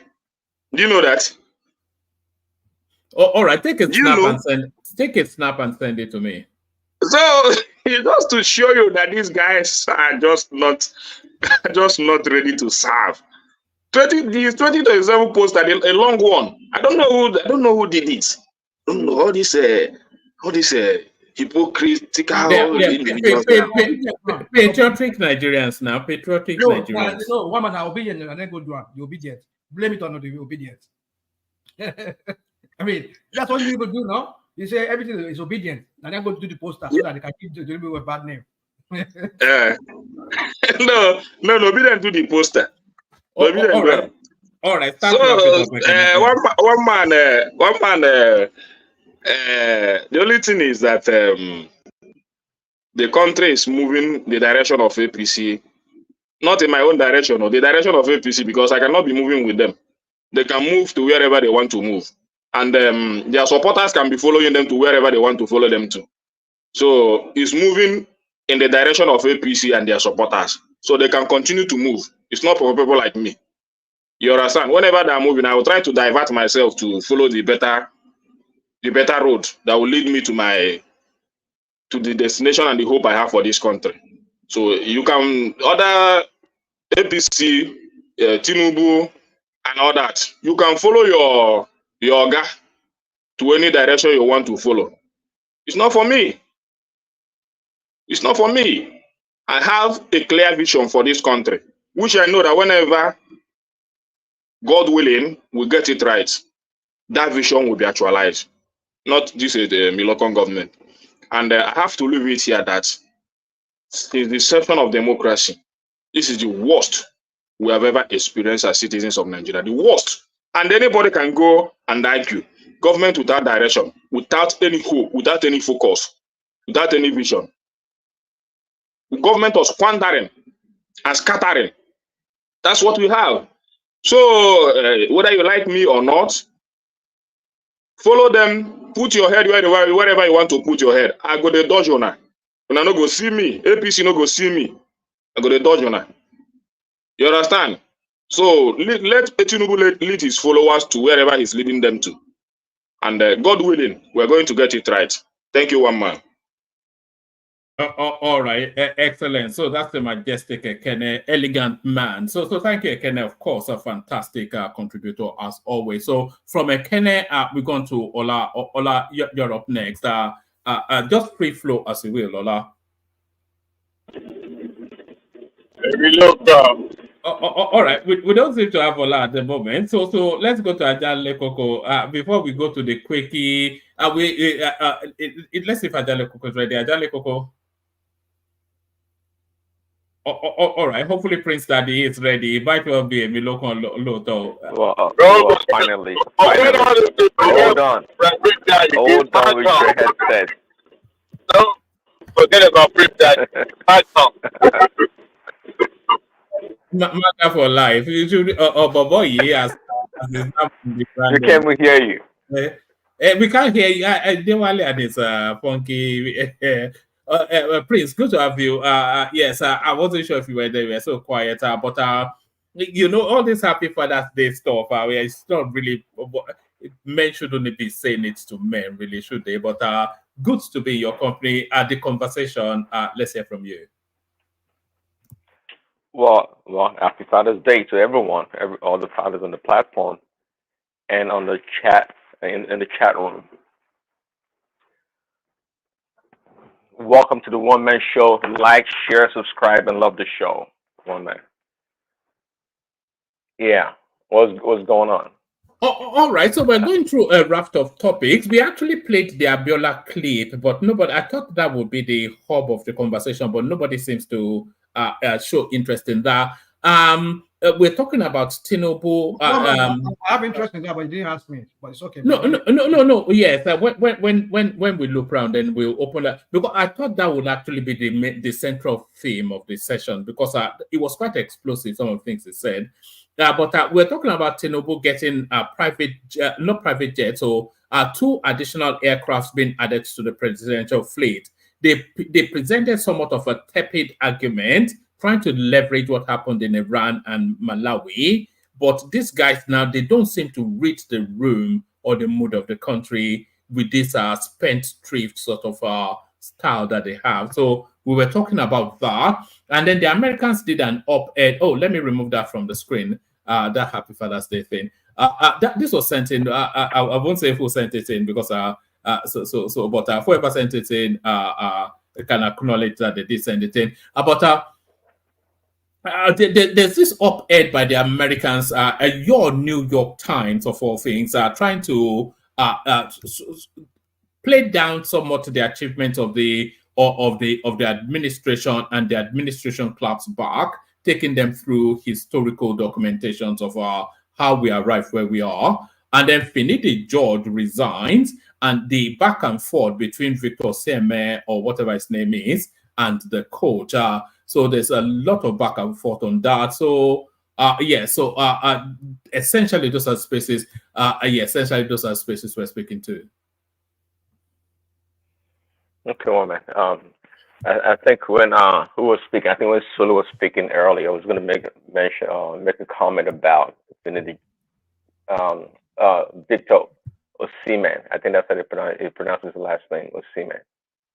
But anyways, we saw his performance in the AFCON, right? And it reminds me of a typical Nigerian or African that does very well when they go to a structured environment, or when they go to a place where they have all the resources, the training, and they perform very well. Playing in the last AFCON, the guy's explosive. There's no doubt. It's the talent. It almost looks like a raw talent, actually. Having dominated the Italian league, it looks like. Sorry, Prince. I've never seen him play outside of that AFCON thing. And what I saw in that AFCON was a lot of athleticism, a lot of effort, but I didn't really identify talent. But I'm sure he's talented, but I've never really seen him in his pomp. Yeah, what's that? Just like I said, it looks like a typical African or Nigerian person, and usually our mentality and everything we do is like raw material. We need that professionalism, that expertise to add the value added substance to it. And you're right, gas them up or hit them up, as I call them. You made a good point the other day that African sports or players, be it football or whatever, they play grab. They play with too much muscle, when they play, and and um and that happens a lot. We see that a lot, and that's why when they go play internationally, they kind of backward in that regard. They're not well refined. And Osimhen, there's no doubt. You can just see this guy exude talent. Is I mean, very athletic. I mean, it's explosive, and it's still growing. I mean, I don't think it's matured yet. It's still growing. It's going to get to a point that it's going to dominate. Now, if he was well versed and robust during the AFCON, I think would have scored multiple goals. He should have read. It shows like he couldn't read a lot of those things. They were calling some calls against him, some infractions, and he was not able to adjust. It just shows his level of understanding of the game and ability to change course. He wasn't able to do that. But in the Italian league, it was great. I mean, from the videos that I saw, and people give him a lot of credit because that's why in sports, the players are just part of it. The players' ownership and management slash coaching. That's when you see a winning team. And if you're familiar with American basketball, if you look at the teams that won multiple championships in the NBA, those are the teams that the coach is usually superior over the players, even though the players are getting paid a lot of money. If you want to mention Popovich to Phil Jackson, and when you go to football, Belichick, these people, they control their team. There's no one damn single player that's superior over the coach. They call the shot. But we have that problem in Nigeria when the players make a whole bunch of money than the coach. Way more money than the coach can ever make. But at least in American sports, the coaches, they get a lot of good money too. There are some coaches that have contract of $100 million, believe it or not. So they don't make as much as the players, but they do very Prince well. Daddy, sorry, let me correct you. In America, the superstar players are always ahead above the coach. LeBron anytime can tell, sit down, just go to the up office and say, I want the coach gone, and it's gone. What is my They do preamble it. to what I said? Hold on, what is the preamble what I No, said? you The saying teams, no, I said the Osimhen is a teams that have superstar. won multiple championships. Tell me Hmm? how successful LeBron has been. Tell Say it me. again? No, I'm telling you that no, I'm responding to the statement you made that in America the coach is just above all the players and this and that. He controls and does call all the shots. No, there's been occasion where they keep the main player on the team. Once the coach gone, the coach is gone. Even you saw recently in Milwaukee, Giannis. The moment he didn't like that coach, he just went upstairs and said, "Okay, get rid of him," and they got rid of him. So don't say he's anything. Osimhen, and let me say this: I've been listening to you guys all day talking But trash that is about Osimhen. basketball now. That's not soccer. What are you talking about, Mike? Yeah, you say That is basketball. That is not soccer. that is not soccer. Is it not sports? Is sport not sports? Does it have to Yeah, be but soccer? soccer is sport, but it's not soccer. We were talking about soccer was football. That's different from basketball. There's no way a player will be bigger than the coach. Coach has everything that's got to do with the team. He can fire or dismiss any player. How can the player be superior to the coach? What is No, I that didn't say now? superior. I didn't say players should be superior to a coach. That's not my argument. I'm just responding to what Prince Daddy saying in America. Okay. And he say in America, and that's what I'm responding to. And I'm trying to correct him that no, in America, no, that's not the case. The superstar players, they often get rid of the coach. Oh, okay. Yeah, that's what I'm No, responding. but Mike, you quoted me wrongly. So that's the problem. I said, if anybody heard me, I said, in America, teams that have won multiple championships, usually the coach is superior over the team. And I mentioned who? Popovich of San Antonio Spurs. Well, I mentioned Phil Jackson of the Lakers. They won multiple championships. Kobe and Shaq, though they were super players, I mean, they were not greater than Phil Jackson. We all know that. No, Phil Kobe got rid Jackson of and Phil Michael Jackson. You know Jordan. that, right? Huh? You know that Kobe was one that get rid of Phil Jackson. You know that, right? Oh, stop. What are you talking? He did not get rid I'm of Phil telling you, Jackson. man. His business. Once the ownership look at who's more important. If that player is more important Okay, than the coach Mike. and they're not getting along, they get rid of one of them. You talk about influence. Some players have influence. Even in the former Super Eagles, remember in the days of Jokeshi has much influence on who gets to the national team, than even the coach that was hired. You guys remember?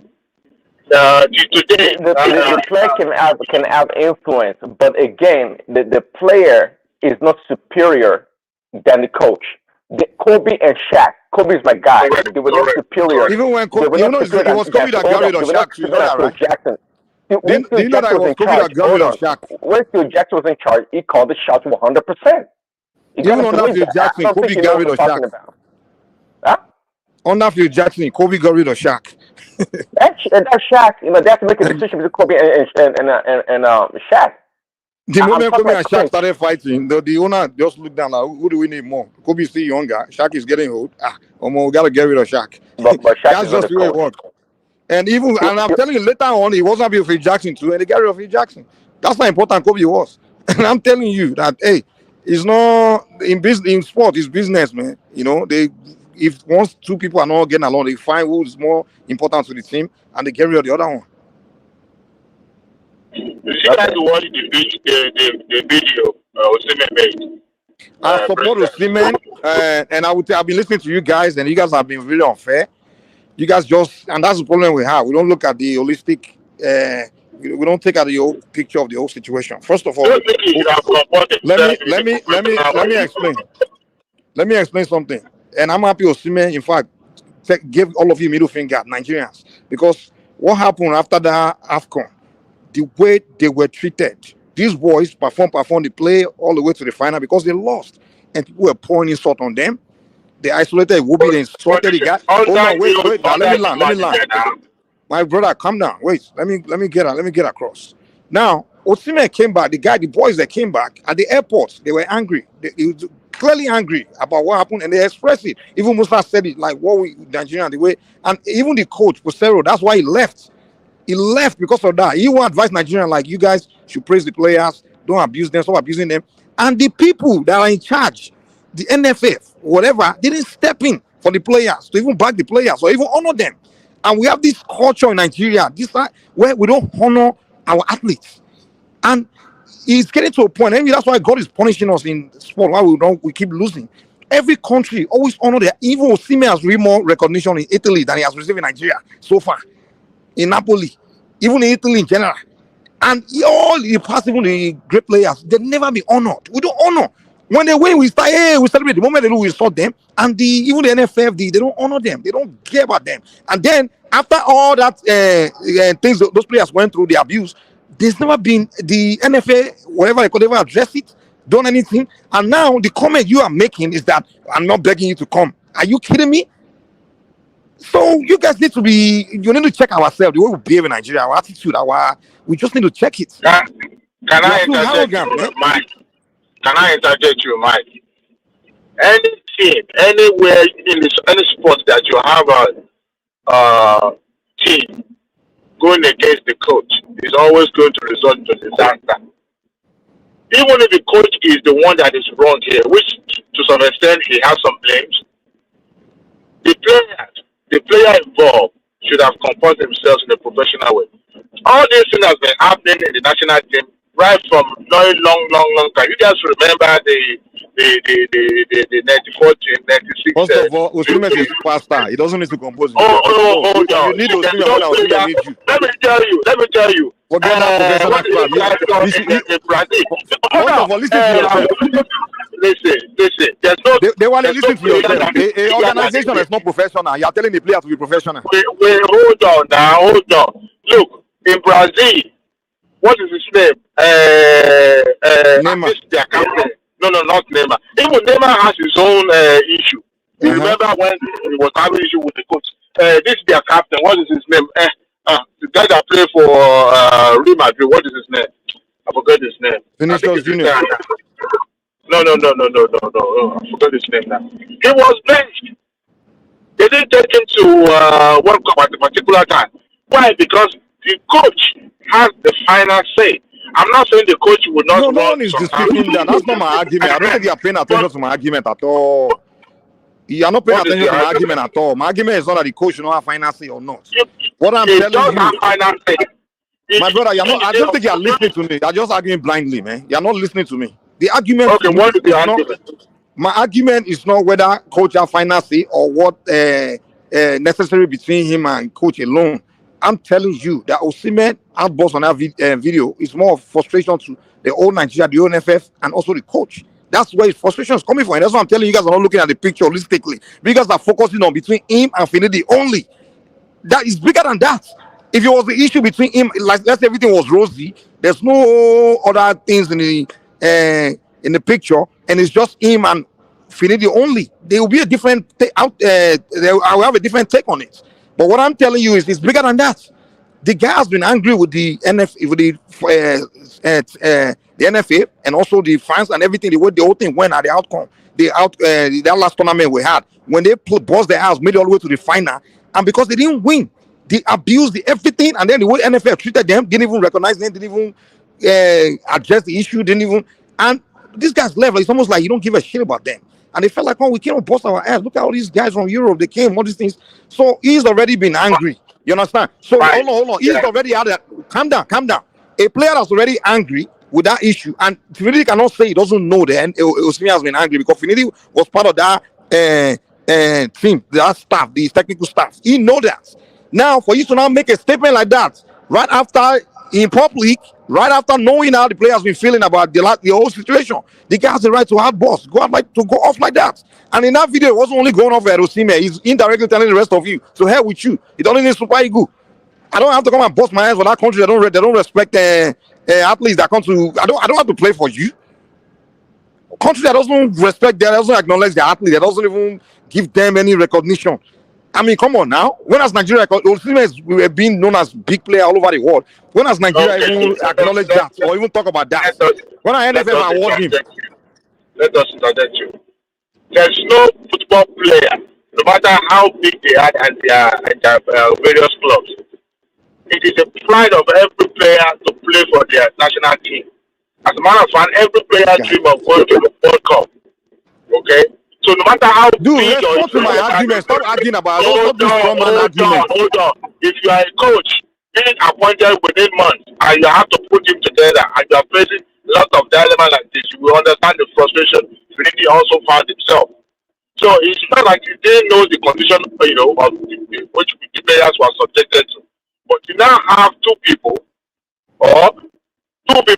that are having their frustration on each other. But like I said, Osimhen is taking frustration on not only the coach, everybody, including you and I. That's what you need to understand. As a people, we need to start being responsible. Let me tell you, arrogant. Look at your attitude, sir. Look at the way you are responding to the guy. Look at all of you. I mean, come on now. It's not the only player Nigeria has. If he okay, look at that. That's the problem. That's the attitude. To hell with him. That's what we behave in Nigeria. After we abuse them, look at you. That's the problem. And the guy doesn't play for you guys again. To hell with you. We need Osimhen more than Osimhen need us. That's the fact. How much are we paying him? Hold on, Mike. Let him come back at you a bit. Open the window so that you can have that. Just want to let me hold on. But it's Prince that is flawed still. So I know. I think we already have your topic for the after hours. That's where the battle zone will be. But I just want to speak to this issue. I'm not absolving Finidi for anything. As a matter of fact, he is wrong, completely wrong. But you see, what is happening now is not new. It has always been happening at the national team or NFF. It has always been happening, and the players have always been, frustrated and one way or the other. But you see, in a way, even with whatever is your grievance, you find a way to channel it. Now you have a coach who was barely appointed a few months ago, now resigning, and you are saying, oh, you don't care about playing for the country and all that. Yes, other players who have gone through this in the past, you can use whatever you are going through now to correct the anomalies that is happening at the NFF. You don't just have to, you just have to learn from those who have gone through it. Finidi has gone through this before. He understood the frustration.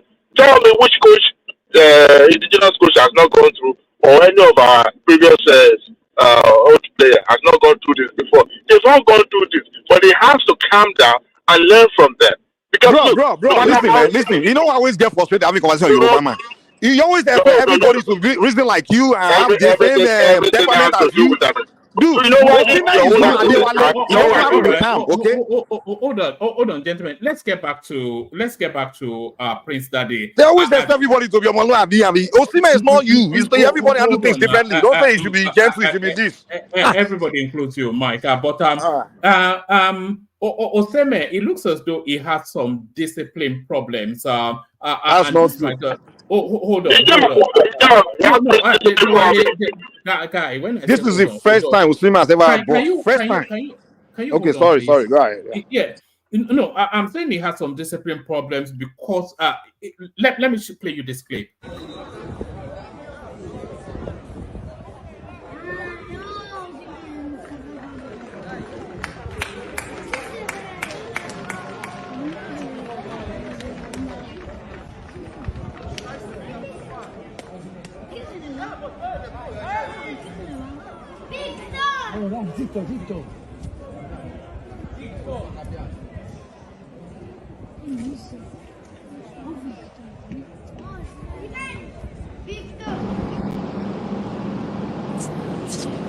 So are you talking? Okay. Hold on. There he was being sent off at training and then flouncing and flapping and peacocking like a superstar, throwing his vest on the floor, swanning hands, waving hands, almost certainly cussing and swearing. So the guy a bit of a chip on the shoulder. Are you talking about the time when the coach, the ownership of the team called him, did a racist this thing towards him? I don't know that that's the backdrop of that, but that's what it is now. I mean, we all know that when they threw a racist, he won the season for them, and then they called him something racist and things that made international news, where the whole world is behind him, like that the guy should leave the club and everything. And the guy was calm the whole time. He didn't come in public and swear and do everything. He stayed calm. Even after that Super Eagles, the way we abused them, everything, the guy came back. He was still calm. He just talked to the fans like, "Oh, I don't want to talk to them. I don't behave like that." He was calm. The guy's been gentle. I know Osimhen now. The guy's a very humble guy. Very gentle guy. He got to a point where the guy just had it. He just had it with Nigeria. And Nigeria, if you guys know the way NFL, we are very unprofessional in that country. Very unprofessional. And this is what Olise has lost it like that before. Like the way we do things, and these guys go to Europe, they see the way they do things there, the professional way, the clubs respond to the players, they do things. But Nigeria is so disorganized. They don't care about it. If you want to play, play. If you don't want to play, don't play. Okay. And these guys, are you kidding me? All right, Prince, back to you. Yeah, well, I guess I understand Mike's background. Thanks for the background. I wasn't criticizing the Osimhen. I was just saying it's a performance during the AFCON. That's what I'm talking about. But yeah, of course, it's the Nigerian football is disorganized. There's no doubt about that. No structure. But anyways, what's the next topic on one man? Is it Abiola's son? Yes. Did you see that clip? Did you hear it? Yeah, I listened to the clip. I'm not sure how much I got from it. I mean, is it saying? I think you said it. Maybe they've gone broke, given. Oh no, he made a point that his dad just created jobs, not like they were making profit. Is that what he was alluding to in that video? No. What is really coming across in that video is still the internal squabblings. That was Abdul MKO Abiola. They're still middle naming their father's initials. So he calls himself Abdul MKO Abiola. But what's coming through is still it must be 30 odd years, going on 40 years. That man passed away now. The internal squabbling still over assets and money. 31 years exactly. Yes. He was talking about how they've lost a lot of the property because the lead person caller, he cannot keep hold of the space, how he's not opening up the space, how he had to go and fight to seize hold of Concord newspaper, how the brother was inviting him that if he wants a fight, then they'll take it on. It was quite brutal, really, a lot of it. I mean, looking at Abiola's family structure, this is almost bound to happen. I mean, for sure. I don't think. I mean, even call Abiola. I don't think. By the way, they're a relative of mine. Just to throw that out there. I don't even think if Kola Abiola is is as you know skilled in any way or ver his business acumen is that to the level of his dad. I mean, I don't think so. I mean, Abiola operated in a really unique way in that Nigerian environment. He understood the international business. I think the son has said that also, and he was part of the Nigerian system. So, and I'm not sure how long it brought his children along. I guess Kola is the oldest one, right? To understand how things work. And given the family dynamics, I don't, it's what is happening, what is on display here. It's a given. It's bound to happen. Only cooler heads will prevail if they actually say, "Hey, let's salvage or save our dad's name and behave Um, ourselves." this is Simbi. I mean, Kudira's son, right? The Abdul. Is it not Kudira's son? I don't know. I don't even know. I think this should be Yeah, it's Kudira. Kudira's son. Kudras, It's okay. Kudira's son. Number 3 How out many of the wives 4. again? 3 or 4 wives? No, I mean Abdul Mumun is number 3 or 4 from Gujarat. How many wives are claiming Abiola right now? Or we're claiming Abiola? Now what for you, Prince Adi? Wow. In the longer version of the video, Prince, he was saying that they've been able to condense the family down to you will guess the number. He says they think there are a lot of them in the family. He told us that, but there are only 54 of them. So there are 54, 50, 54, 54 kids for one man. Oh God. Well, for Abiola, I mean, for Abiola, that's actually not a lot at all. It's not. Given his wealth and his influence in Nigeria, that's nothing. That's nothing at all. I'm actually quite surprised, actually. I used to watch what was it called? Tundu Abiola on when she was on Rice Television. She was a great Do you think she's media prettier? person. Do you think she's prettier than Ojo? What kind of comparison is this one, man? What are you No, doing? I'm asking. They used to sit by side, and I Oh, thought come she on, was come more. on. I mean, I thought she was more she's a appealing black than beauty. Ojo. I mean, what do Huh? I mean? Yeah, This. but you answer that question. Do you think she's prettier than Ojo? Oh, come Tundu on. Wait. Abiola. She's pretty in her own way. She's unique in her own way. She's pretty in her own way. I just like her See, darkness. She's very yeah, dark. yeah. I mean, yeah, she's beautiful with that darkness. So that's how I see it. And Ojo is No, pretty. we can flip a coin. Ojo is a model. Yes, but she So has usually women with high cheekbones Mm-hmm. are pretty. But if you have Like, if no no if you have high cheekbones, you have to have an oval face. But she has high cheekbones and a square face, which is the that's Ojo called. Man. Are you talking about Abiola's daughter? The daughter.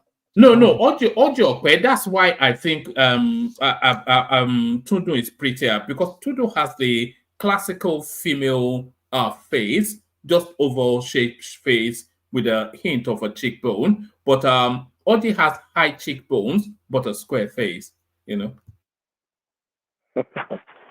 all right, one man. Yeah, they're both pretty. You can flip the coin and whichever one it falls to. Yeah. So yeah, Abiola's son. So yeah, I don't think the kids were not. I mean, of course we can say it was Abiola's death was untimely, no doubt about that, and I don't think he had enough time to put his home in proper order in order to properly transfer his wealth, his assets, his tacit knowledge, and actually take his children through the ropes and let them know the in and outs. So that's what befall them. So it is what it is. I wish them well if they can salvage what is left and move on. And on the issue earlier, I heard Baba was talking about restructuring.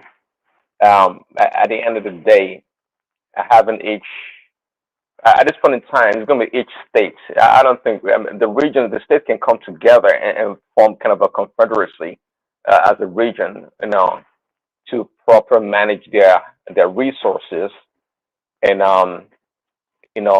establish their competitive advantage for that region, which would be great. That'd be a great way to go. Lagos liaison with Ogun State or maybe Osun State in agriculture and using the Lagos expertise in other areas. So it would be a great way to do it.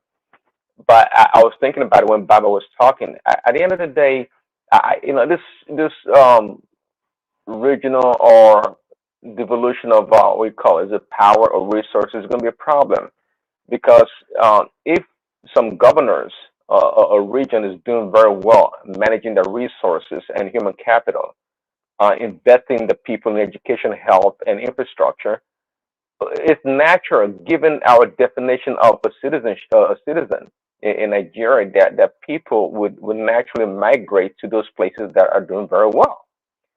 And saying that, I think we have to revisit our do we call it immigration or the rights of people to migrate freely across the country. It has to be reviewed alongside this devolution of power. It has to be. If we don't do something about it, it's going to be a disaster because we've known these governors to be lazy, super lazy. They don't do anything. But identical things, they don't have any power. That all the power belongs to the center, which is fine. Well, but these governors, they don't do much. They are lazy. They've been trained to just rely on the center to collect money and their security votes and what else they collect and not being able to do anything. It's a shame. So if for example one or two states pull up their straps and like, hey, let's go to work, we can do it, and they turn their state around 180 degrees and prospering, people will go there and flood that place like Lagos State. And according to the Nigerian law, you can't send them back or tell them to pack their bags. They have the right to stay, and naturally in doing so would overwhelm the resources. That's what is going to happen, and I don't think that is fair. I don't think that is fair because Can I interject you? I just want to say something. There was a clip I saw today somewhere, and people were talking about they were buying these farm animals like goats, cows, sheep from places like Niger and Chad. And then you kind of ask question, if Nigerians could go as far as those countries to go and find those animals, those farm animals to buy, to bring and sell to Nigeria, then what happened to our own so-called sheep, cow market that they said they have in the north? Why can't they buy it from there? What happened to them? So now the question, why I'm saying all this is that, could it be that some of those people who are selling those Niger Chad, these are the ones that are moving into Nigeria and claiming to be Nigerians? And we see this kind of clash they have with farmers. So why would some senators and some House of Rep members would now say no? We should not restrict people who are non-Nigerians who claims to be Nigerian because they look like people from their own side, and they could easily say they're Nigerians because some of this Fulanis, if you ask them question to point you to tell you where, they'll just tell you Sokoto. They just tell you, yeah, but where? What village? No, they don't know. They don't know. They can only give you one state, Nasarawa, Sokoto, but where? Where's your ancestors? Where are your parents? Domicile? Where are your great? Those are the ones they call Bururu. So you see, that's a matter of national security. When you have people who are non-Nigerians infiltrating that country, and you people from the north just want them that way, you just don't want us. Profiling them. Rational mind, you cannot say the Bororos that they are not Nigerians because they are not indigenous to any space. They are for centuries roamers, that just roam the landscape of the Sahel. So you cannot. So it's our country they should come and kill us. Why can't they stay in the north and kill their brothers? Well, they can stay in the north and kill their brothers, but you cannot say they are not Nigerians because they are not indigenous to any country, as far as I know. The Bororos, I don't know especially. them before. They should Yeah. stay there and kill themselves. Well, man, can they be Americans then, or British? What are you talking about? Well, when they can come, but, if they can swim through the whatever they say, whatever the English Channel, you know. We have Carrying an elect. AK-47. Can you imagine? AK-47.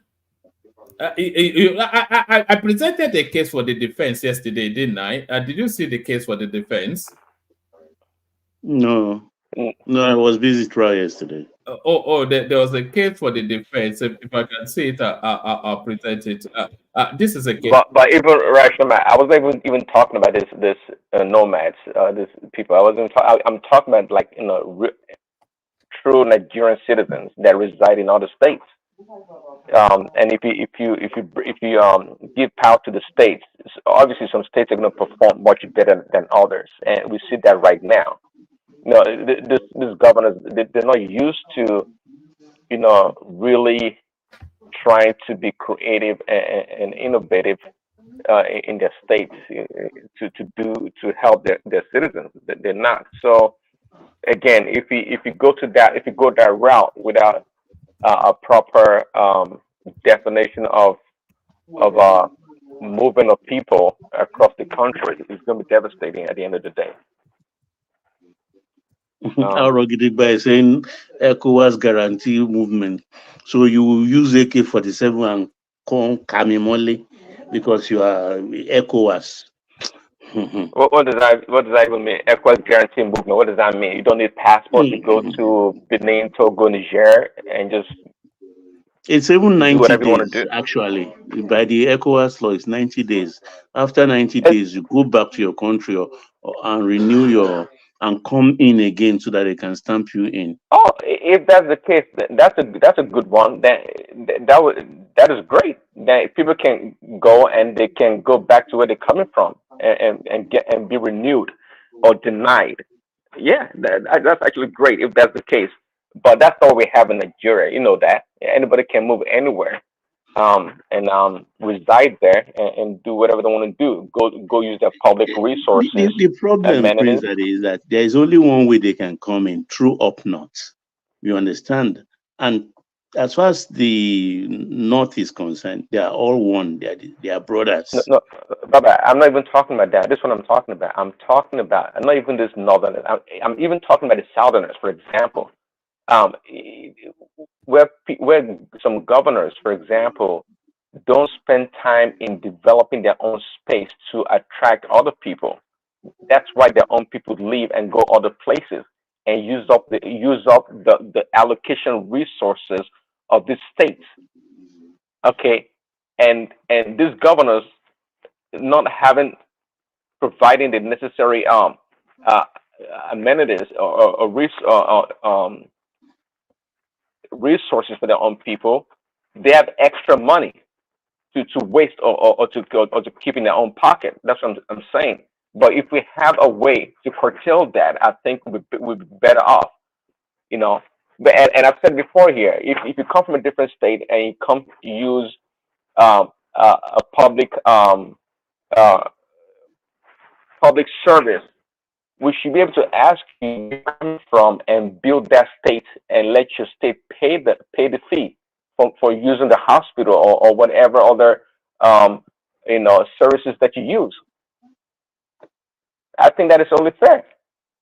Even here in America, here you have to be an official resident of a place, to get certain rights or benefits. That's true. All right. Sorry, go, Baba. No, I just want to chip in that even some states pay you to come and live there anyway. All right, Prince, give us a flavor on Tinubu's new jets, which are a lot of controversy around that, and then we go on to Ajanlekoko. Tinubu, they are getting him a new two actually jets for him and the vice president. Yeah, I think I was listening to Baba say. Baba said you should he can afford it, so he should go buy his own jet or whatever. Not true now. Well, so is it Tinubu demanding this jets, or is the procurement or the people in charge of this fleet that have determined that All not that the it same needs, thing. because during Trump's first term, second term coming soon, this by next year, or this year rather, but his first term, they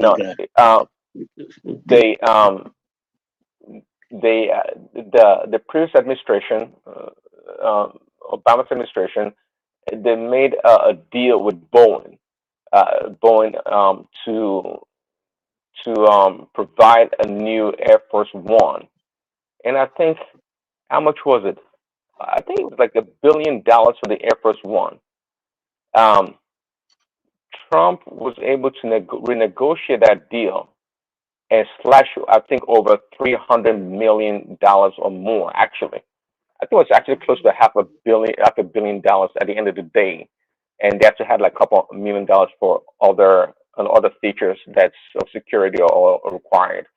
But the point here is that it's I'm not even sure who decided that they should have a new Air Force One.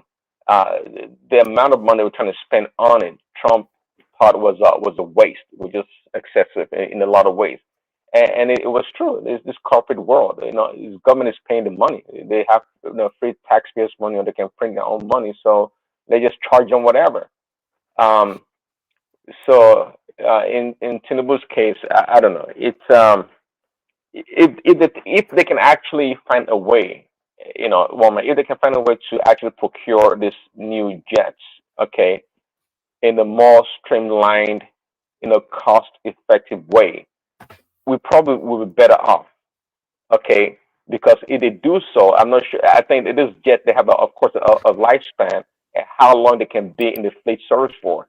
Then the next one or two um, um, governments would not need to buy a new one, because this is part of the way they fleece the country.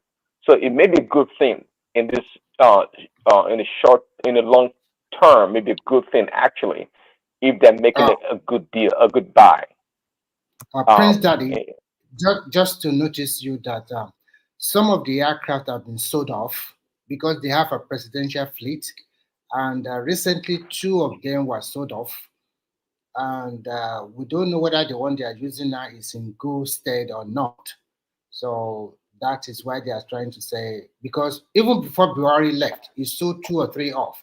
So they have started selling them off because they already hold. So sometimes we need to get our facts right, because if we don't get the facts right, people will continue to say maybe they want to siphon money or whatever.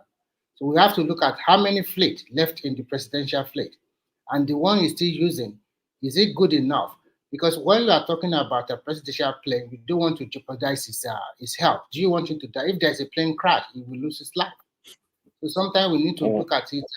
I wonder how rational mind will feel about that if that happened. It will be. Yeah. So all those sarcasm or those laughing about it. But Remy, do you remember just a couple of weeks ago that Shetima had to cancel a trip because of the crash? They would have died, and you Nigerians would be mocking them. Oh man, I believe all those things were contrived. That's my belief. I believe whether contrived or not contrived, but what happened at the here, nobody can say. If anything, let the president sit at home until we can afford one. I don't know. Look, this is a country that there is a terrible problem with our finances.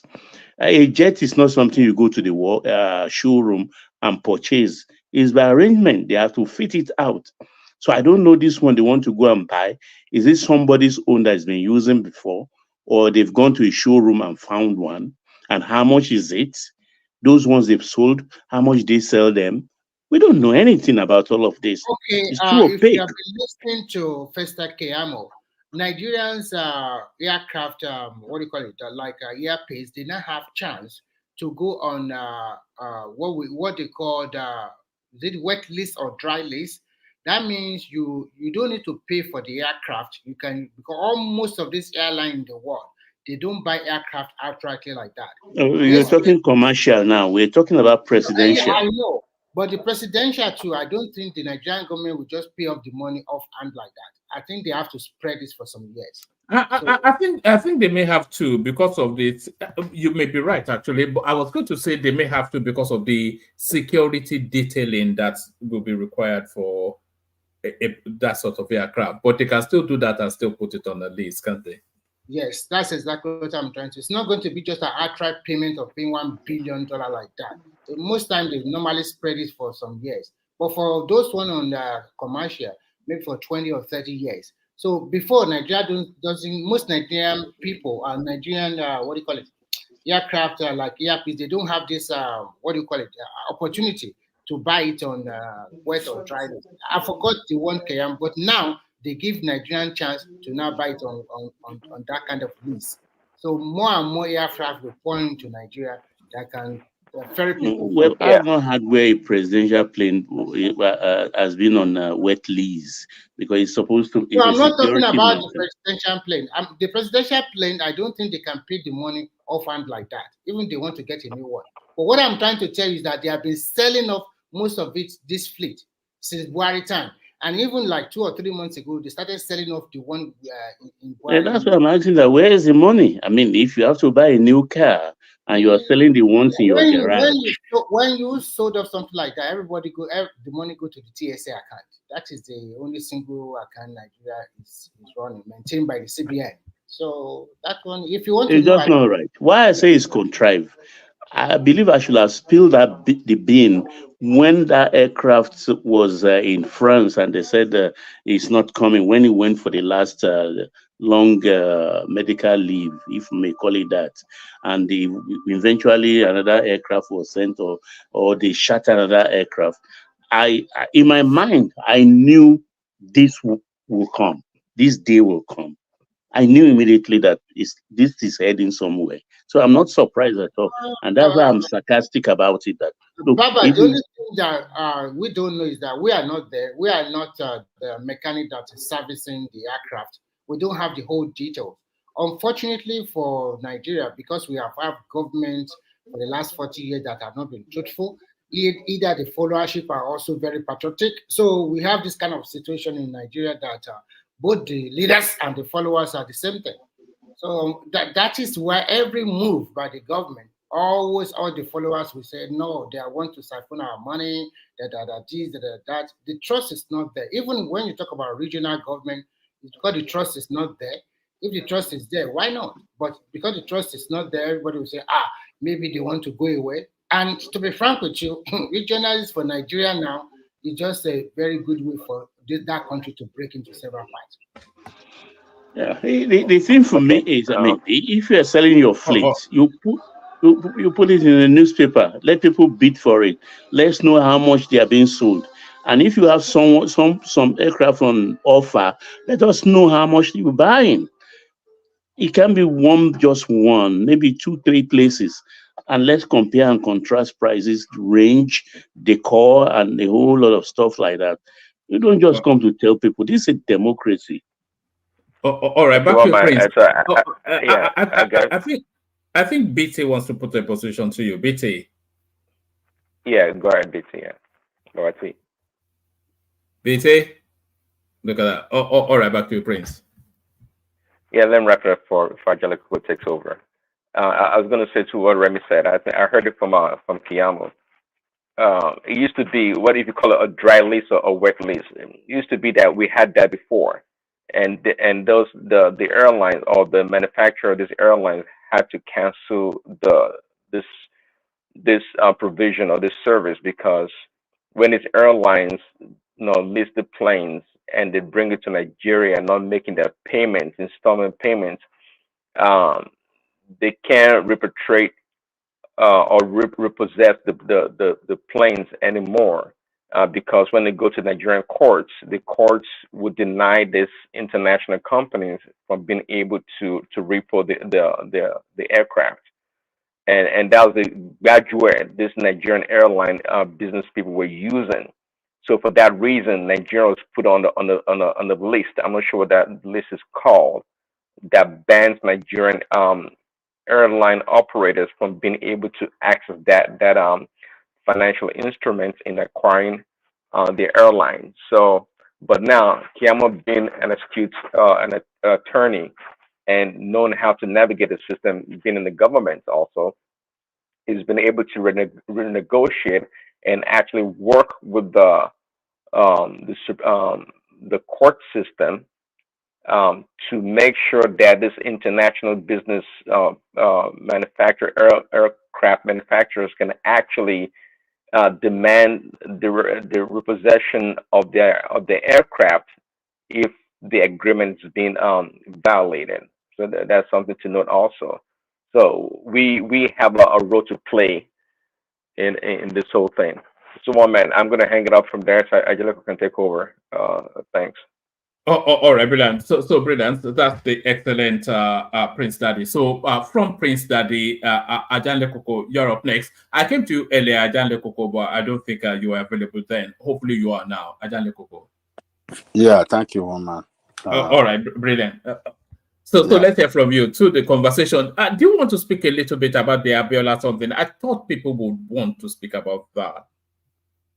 Did you Abiola stuff? All right. Maybe I'll play it on my way out. I played a clip.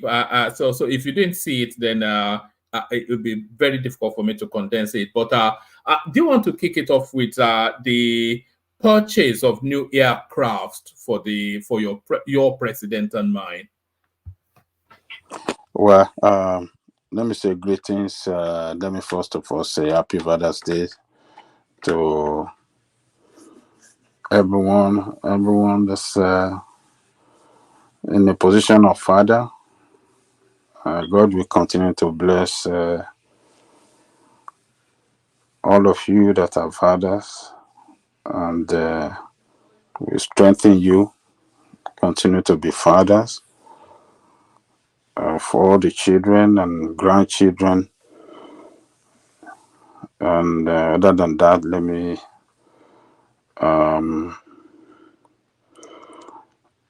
call on our listeners around the world to click on the like button, share and subscribe if you haven't done so. Adele Coco, you sound tired. Have you had a long day? No. My children, they've been Father's Day, something, have you? honoring me with Father's Day, this and that. All right, that's good. Oh, we thank God.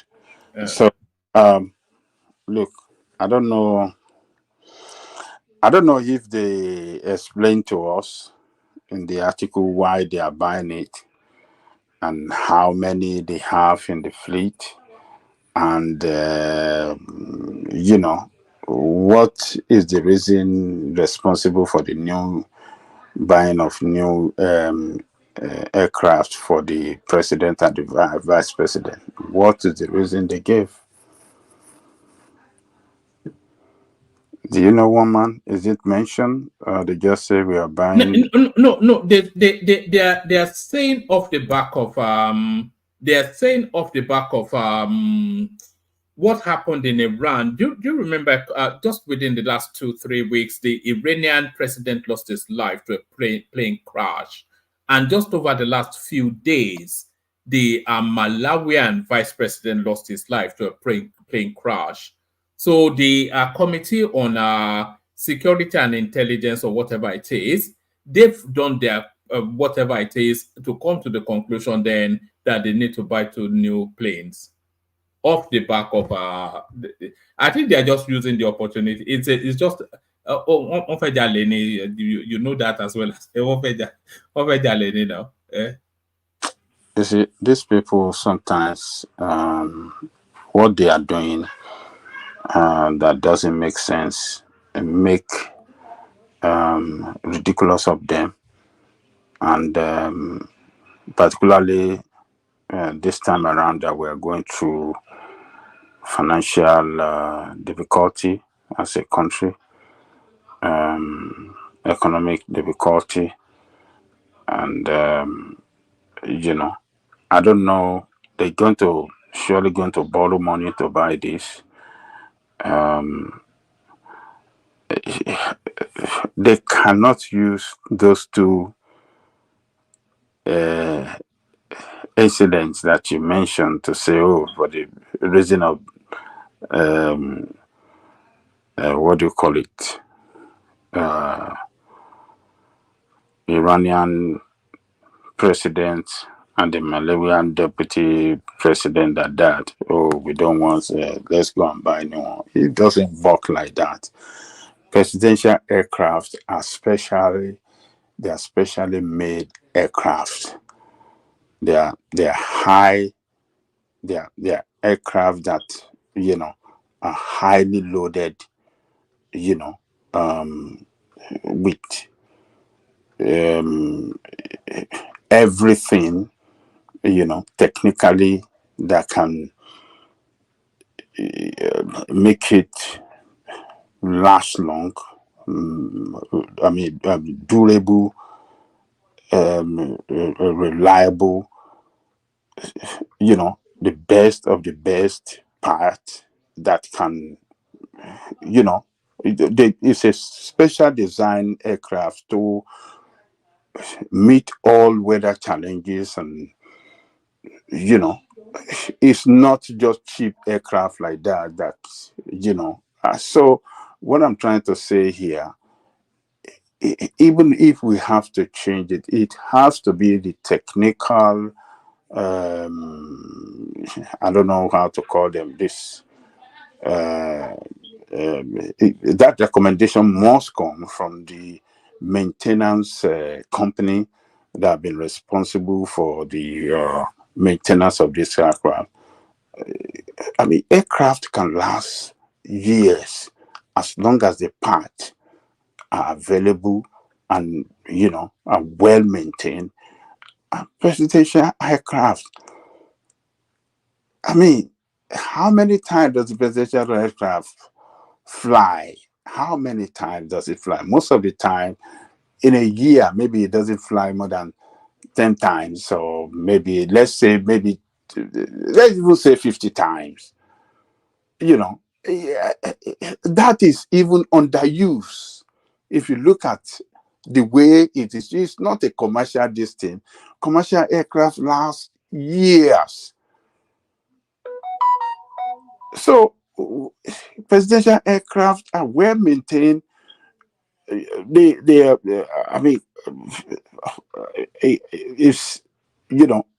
the quality of the engineering and the everything that is put in there is of high standard.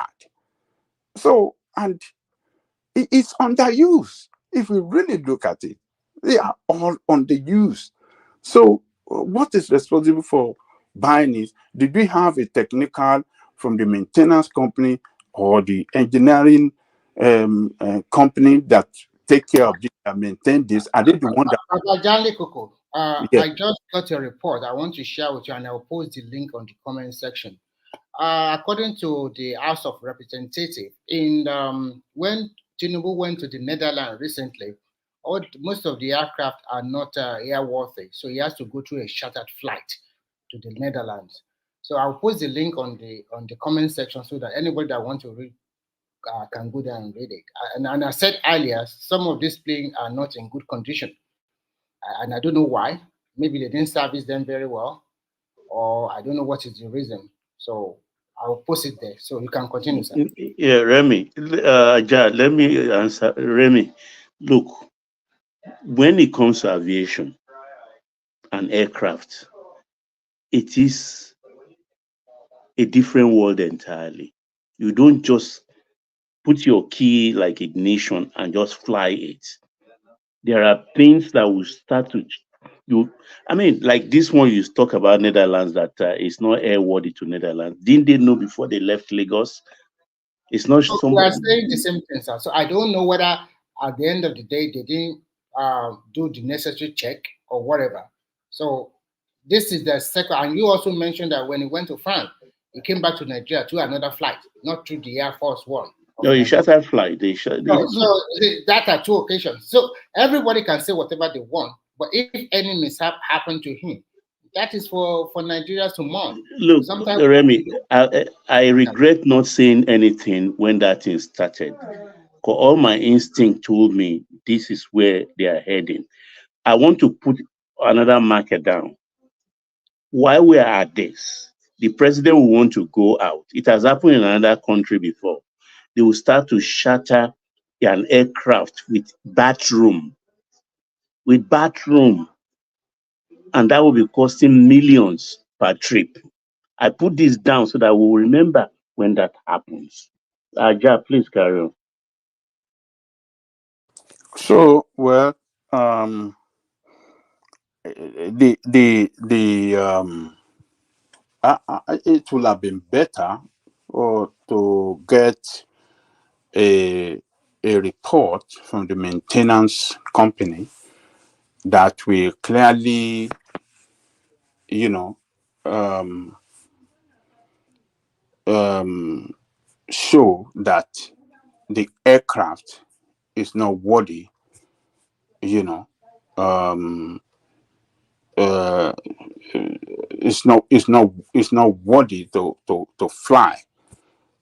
Um, uh, that would have been better. That is what they should have released to us, to the country. Let us know.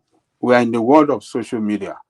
If the technical company, I mean, they know that Nigerians are, you know, Nigerians are watching them. Nigerians are more, you know, critical of this administration.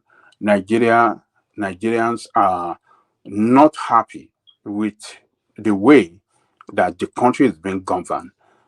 They should have been, I mean, um, show respect to Nigerian people, even if it's possible to have the technical team, have them sit down with maybe the aviation minister or whoever with in charge of the maintenance, and let there be the camera around, and let them show the video when, you know, they can, you know, ask some question and answer session to convince Nigeria that, look, the president's safety is important.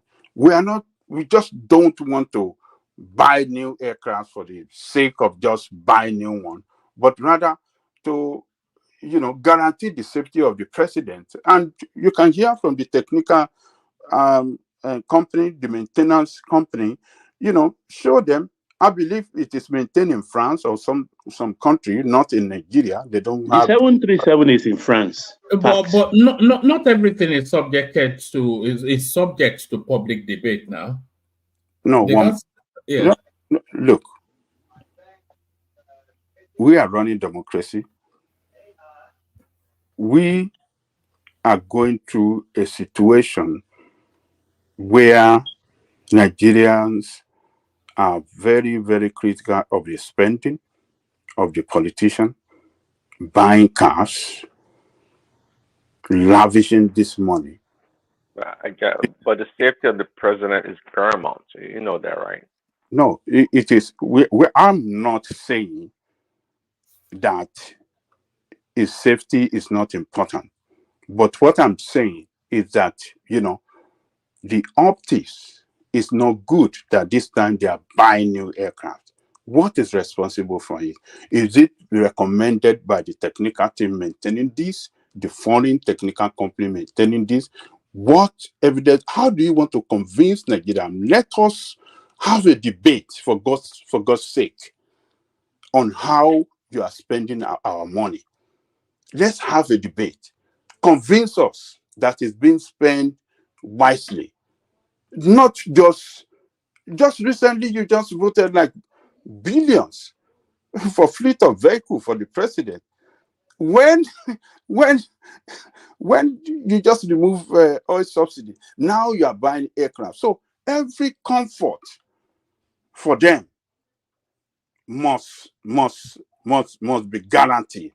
They are doing everything to make life comfortable for themselves, but You are telling Nigerians to continue to sacrifice. It is, you can't govern people like that, for God's sake. You can't govern people like that. Look at, show to Nigerian people that they are very important people and let them know. They have the responsibility to let us know why they are spending our money and convince us the importance attached to that spending.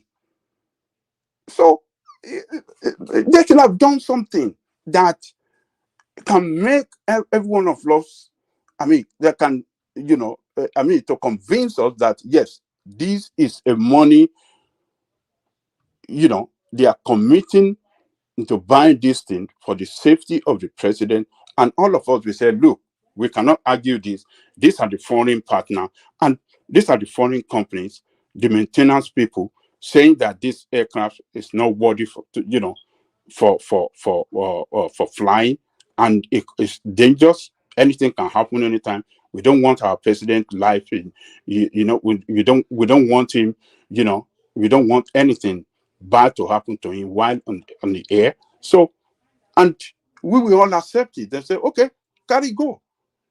So, but for this thing, like one man just read, oh, because of the incident that happened to Iran, or another thing happened to this, and so let us buy. We don't want anything.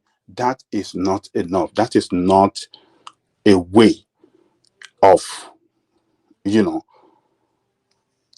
telling us why you want to buy new. That is not convincing enough to justify that money. They want to spend billions of dollars. How much is it, one man? Did they mention the amount? They didn't give a figure, no. Okay. So this is going to run into billions of dollars. To buy a plane, there's not a billion. No, It's just about maybe $10 $150 million, $10 $200 million. Oh, no, maybe it won't be up to that. How much is an aeroplane? It's not $10 million. It's not more than.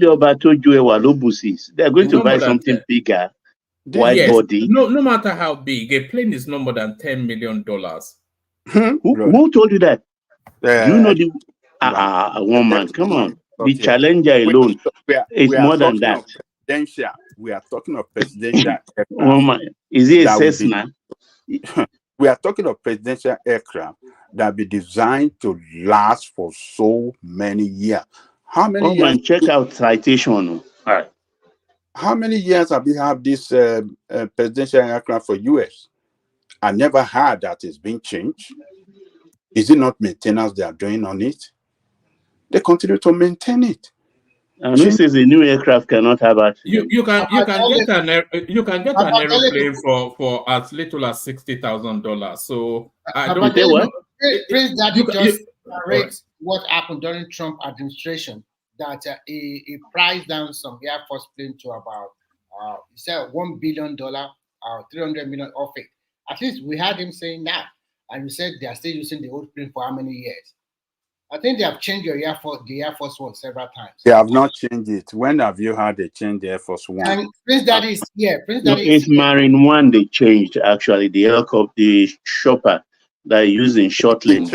Air Force One also is in the works, but I've not had anything of late. But it's Marine One, and the old Marine One, I think that was about 30 years plus. 30 years plus. So let us, these people, they are not showing that. Sorry, Jalico, I was far away. No, the Air Force One was the $1 billion, not Marine One. That's like an helicopter. Okay, you're not going to pay $1 billion for a helicopter. It's the Air Force One during Trump's administration that was changed. That's what they paid for. I can Google it and find out for you. They paid for it, but it's yet to be delivered, right? They must have delivered it. That was like in 2016, 17, when Trump first came, and he had to negotiate that contract from. He said it was too much. I mean, $1 billion. He said no to that deal. So the Boeing executive had to go back and come back with a different number. and at least it get like at least $300 million of that deal because we just padded. We just padded for those people. It's just deals. They make a bunch of money. These guys. But there's corruption there too. Just like that, he said no to it and was able to get But $300 million they off change of it. it. The one they change, how many years did they? I'm not sure. I don't know what they are saying. They have not changed the Air Force One. Is the chopper? I remember the chopper, the Marine one that they changed, but the Air Force One is yet to be changed. It's the one that the Trump handed over, that Obama used, that Bush used, that all of them use, that they are still using up to today. So I don't know what you're talking. Maybe they were planning. I could remember that maybe they were planning to change, but it's not yet been changed, as far as I know. So I don't know. So, but Tinubu administration, they should have done better. They shouldn't have. This is not a. It's very important too, but I think the optics right now is not good. When they are changing things, they just finished a house for the vice president that cost how many billions of naira, and they just changed the cars, fleet of car for themselves, and now they're changing aircraft. So all these things they are doing is just to Nigerian people that are suffering. They just feel that, well, they don't care about them. They're just there to make life comfortable for themselves and their family alone, and that's the way I see it. It's not good. The optics is not good. They should have done better by convincing us why it's very important now to change it. Yes, that's the way I see it, woman. Let me leave it there. What next?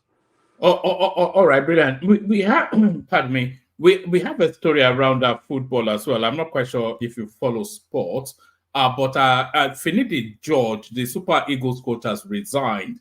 But then, off the back of his resignation, there are all manners of clips. There's a chap plays in Italian league, Victor Osimhen or something like that. He was quite condemning. He just went on social media and started to lambast him. So there's a back and forth going on there. Is that something you especially pay attention to? Well, the guy mocking Finidi George, I think he has not done good for himself. Finidi George is an accomplished footballer, and the records are there. He played in the local league. He played in the national team. He played in the European team. He won the European Cup. Is it the European Cup or what did he do when he was with Ajax? He did, yes. Yes. So, what is it that he has not accomplished? He has, in the field of football, he is one of our best.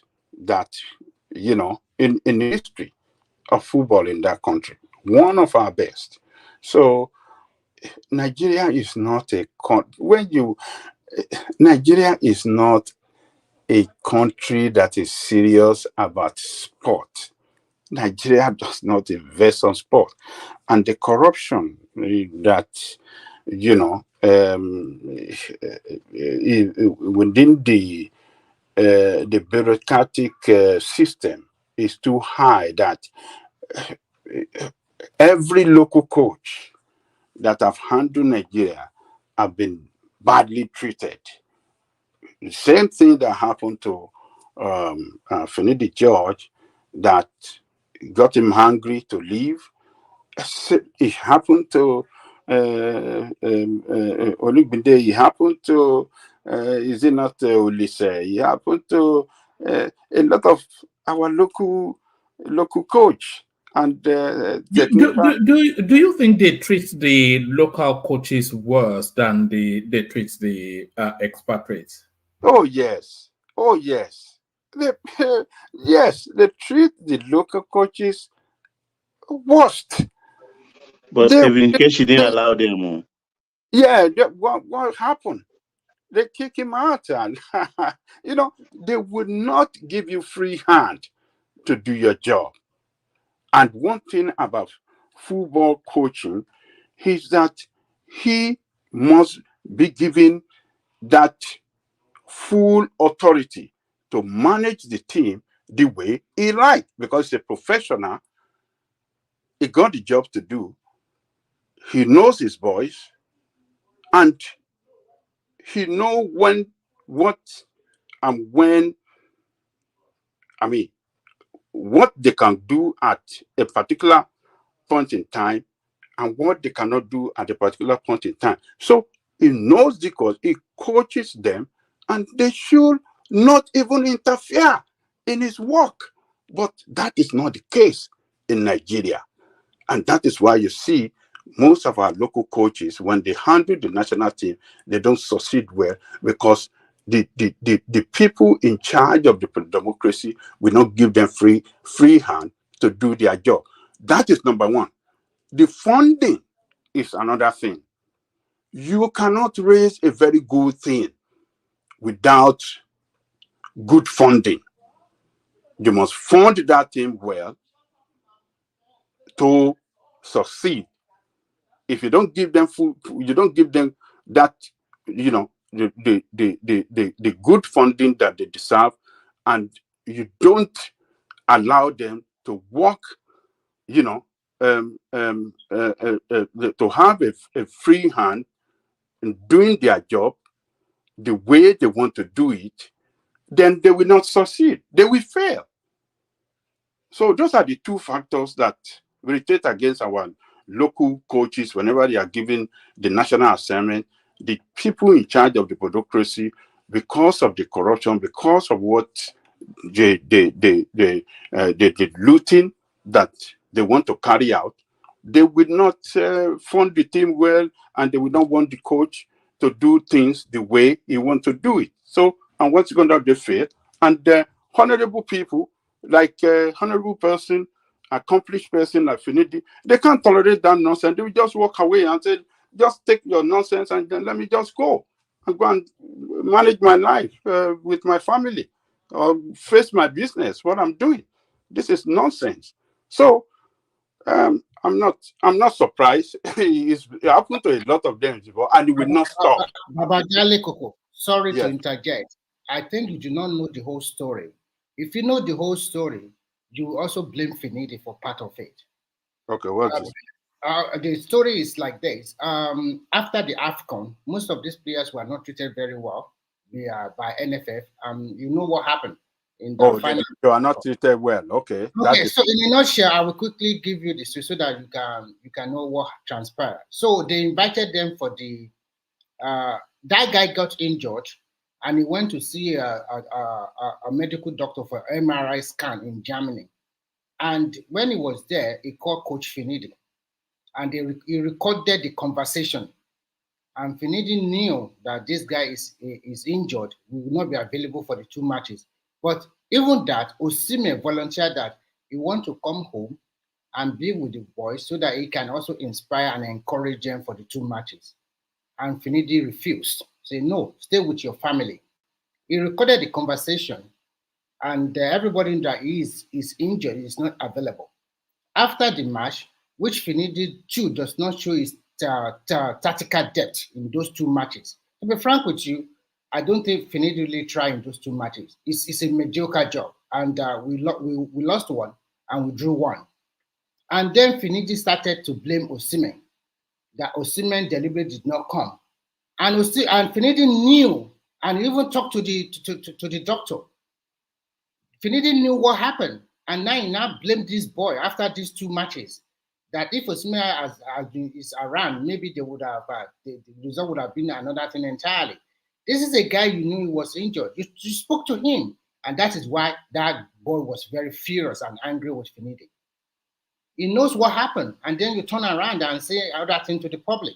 That is why he came out and very, very angry, and versed his anger on Nigerians, on Finidi, and everybody. That is the whole story. So Okay. that's what transpired. Okay. So, That's a very useful information right there. So, but coaching a team is not, and for that team to develop well and achieve result or accomplish their mission is not designed for short time. It's a long time. It's a long time, a project. So, when a coach is hired, they have to give him long time to plan and to a long time, a mission to accomplish.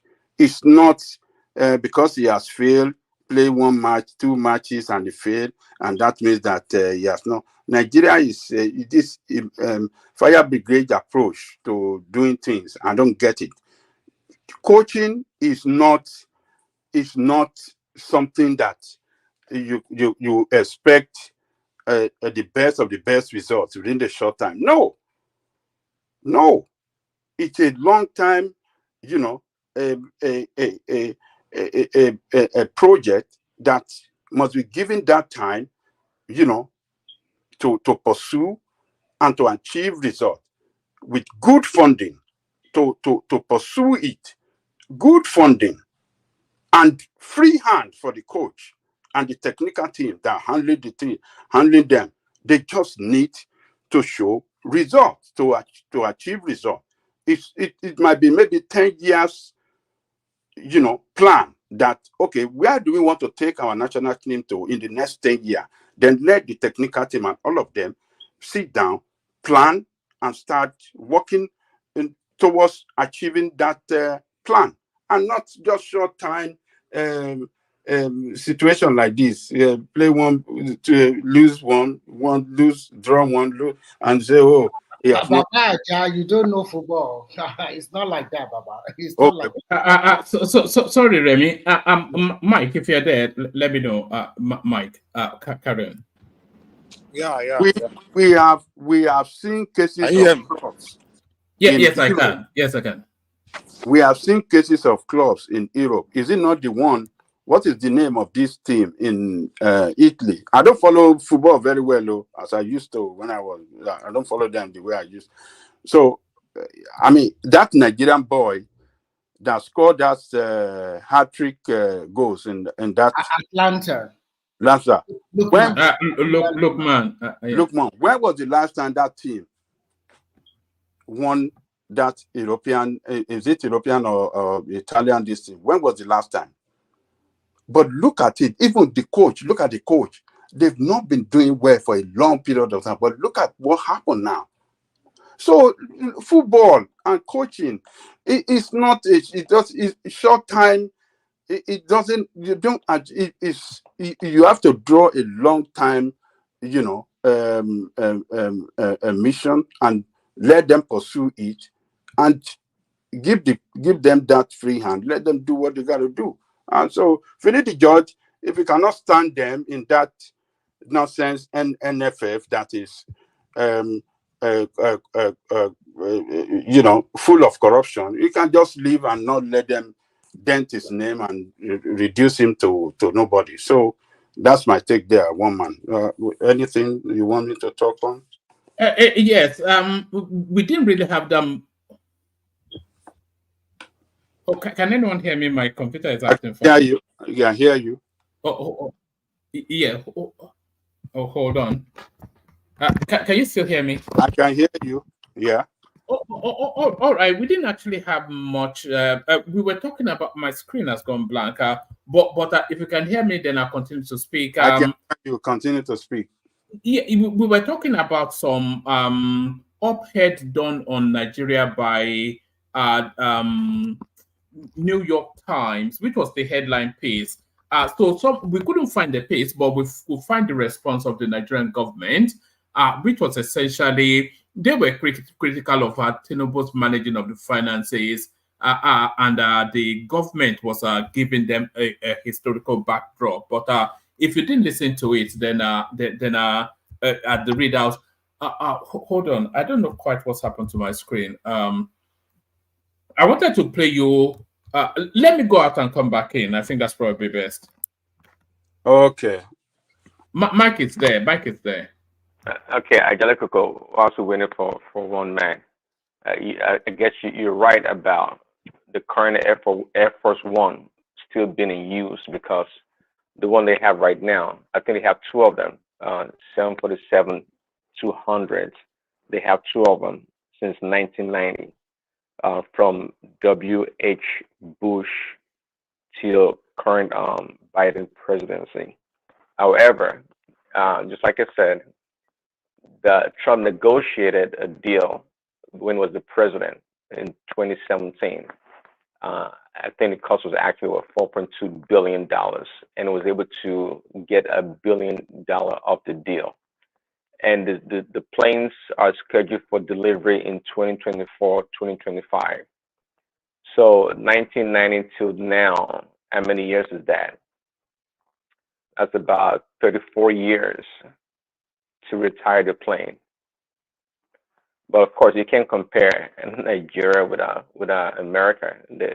Of course, the president's plane, they have the utmost maintenance program. They check every bolt and screws and everything about it. They have to. We never heard about American president plane crashing. Prince Daddy, in case of Nigeria, they still have to fly the aircraft out to France or Germany for maintenance, because and you have to file it. It takes about 2 months before you can get to your turn. So it's not so easy, and I don't know what that is. One of the agreement that Professor Keyamo signed with Airbus and also Boeing, so that they create a mechanic. I will call it, because they use what they call airline term, a kind of mechanic workshop in Lagos or anywhere in Nigeria, so that both presidential and also commercial plane can be serviced and do the necessary repair in Nigeria. Well, that'd be nice, but it's not something. It's not something I would feel comfortable with, because they still have to build that technical expertise.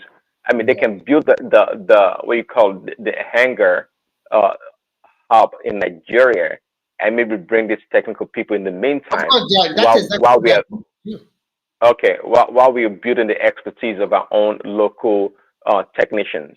Then eventually they can take it over after a few years in learning the ropes and on how to do it. But that's a good idea. Piece of good news for Nigeria, to be frank, because he said that there's nothing like that in the whole of Africa. Every aircraft has to be flown to Germany, France, and US for services, and it takes a lot of money. It's not cost effective at all. But if Boeing and ER7 or the Airbus can do something like that in Nigeria, all aircraft from Africa would just go to Nigeria for their maintenance, which is much cheaper than taking them away to America and the rest. Well, yeah, absolutely. And to Angelica's point, it would be nice to know actually how long the Nigerians presidential plane is being in service. I would like to know, and the condition actually. But again, but the safety of the president has to be paramount. We can't leave it to Angelica. You know that usually people and obese people would rather have Tinubu use plane from 1842, even before they started building planes, so he can die quickly.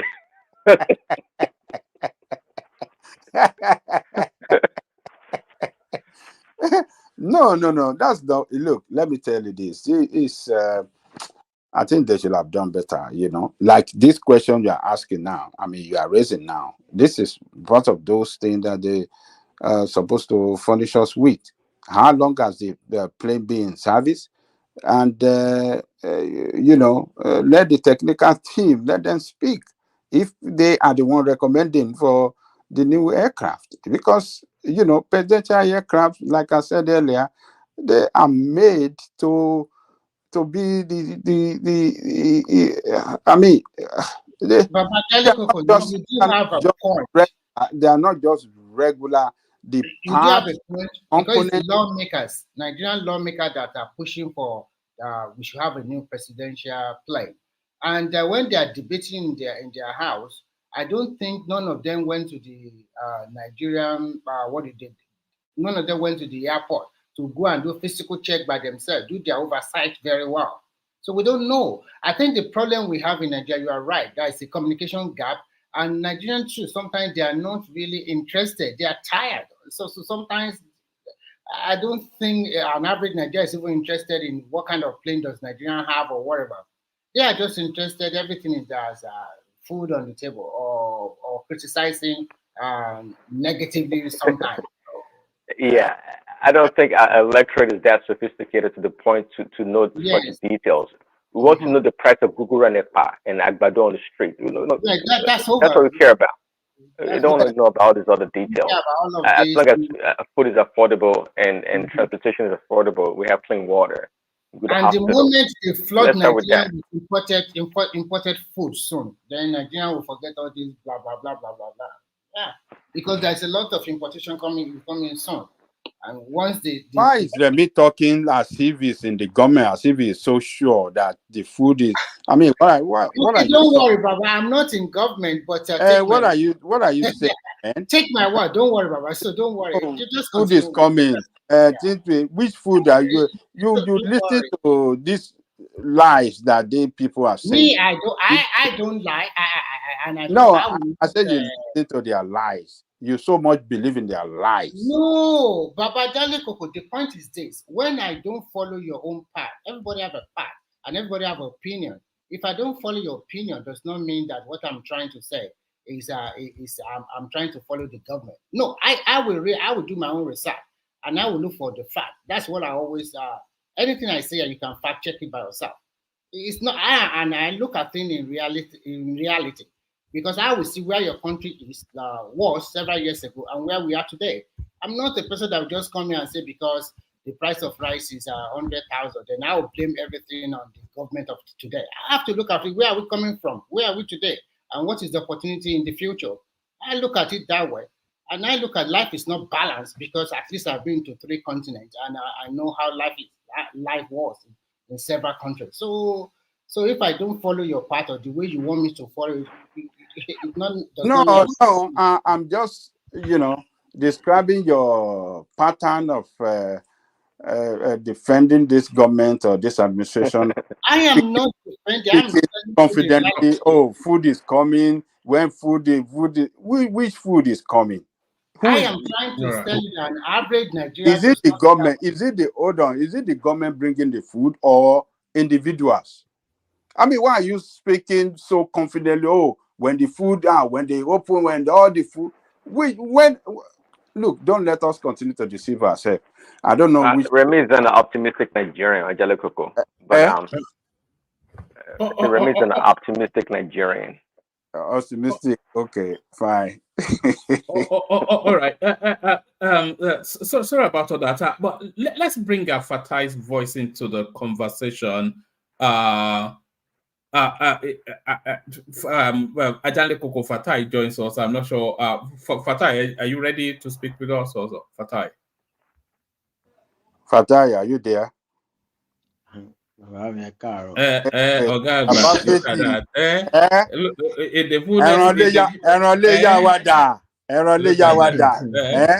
Look at it with this Mohican. Is this AI generated here?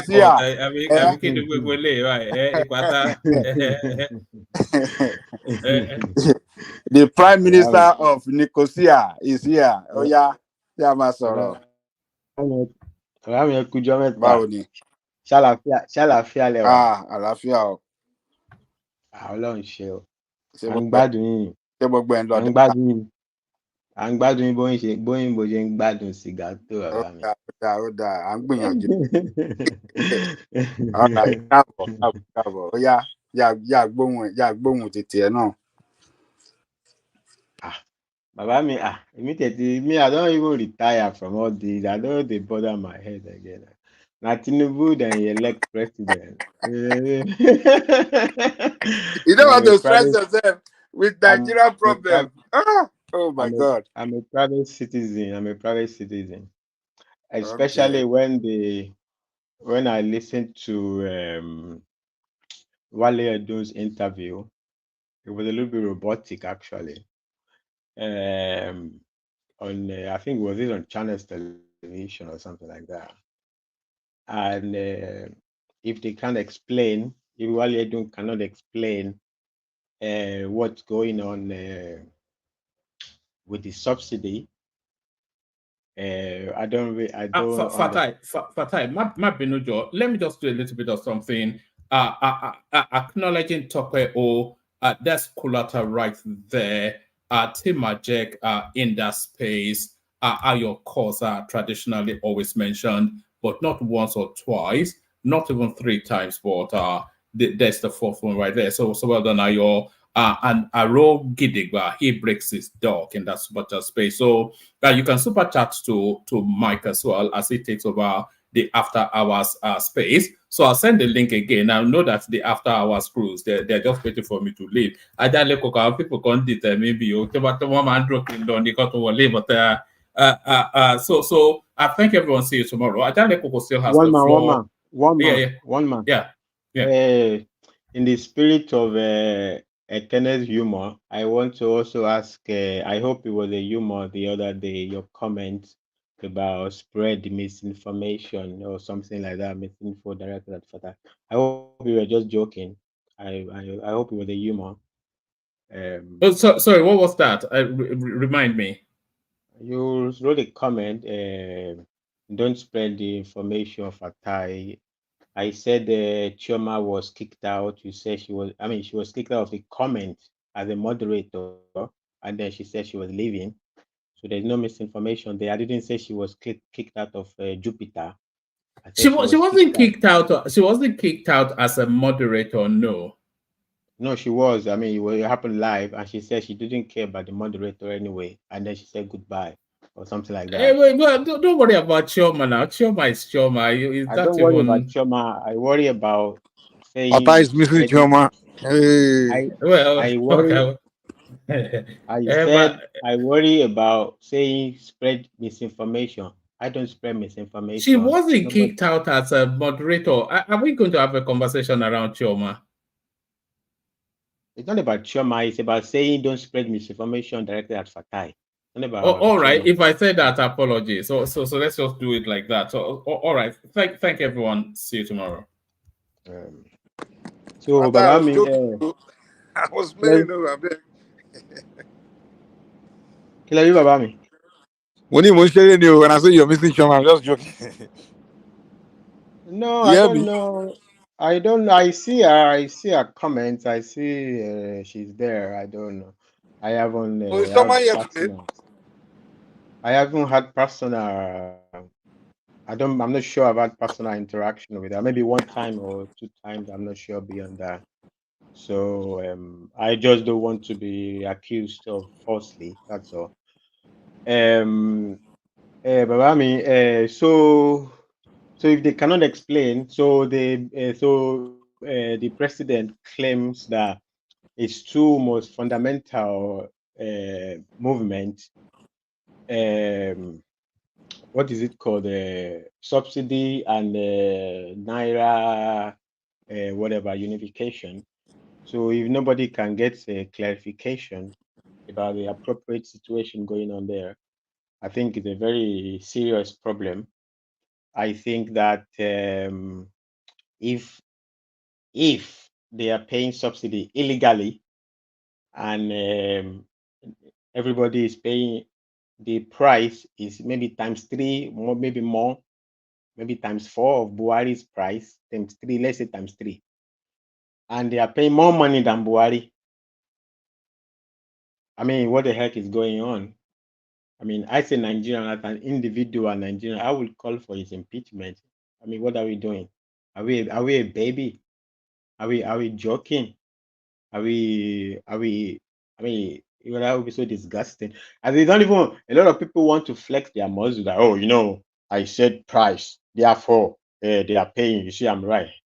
Okay, first of all, price does not tell you subsidy is happening. So I saw the other day when there was an headline one day that IMF has now released a new report saying, okay, you should read the IMF report, not newspaper report of the IMF. Even this New York Times article, there was a point in the article there. Okay, first of all, the article was written by a history major and a 28-year-old Nigerian who's an electronics engineering graduate. So I don't know how much they know about economic stuff. But anyway, they're not even claiming that. They are referring to this so-called IMF report saying that implicit subsidy. No, I challenge. Okay, so the IMF. So a lot of what people don't understand. So sometimes I watched on the television this lawyer, what's his name of this activist, even Rufai Hosseini and all of that. They Femi are Falana. always complaining. Femi Falana. They are always complaining about IMF advising Nigerians. They are following. They always say this all the time, but what they don't understand is all this advice, these reports being written are Nigerians working in IMF who want to flex their muscle. Maybe they want to flex their muscle to their boss. This is not top hierarchy of IMF. Those reports are written by Nigerians working in IMF who are probably got their job from political pushing. So some Nigerians working in IMF writing reports that you can't differentiate who is talking, whether it's the government, who is copy pasting who. Is it the government copying IMF or IMF copying government? Everything they write, Cardoso says it, or they say everything Cardoso says, or so I don't know what kind of rubbish report that was. A report that says implicit subsidy projected. So they put, there was a table in the report that talked about this, that puts the figure of the subsidy from, I think, from 2019, So how can you have implicit subsidy in 2020, 2019, 2020? No, there was explicit subsidy in those times. So those years were not implicit subsidy. They were actual subsidy budgeted for. This year, if you're claiming implicit subsidy, maybe you create another row to have the implicit subsidy. But that's not even the point. You could say a style of writing, but that's not even the point. The point is, even implicit subsidy does not even mean money. Implicit subsidy means a lot of things. If I tell you, Babajani Goko, don't sell your puff more than 10 naira, that's implicit subsidy. I don't need to give you money. So maybe those Nigerian guys working in IMF should come out to define what they mean by implicit subsidy. Maybe at that time, their report will be taken seriously. And by the way, they are writing reports under Article 4 consultation. They wrote the first one, they wrote the second one. Both of them don't have the approval of the IMF executive board. So all the newspapers are reporting like rumors under the letterhead of IMF. So all those are rumors.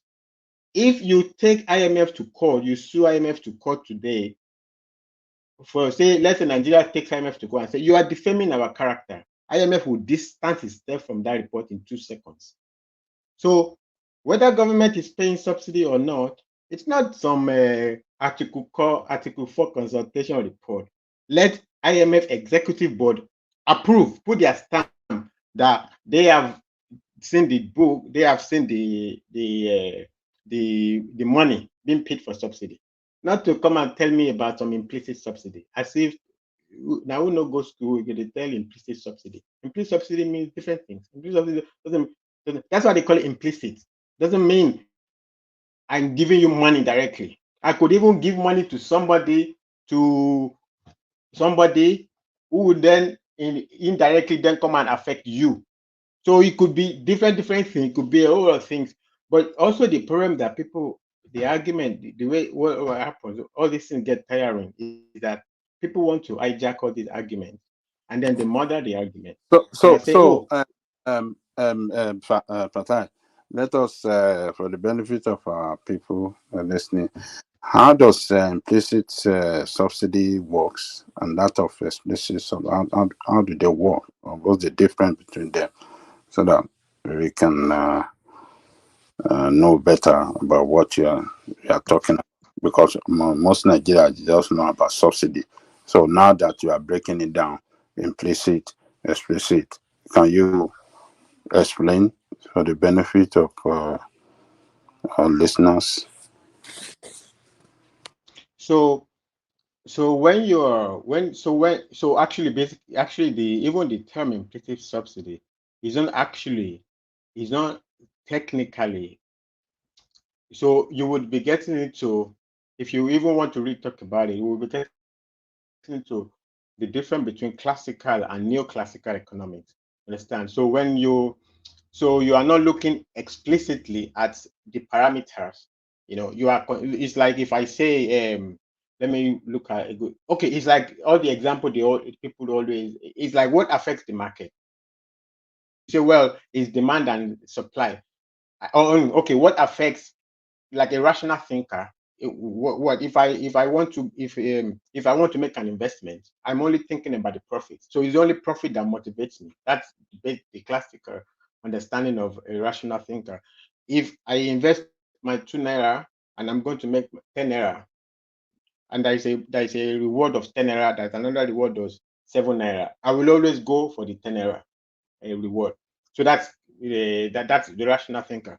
But arguments have come up later. Many theories have explained that actually what people actually make their decision eventually is not only, there are many things that make people make their decisions. You know, you have to consider there's a lot of biases. Actually, that's the term. A lot of biases influence behavior. So but the problem that classical economics have is that, look, these are not things that you can quantify. So maybe I say, oh, maybe it's my friend.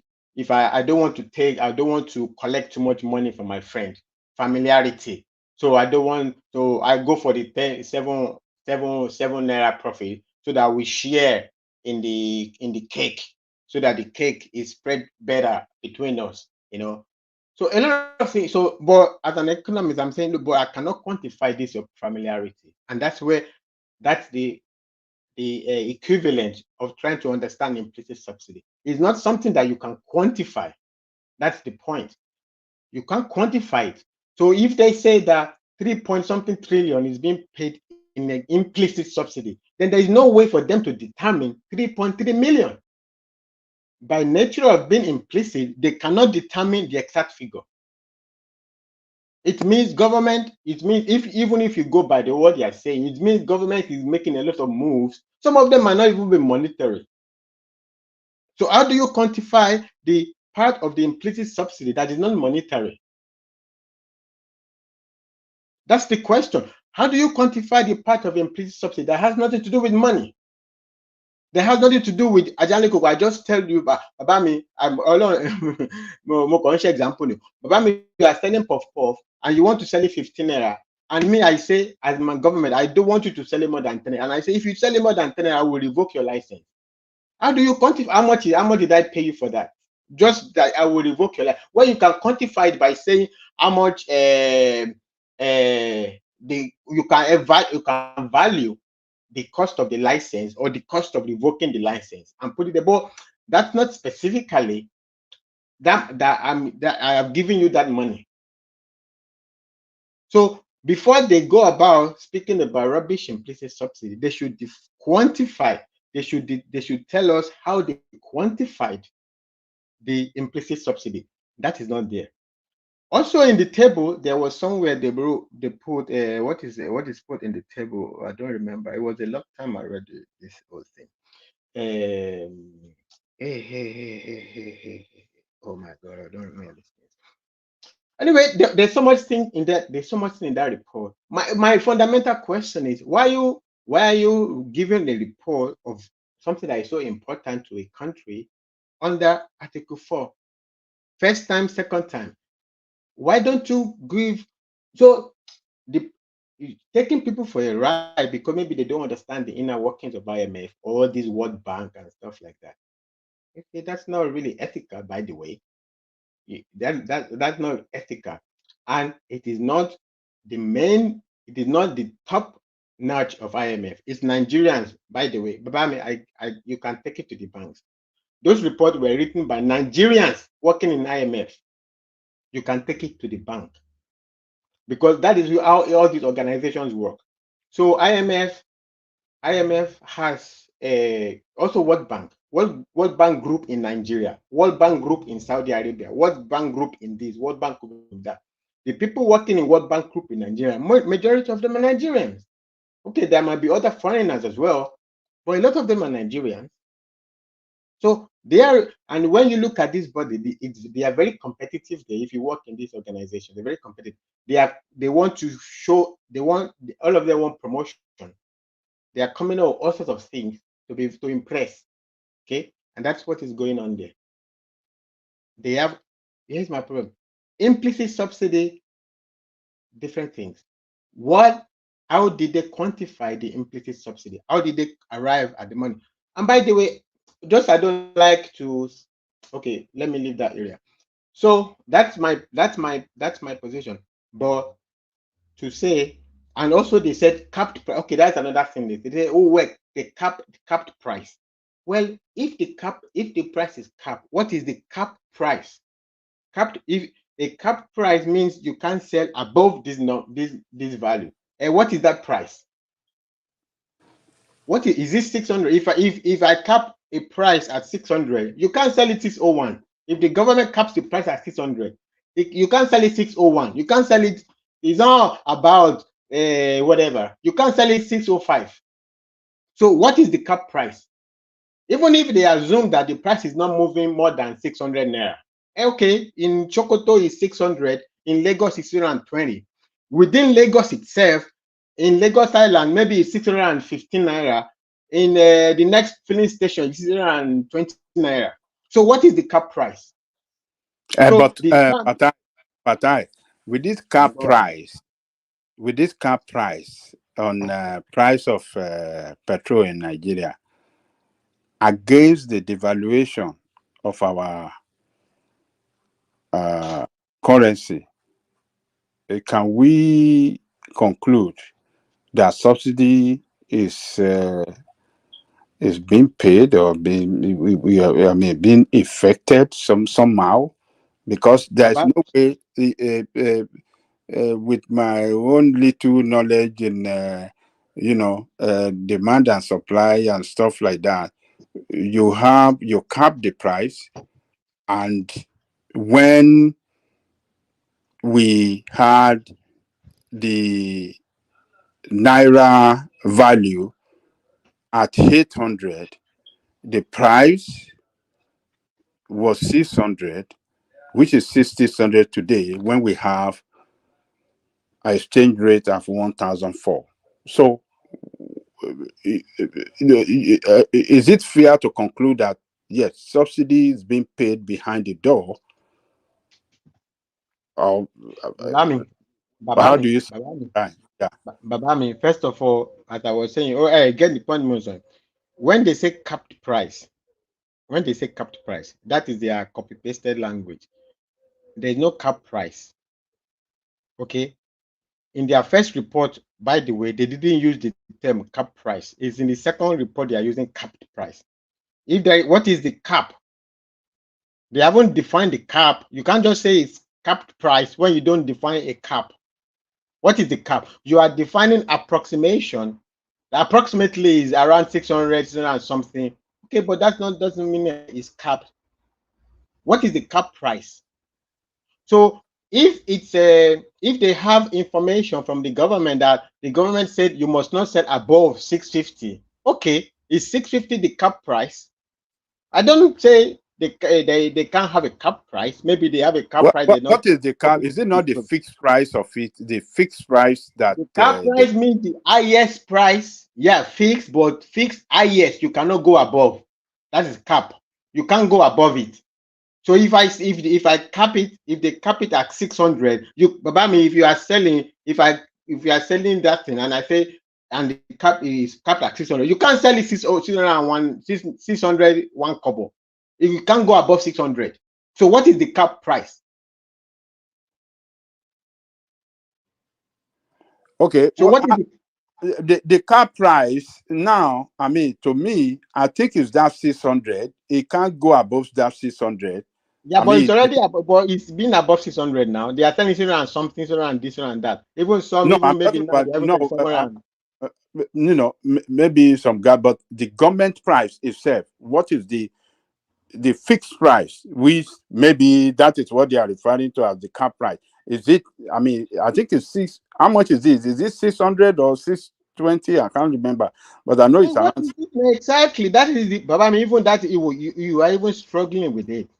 Because what is the cap price? Even let me even make it simple for them. Okay, let's say the cap price from NNPC. But we had a few weeks ago when NNPC was saying that they had the issues with logistics or whatever, and the price was going crazy. So the price is going crazy, and they are talking about cap price. So what is the cap price? I'm not saying there is no cap price, but you have to tell us what is the cap. What is the cap? You can't just write a report making a lot of claims that you don't substantiate. You are claiming implicit subsidy. You don't tell us how you quantified the implicity. You are saying cap price. You don't tell us what is the cap. You just say, so we are supposed to feel along. You know, people always play with people's feelings along. So if you feel along that, it's not around, it's around 600, so capped price. No. Cap is a specific. What is not even like whether it's around. Is what is it? What the definition of it is? What is it that it cannot go above? So it's not 600 because they are selling above 600. It could be maybe it's capped at 700. It could be maybe it's capped at 800, and so they are not getting close to the cap. But if they are claiming a cap, what is the cap? That is just the question I'm asking. What is the cap? If it's 600, yeah. What is the cap now? Simba, what is the? I think Simba be better to understand. What's the price I'm not saying what is the price. I'm saying what is the cap? What is the cap that the sellers cannot go above? Okay. Go. I can understand. Okay, fine.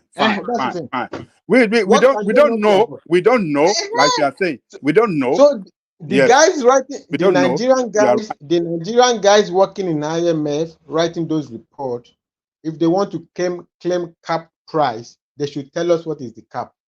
They should tell us also how they quantified the subsidy. They should also tell us, by the way, in their table, when in their table they put something GDP deflator.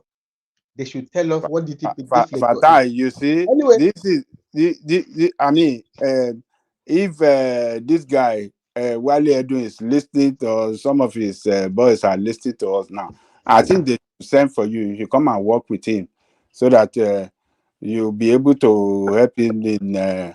Baba Jarioko, I can't get Fatai's points now. Is he saying that they are not being truthful, or is saying categorically that there is no subsidy? That's what I want to know.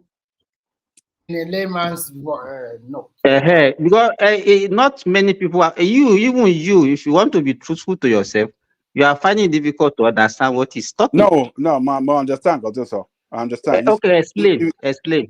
Yes, what it was, you see, the car price that Razak Fatai. He mentioned, we will just wait. He mentioned three things.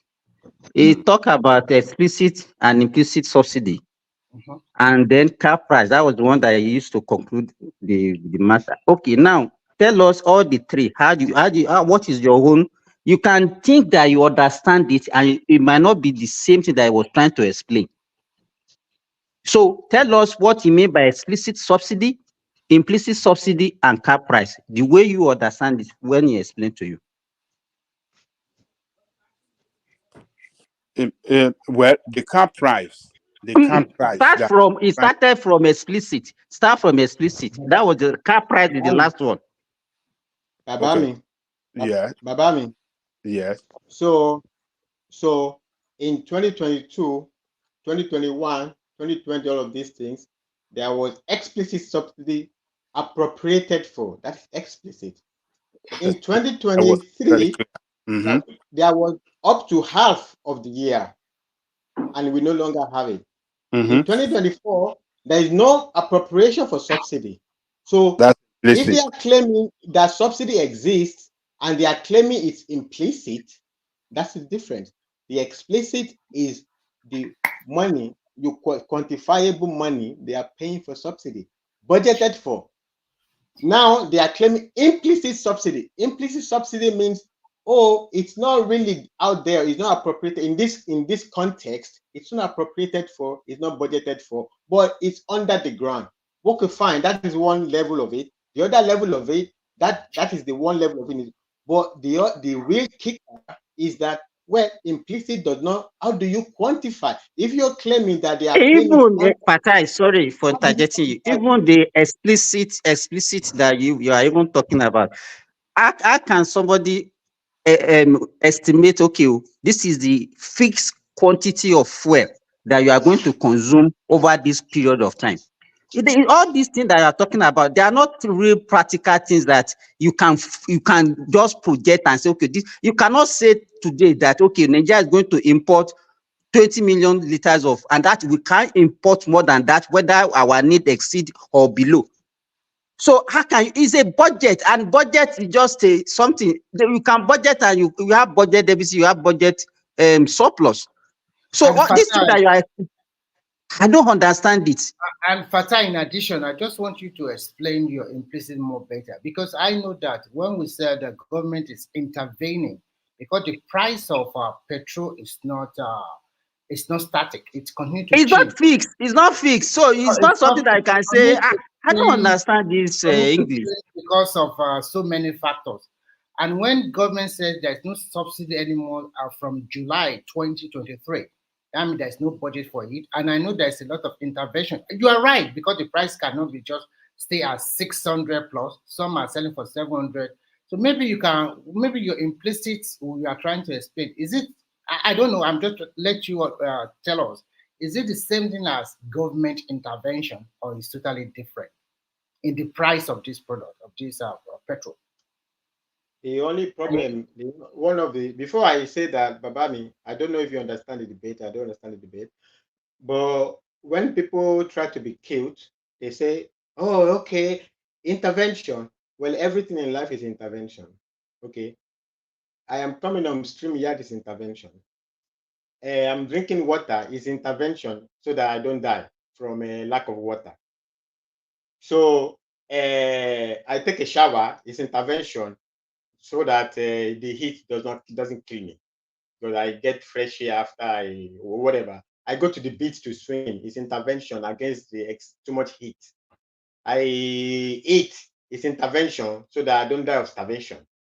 So it's some dumb terminology that dumb people throw about. Oh, they are doing intervention. I don't give a fuck. I don't give a fuck. Can you tell me if they are giving money for subsidy? Where? Who is giving the money? From where to where?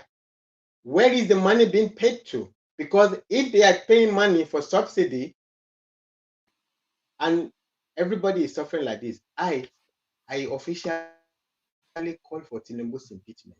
If he's paying subsidy and people are suffering like this, he's paying more than Buhari. He's paying more than Buhari. He's paying more than 1 minute. He's paying more than Buhari. He's paying more than Buhari, according to their claim. He's paying more than Buhari. The fuel price is more than Buhari. Everything is crazy. I don't even care at this point if he's paying or he's not paying, whether they are paying, they are not paying. Who are they deceiving? Because I want you to clarify. I call for his impeachment as a Nigerian. I want to clarify something from you. Budget is an estimate of revenue and expenditure. That is right?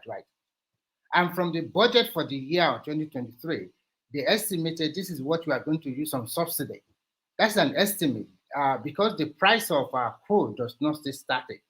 And the price of crude during petrol, during Buhari time, is not basically the same price as we are today. Because here, the price of petrol continues to change daily. Even in a day, it can change more than 3 or 4 times. So because I don't know so many brother, let me say, the question I want to ask you is this.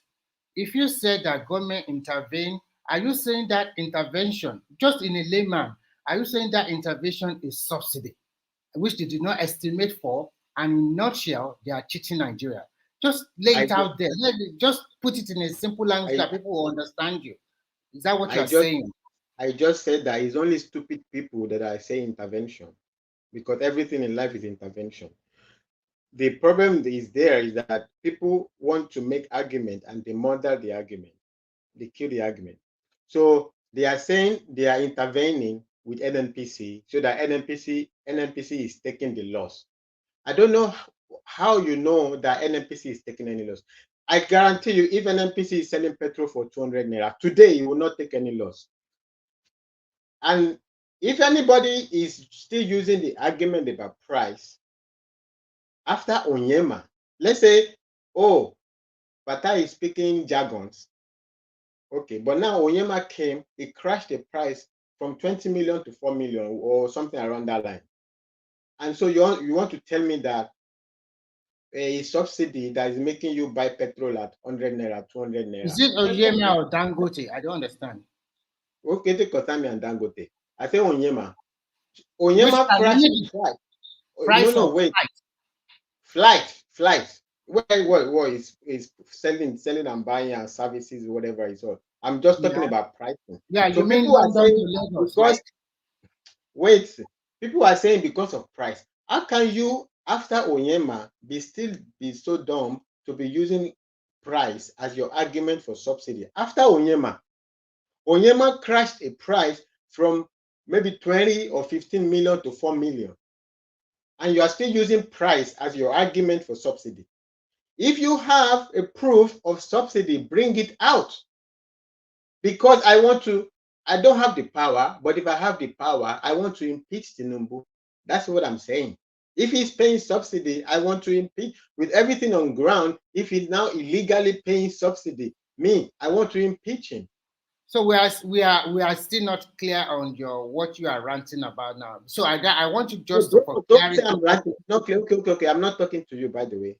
Okay, I'm not here to explain to you. I don't know what But don't say it's ranting. It's not ranting now. It's he said, look, Baba Jaleko, he made a statement just now. He said those of us that we are calling for intervention, that means we are foolish. That is not a good statement from him also.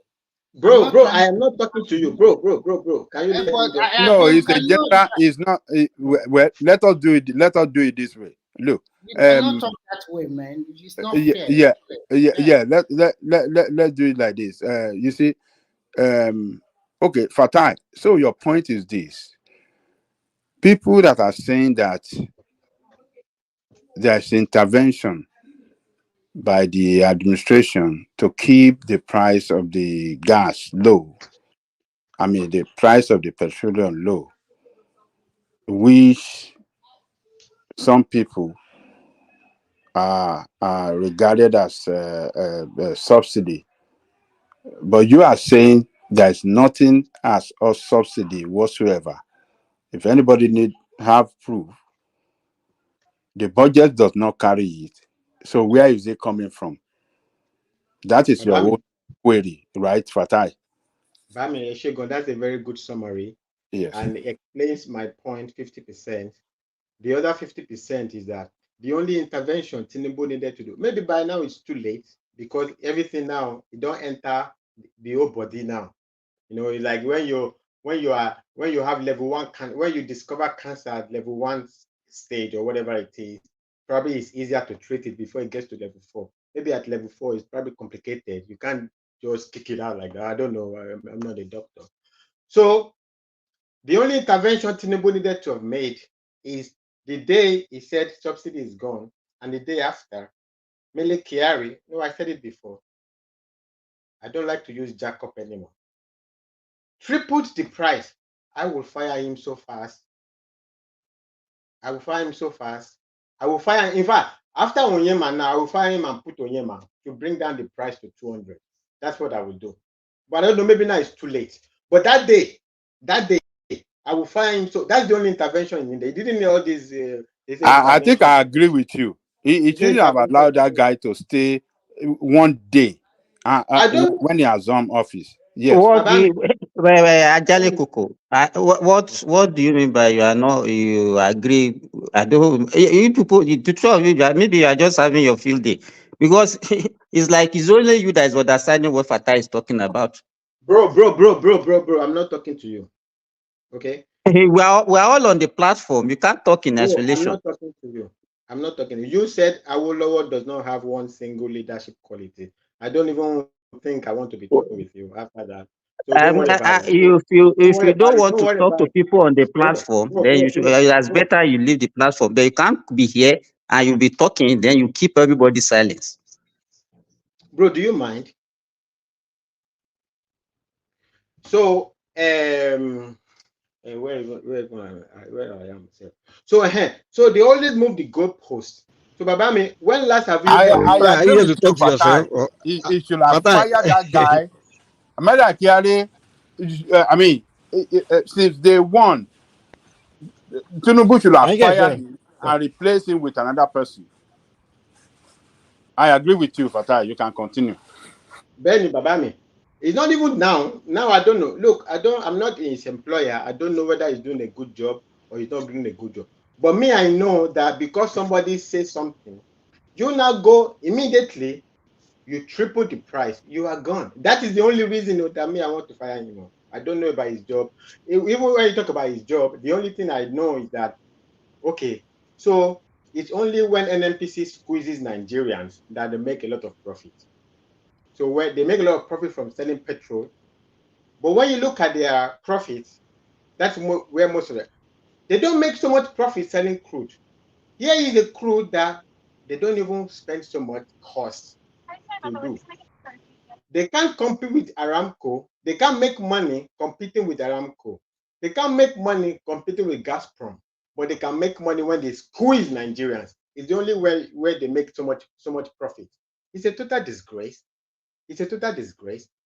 But anyway, I'm not his employer. Maybe he's doing a fantastic job. So I don't know whether he deserves to be fired for his work. But for that one thing, for that singular thing, I will fire him in 2 seconds. 2 seconds, it will take me to fire him. Because somebody says subsidy is gone, you now think, I think, oh, it's the market. Oh, it's the market. What stupid market? What stupid market makes you not even like gradually, not even like they gradually put it and put it up. No, boom. And you will want to talk. Some people that I don't even know, Mele Kiari, Dangote, don't even know them. They will not let you talk. Oh, no, it's market. Oh, it's market. Oh. I don't know what you mean market. I don't know what to mean. So Can do, are you there? I think Can do has been here for a while. If you want to say So that we something. can also talk. Because we are Babami, Babami. Fatai, I really enjoy your lecture tonight. You should be coming. You'll be coming regularly so that we can I get think What everybody have a right to say whatever they want. my retire. What we enjoy All what he has tonight, been saying, very to be important. frank, I did not see any clarity at all. And if you are here because you did not get a job in World Bank or whatever, I don't know. And we ask you question for clarity. You do not want to clear and you flare up, you call people name anyhow you like. And if they do the same thing to you, you are not feeling good. So life is about here to learn. It's not about just to castigate or say something that people does not understand what you are trying to say. And when they ask you question, you flare up unnecessarily. I think it's unfair, to be frank. We are all Nigerians. No, leave Ajale Koko alone. Maybe he's just speaking to his sentiment. That's why he's agreeing. I asked him earlier to explain. He couldn't explain. He said he totally agreed. Yeah, and people What that do you mean? What do you mean? What do you mean that you ask? I cannot explain. You because didn't the listen reason to why him. I asked him Silva, you know, He explained Babajale has to everything be now. diplomatic now. He has to be diplomatic, you know. the reason why He I asked explained him that everything. question is He that I just explained want implicit, you to tell us and the whether cap. He subsidy explained removal. everything. If you follow him, except you have biased mind in It's not like Babajale Koko. Let me you are the listening question. attentively to him. He explained I everything. listen even before I join. Let me tell you, before I join, I listen to him. He is talking. Maybe he claim that he's an economist or what, but everybody at least you have common sense. You understand? This is a commodity that it doesn't have a fixed price. Then how can you have a cap? Or how can you have a fixed say, okay, this is the fixed amount you are going to spend on it? Even your home budget at home that you have, can you have a fixed amount of budget? Is it that you exceed it or you spend below it? So his point of say, okay, if you can, it's something that you cannot actually put a fixed on, that's what I do. If you are trying to let people know about certain things, you explain, and everybody that doesn't have understanding, you when they ask your question, you explain to them. It's not about even now castigating or abusing people. For him to gain popularity, send me, I said think Awolowo doesn't have a single. When did I say that? you are saying that with You understand? hold It on. cannot You be said that. blackmailing people just for you to You said get no. You acceptance. actually said that. You actually said that. That was You actually I said didn't that. know that day. That You day with you cannot. Patoski. Me and Patoski, Yeah, you we didn't actually say said that. that. What we are saying, You said if you you have don't, no if you don't understand, leadership quality. Yeah. nobody said that. Nobody. Me You and Patoski, said that, nobody and said that. Patoski, both of you. Okay, continue. No, you both of you and Patoski. If we can get hand that tape, we can replay it. You will add what you said. You and Patoski. What we said that day was that everything that they're attributing to him is not only him. That there are some people working No, for him, forget and about what that. we conclude. The main point that Awolowo That is not the main has argument no today. leadership That is not quality. the main. That is not the main argument today. That's not the main argument. But if you claim you understand, and everybody knows it's a global platform, whoever understand whatever he talk about, understand. As far as I'm concerned, I don't understand what he was talking about. So that's it. Well, let's forget it. He's not here. He is gone. So let's just leave it. But what Let's I just go want to hear from his mouth is that those intervention, is it claiming to be subsidy? Simple as ABC. If you claim it's a subsidy, fine. Let me even. There are so many things, that Remy, we discuss so many things on this platform that even after discussion, that's why we don't even have a preview. We don't have 1/3 of what is happening. We just discuss peripherally. You understand? You have a country, you cannot even fix a price throughout the country because there's what they call petroleum equalization fund.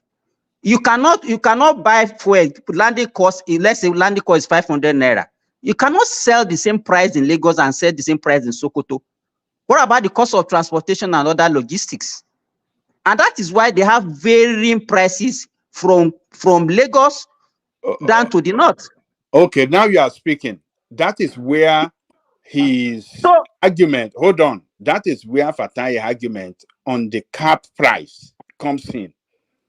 The cap price. Hold on. That is his argument. That is where his argument on the cap price comes in. That okay, we know the government price. You say, okay, sell this thing at 600, but the cap price maybe due to transportation to some other part of the country or some other reasons, maybe it's in some other part of the country is more than that. What is the cap price that anybody Okay, in let that me country cannot sell wait. above? So Whenever if you are just listening to him let me carefully, explain that one to you. Don't because he conclude said yet. that hold Oh on, God. because according to him, hold on, he said they are talking about the cap price, but they fail to mention specifically that cap price. What is the cap price? Because the cap price means that nobody can sell above that cap price. Yes, we have a fixed price. I'm not trying to explain to you. Yes. You understand? If the minimum, let's say the minimum price that the cheapest price you can get it is maybe 575 naira. You understand? And that is the minimum price you can get, and that is the cap price. That from my own understanding. Is No, people according to wait him, now? he's Let an me finish economist. now. He's telling Let me us that finish. is not what the cap price Let me means. finish what I'm explaining. Let me finish what I'm explaining. The other price that you pay on it, and if you see NNPC, whenever they put up their price, they will say in Ibadan, so price, in Ilorin, so price, in Minna, so price, in Sokoto, so price. They put cap on each region and each state. You understand?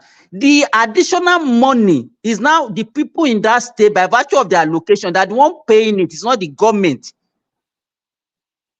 If you understand my explanation now, if they are selling in Lagos for 575, that is the price. Any additional price you get in another place, it's not government that pays it, it's the people living in those places. That's why you pay higher as you go outside Lagos. I don't know. Is that one very difficult to understand? Nwachukwu said you are we should go and eat corn that we give most of What problem? The problem with Nwachukwu is that whether the person is making sense or not, whatever is, if he's speaking to his sentiment.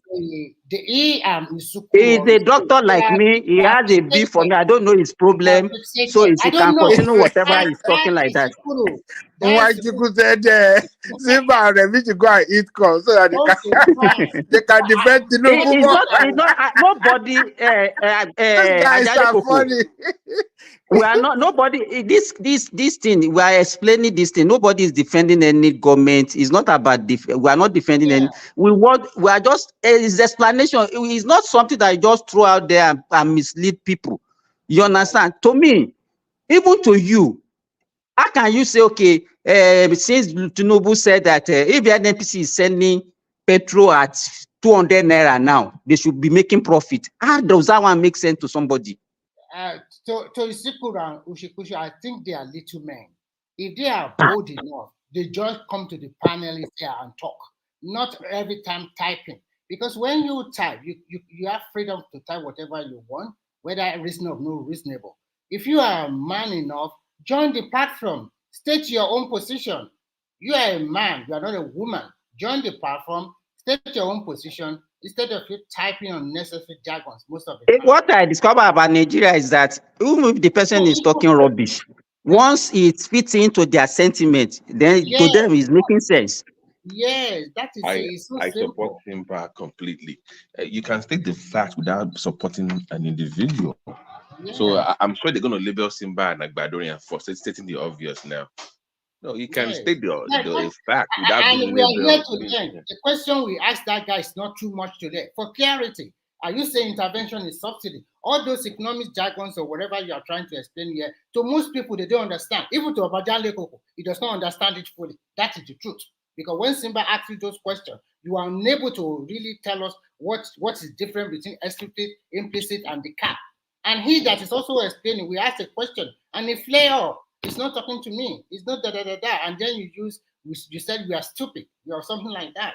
Come on, man. If you are an economist, I also have my own profession I also follow. You are not the best, and you can never be the best because people are better than you. Can I say some few words just on two topics actually I came up to address, if you don't mind. The first thing was they said Tinubu was buying new jets or new planes, and people were complaining about it. This is what I don't know about. I talk about Nigerians. Is the president of the country, okay? So if a plane is being sold for 100 million, it's going to be fitted with security guard, anti-bomb, so it's going to cost more than a regular plane.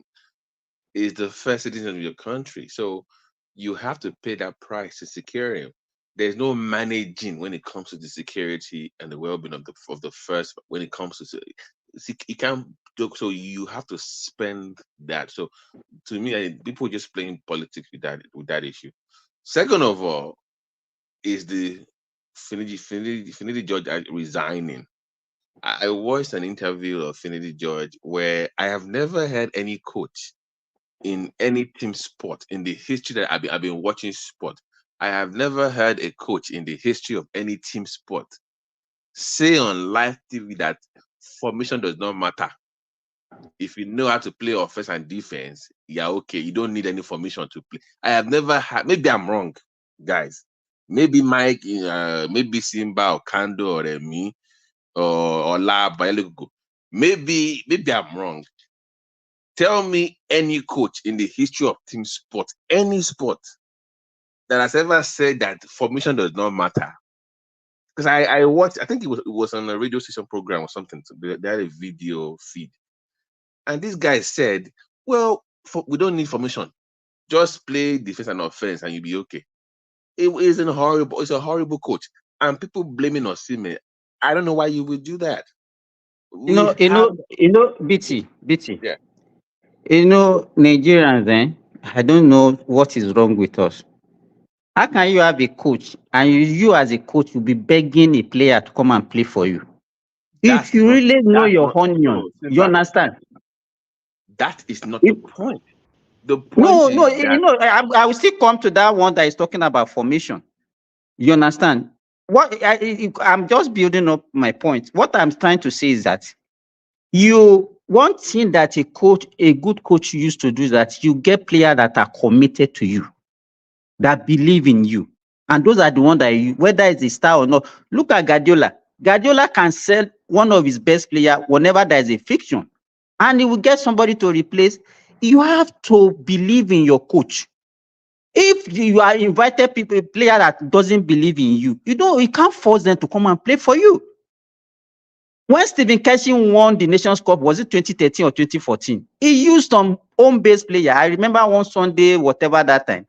You understand? You get players that believe in you, and it's you now that will build your own team. You have your own formation. The guy, to me, he's just talking errant. In fact, Simba, if you want to succeed as a coach, you want to build your career as a coach, you better be begging group superstars to play. You better be begging, pandering to your players because they determine your career. I'm telling you, you want to build a successful career, you will swallow your pride. Hold on. Oh, sorry, you are skipping Mike. But Remy, have you ever heard a coach say in his own that forget formation? No, just know when to play. The problem with Finidi is that he is not tactically sound. Because when you see it was with Enyimba. I think it was the only coaching experience he had was with Enyimba, no? And I didn't know what he even achieved with Enyimba. I think the NFF, they did a very big mistake. If they are looking for a local coach, even if they don't want to give it to Amunike or the rest, they should give it to experienced local coach. No, Remy, you are missing the point. You cannot. Let me repeat. You cannot. These are people that play. Osimhen is $100 million man, right? One of the best striker in the world. The man finished number 8 in Ballon d'Or voting last year. Number 8 in the world. He's the number 8 best player in the world. And you say what transfer between both of them is not even about begging. No, Remy, it's about respect. You must you have to respect your superstar, man. I don't know why it's all over the world. I don't know why Finidi came out and said the Osimhen that was injured, and you know he was injured. You shouldn't have made such a statement about Osimhen. You lost the game, fine. Everybody knows that you are not tactically sound. That is the truth, and this is the World Cup. Have you listened, Remy? Did you listen to Osimhen's side of the story? Yes, I listen. That's why I'm Thank you so much. Yeah, thank you very much. Have a good night. Hey, sorry, Mike, you are disturbing us. So. I did buy food. I was buying food. Sorry. Yeah, all right. Mute yourself now. So I listened to the Osimhen side of the story. That's why I'm saying that after Finidi have lost, because Finidi knew that Osimhen was injured. Even talked to the doctor where he went for the MRI scanning. So why are you talking about Osimhen that he didn't even play? You cannot even let Remy. The issue is this. Osimhen said he was injured, and he said that he can even invite him. He can come to the camp to motivate the guys. That the guy refused. But forget about that. Look at our population. Look at the number of players that we have. In Benin Republic, can you even mention any of their players? You understand? He cannot. Hold on. We don't have a player the quality of Osimhen right now. We don't have it. No one is on his level. Oh God, so the ones that we paraded, are they want to tell me that those Beninoans they are better than them? Simba, wait, you are missing the point here. You see, even if you have the best player in the world, you must put him in a position to succeed. So ask yourself. People say, "Oh, the man struggled in AFCON." Did they put him in a position to succeed? You didn't play him the best way you could play him. Just I follow Syria. I watched the game last season now. I watched his Napoli game when he had the best team the previous year. I have who's struggling in AFCON? They said, struggling in AFCON because we don't have midfield. We are playing defensive and counter attack. Osimhen didn't struggle in AFCON. He's struggling now. He's supposed to score more goals. He did not struggle. His presence was why the other team couldn't attack us. His presence, he was the best player on the team. He's not good that you scored at the time whether you play or not. I'm not saying he's not a good player. What we are telling you is very simple. the best position. Mike, I don't even understand you. What is your point now?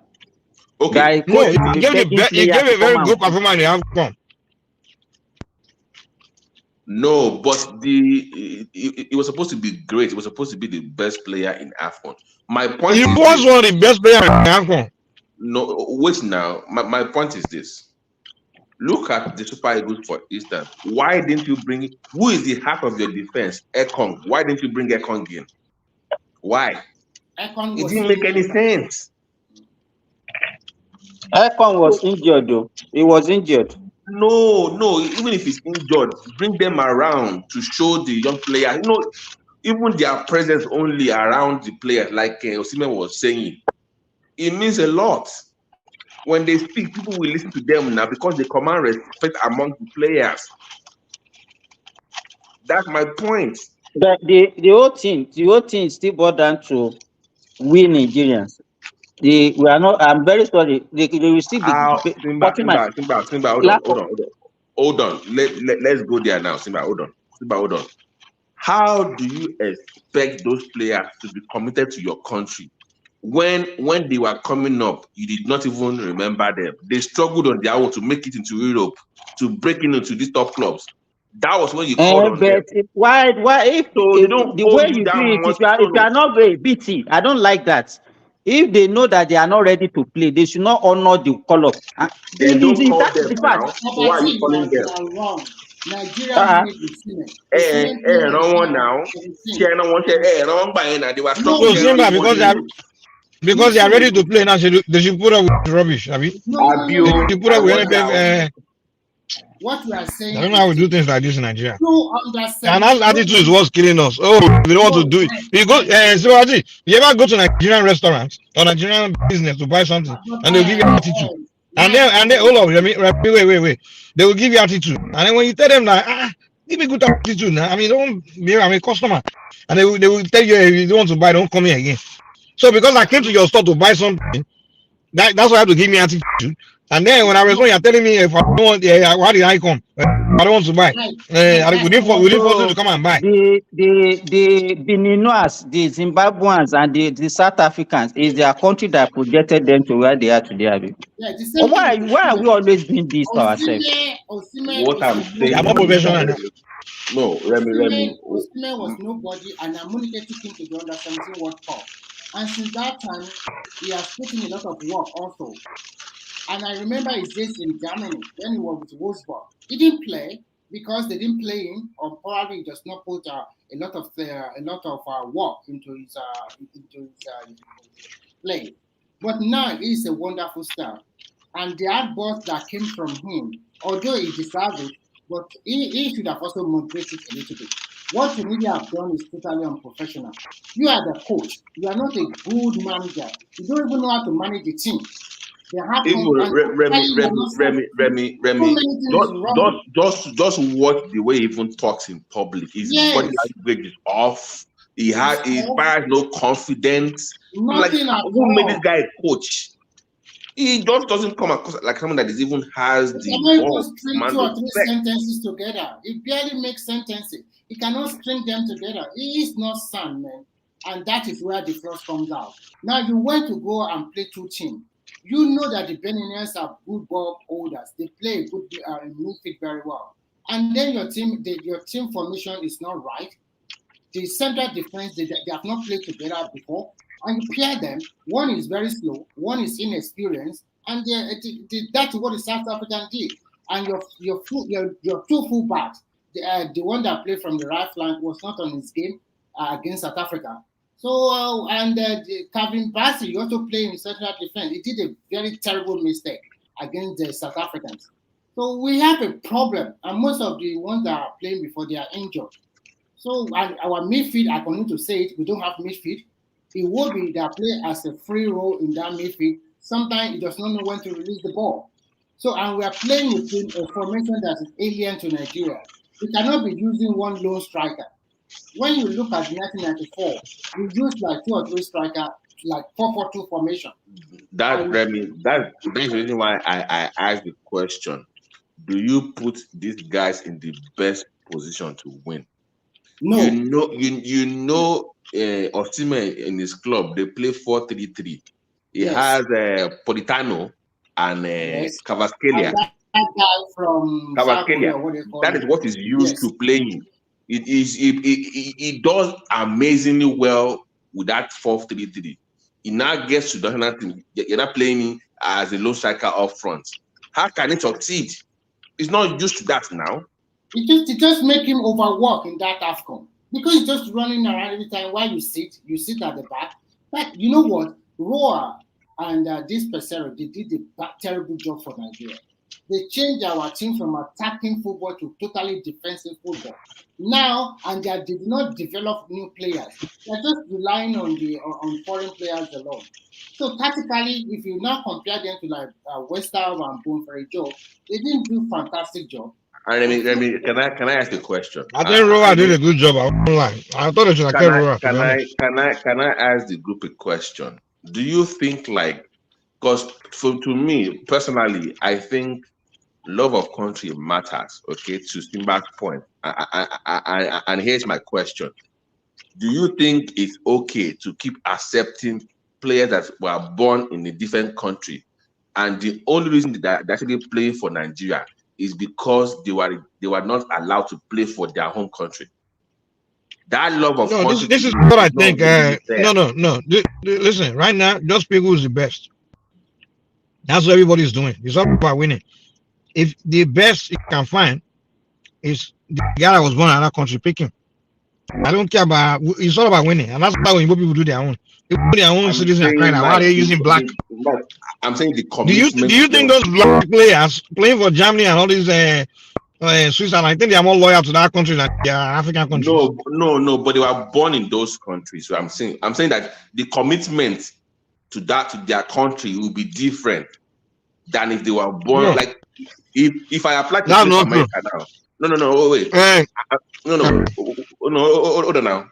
I'm saying that I believe that it's one thing to say, okay, let's say I was born in America now, and they say, come and play for Nigeria, is one thing.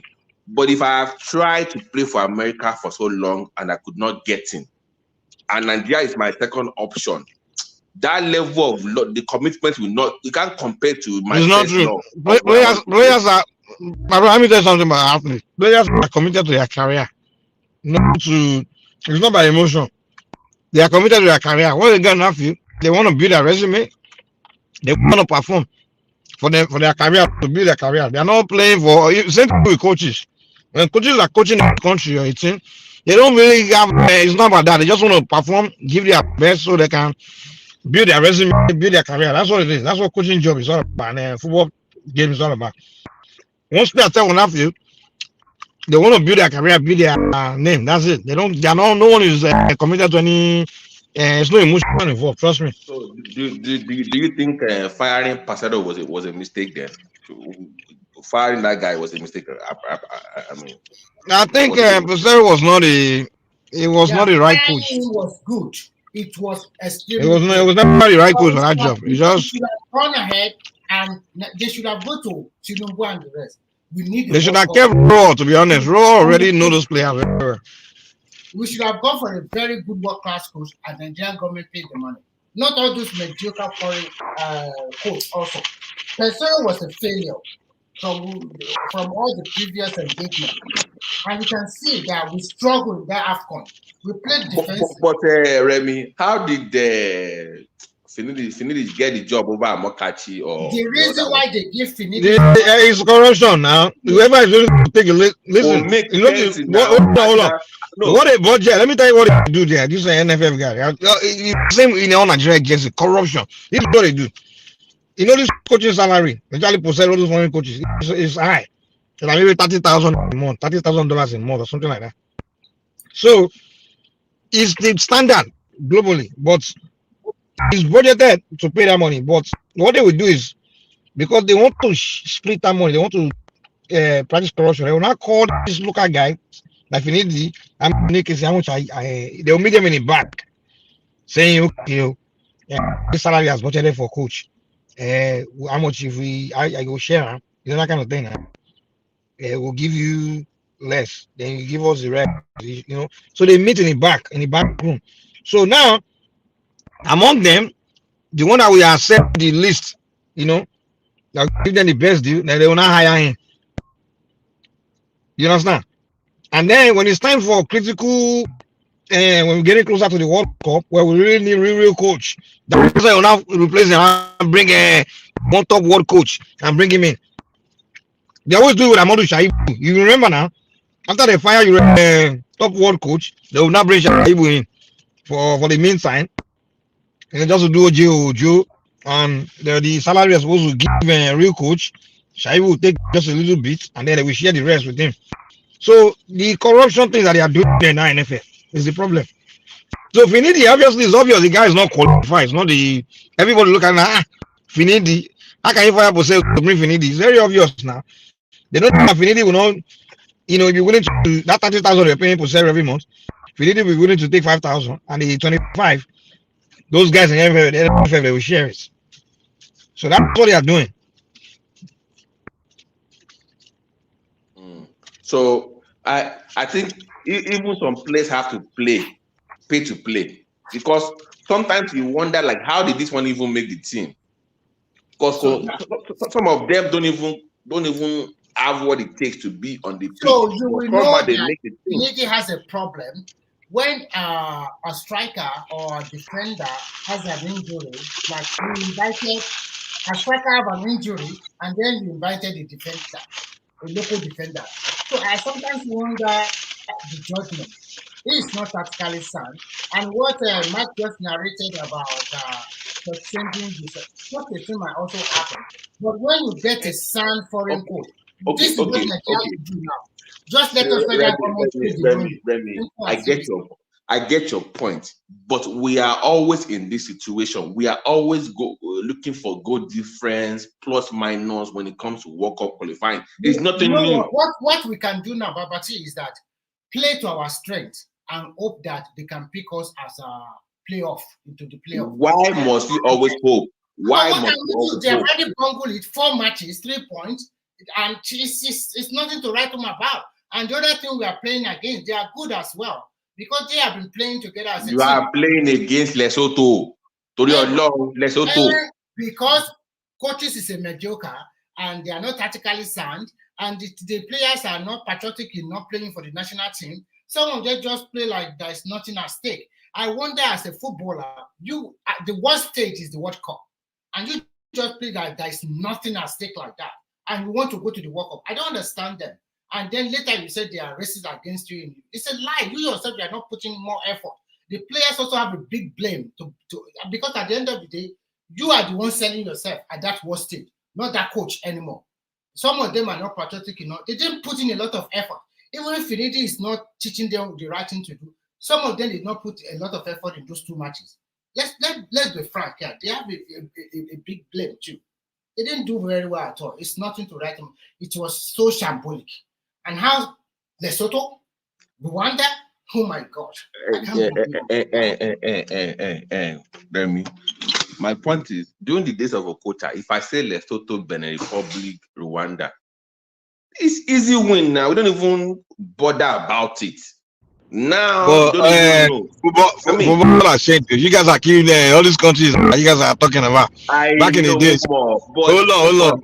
A lot of their players are European players today. Some of them, they are all these countries. Some of them, their players are born in.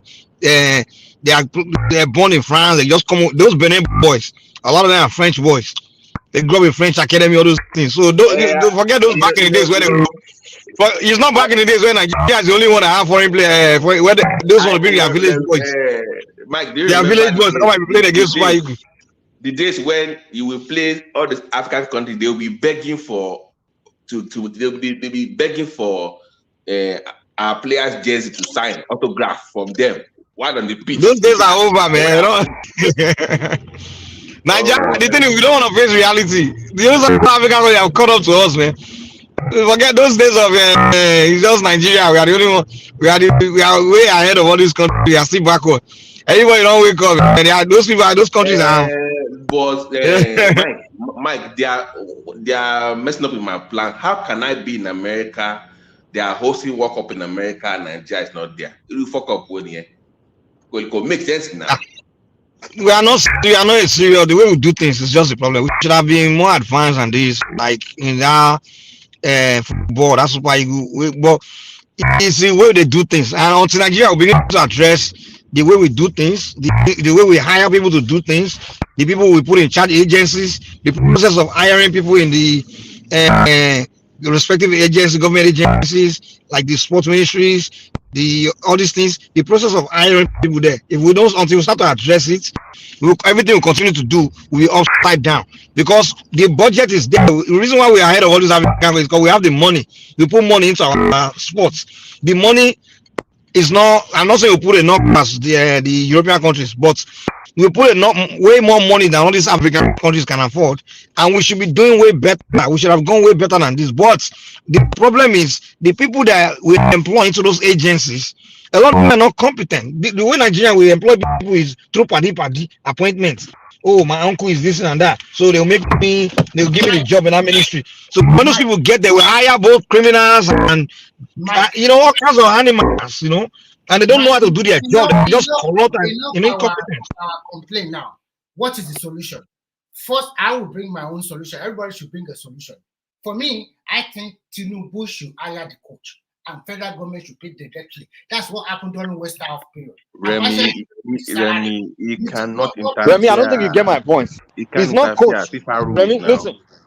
It's not. Listen. You're not hearing my points. The corruption is not the mistake. The problem is not the code. The people in the NFF, the agency, they are the one that do. They are very corrupt. That's what you need to eliminate. The process of the way they do things is a very corrupt manner. They are all there to just make money. Like that, Michael. The federal government cannot just go fire NFL president like that. FIFA will ban you. You should understand what is going on. No, the sport ministry. Discipline them. It's not easy. FIFA already said government should not interfere with your football. That is the law. That is why Nigeria was banned before. And if we go down, I don't think you are listening to me. Well, I'm listening to you. I know there's corruption in that field. There's a lot of corruption there. What is the solution? Fire them, replace them. They were elected there. The state FA chairman all over the federation elected the NFL president. What can you do to them? We know they are corrupt. So how to handle them? FIFA said don't touch them. You go and touch them and they will ban you. So what is the solution? That's what I'm trying to let you also understand.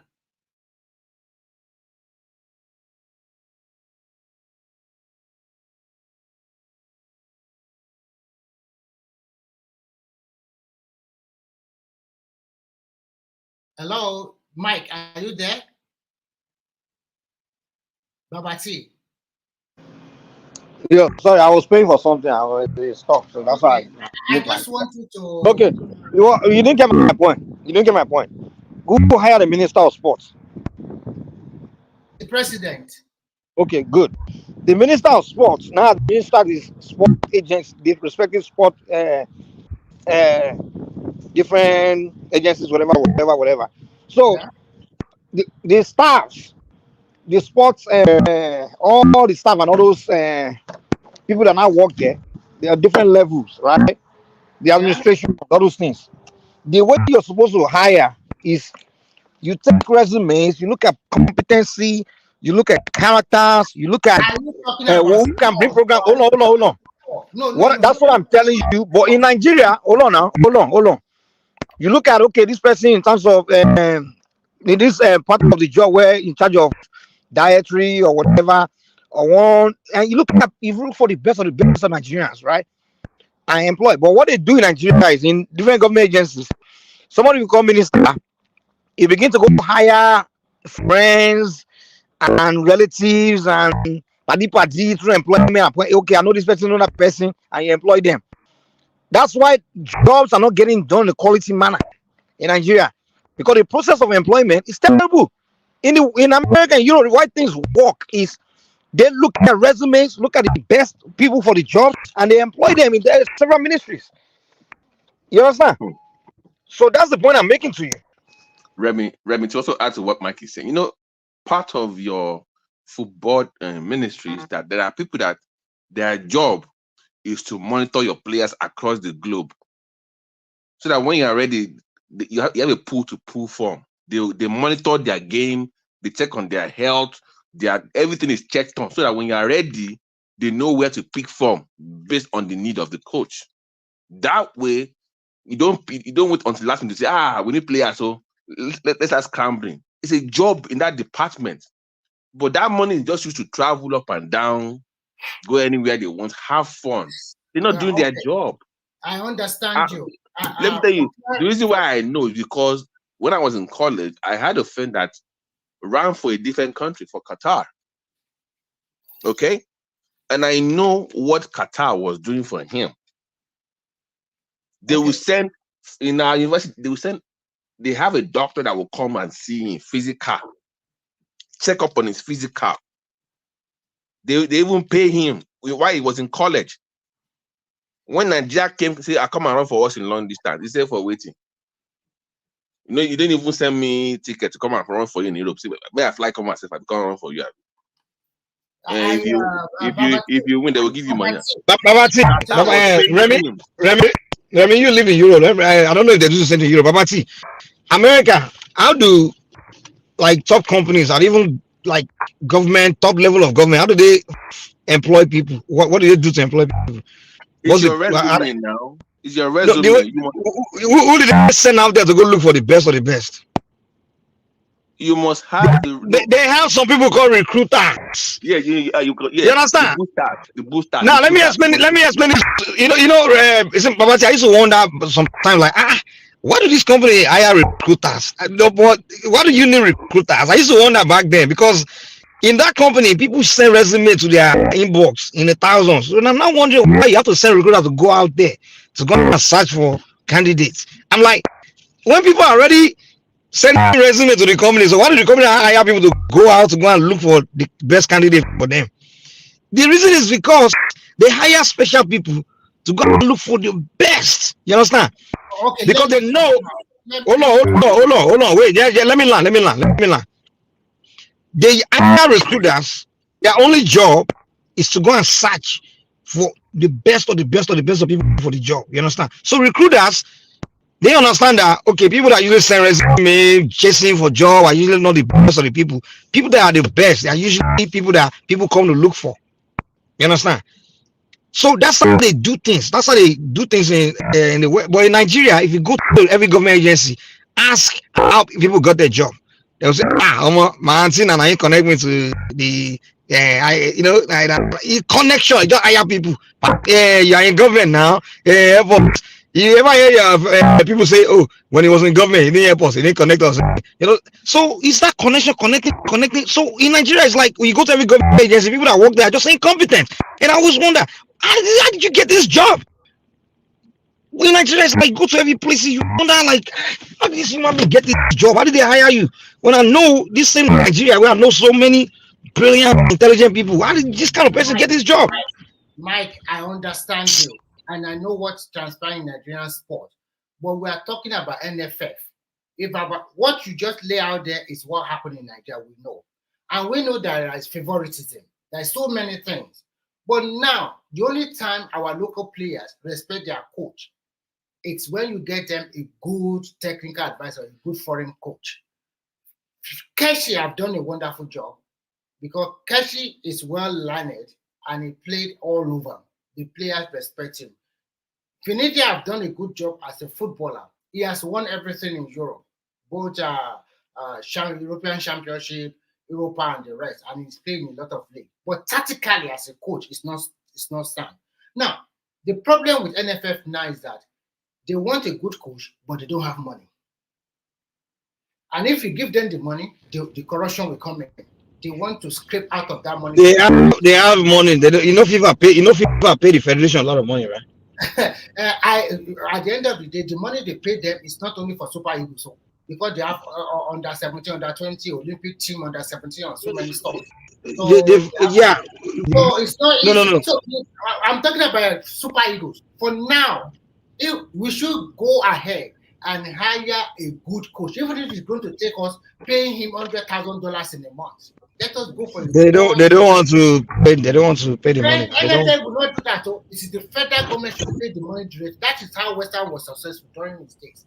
It is Abacha that is paying his salary. Anything he needs, he go to Abacha direct. It does not go to NFF now. Do you think the NFF that time they want him to succeed? It's the same Nigerian mentality that anywhere I'm doing my work, I must eat from it. Because they could not eat. And that guy knows Nigerian system. He went straight ahead to Abacha, military. He got to everybody in Nigeria just want to make it through from. They want to make it, and the only place they think they can make it is how to steal money from where they work. So eliminate them. Let Nigerian government pay the salary of the new foreign advisor they want to get. Not through them. If you give it to them, they will still go and get you people like Pesero and you will not qualify for World Cup. Well, at the moment now, I'm just praying that those boys get their heart together. Let us play to playoff. Maybe we'll be lucky to get to the World Cup. But for now, I don't think we'll that World Cup, forget Nigeria is not going, man. Forget it, man. I'm not going. Forget it. That country is the thing is we need to start having a real conversation about ourselves. That's the only thing. I'll be honest. We can't sit down and cry. What I say about us is we are not very proactive people. We just wait till the problem come on and we cry, and we move on. And then with the problem persist, remains. And years later, the same thing. We'll cry and move on. This thing we're talking about in 2002, we faced the same scenario where the players were crying about the way NFF does things, the unprofessional way. Well, Lisa told the other players, like, you know what, if they don't meet this thing, you don't address this thing, we won't go to the World Cup. And if Lisa got angry, they didn't go to the 2002 World Cup. And that same unprofessional behavior is still going on. So I'm like, okay, so we never fixed the problem, never addressed it 20 years ago. 20 years later, we've never addressed it. We fire Pesero like maybe February or March. 3 or 4 months. That is now when the match is about to begin. You now appoint CSA. What are you waiting immediately? Now that you fire Finidi now. I think you should have a replacement immediately, or somebody you have in mind immediately. You will not do it now until I just don't understand that country sometimes. You fire a coach. Why not get a good replacement and let that start building another thing immediately? Playing friendly matches. The next World Cup match is still next year. But we still have some African qualifiers. Those guys, even when the thing is, Remy, like whenever sometimes people open their mouth and you can tell how incompetent they are. Like those NFL, when they interview them, the way they talk, I'm like, this guy, you have no clue. You're not qualified for this job now. You don't know. They're just nuts. They're not experts. They don't know how to do things. And then, unfortunately, you find it all over.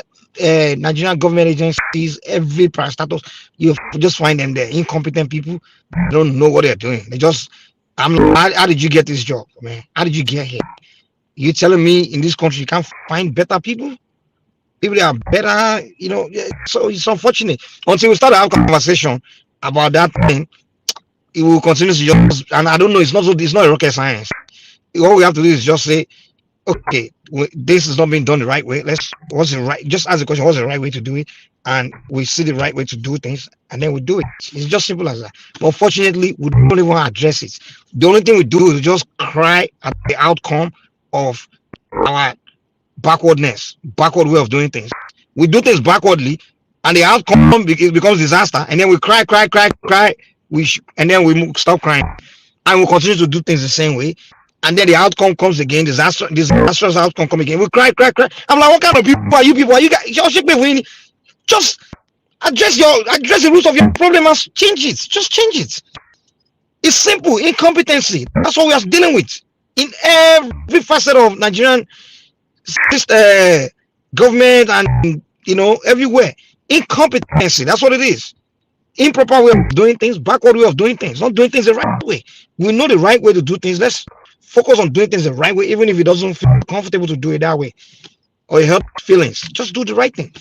Unfortunately, I'm sorry, Nigeria will never do it. You go to the airports, people working there are so unprofessional, they're so I'm like, okay, we all can see this. Why can't we solve this problem? Is it so difficult? Train people or make rules like, okay, let's change this way of approach of doing things in the airport. I've been traveling to Nigeria airport for almost over 20 years, and it's the same thing. You go through the airport, it's the same thing. And I'm like, so no one knows that this thing is a problem and needs to be solved. And it's the same in every area of Nigerians. You go everywhere, it's the same bad behavior. And I'm like, okay, what is this? It's so difficult to change this? No, we just don't care. Let's just cry and cry and cry and then continue doing the things backwardly. Anyway. Well, let me end the show, Jerry.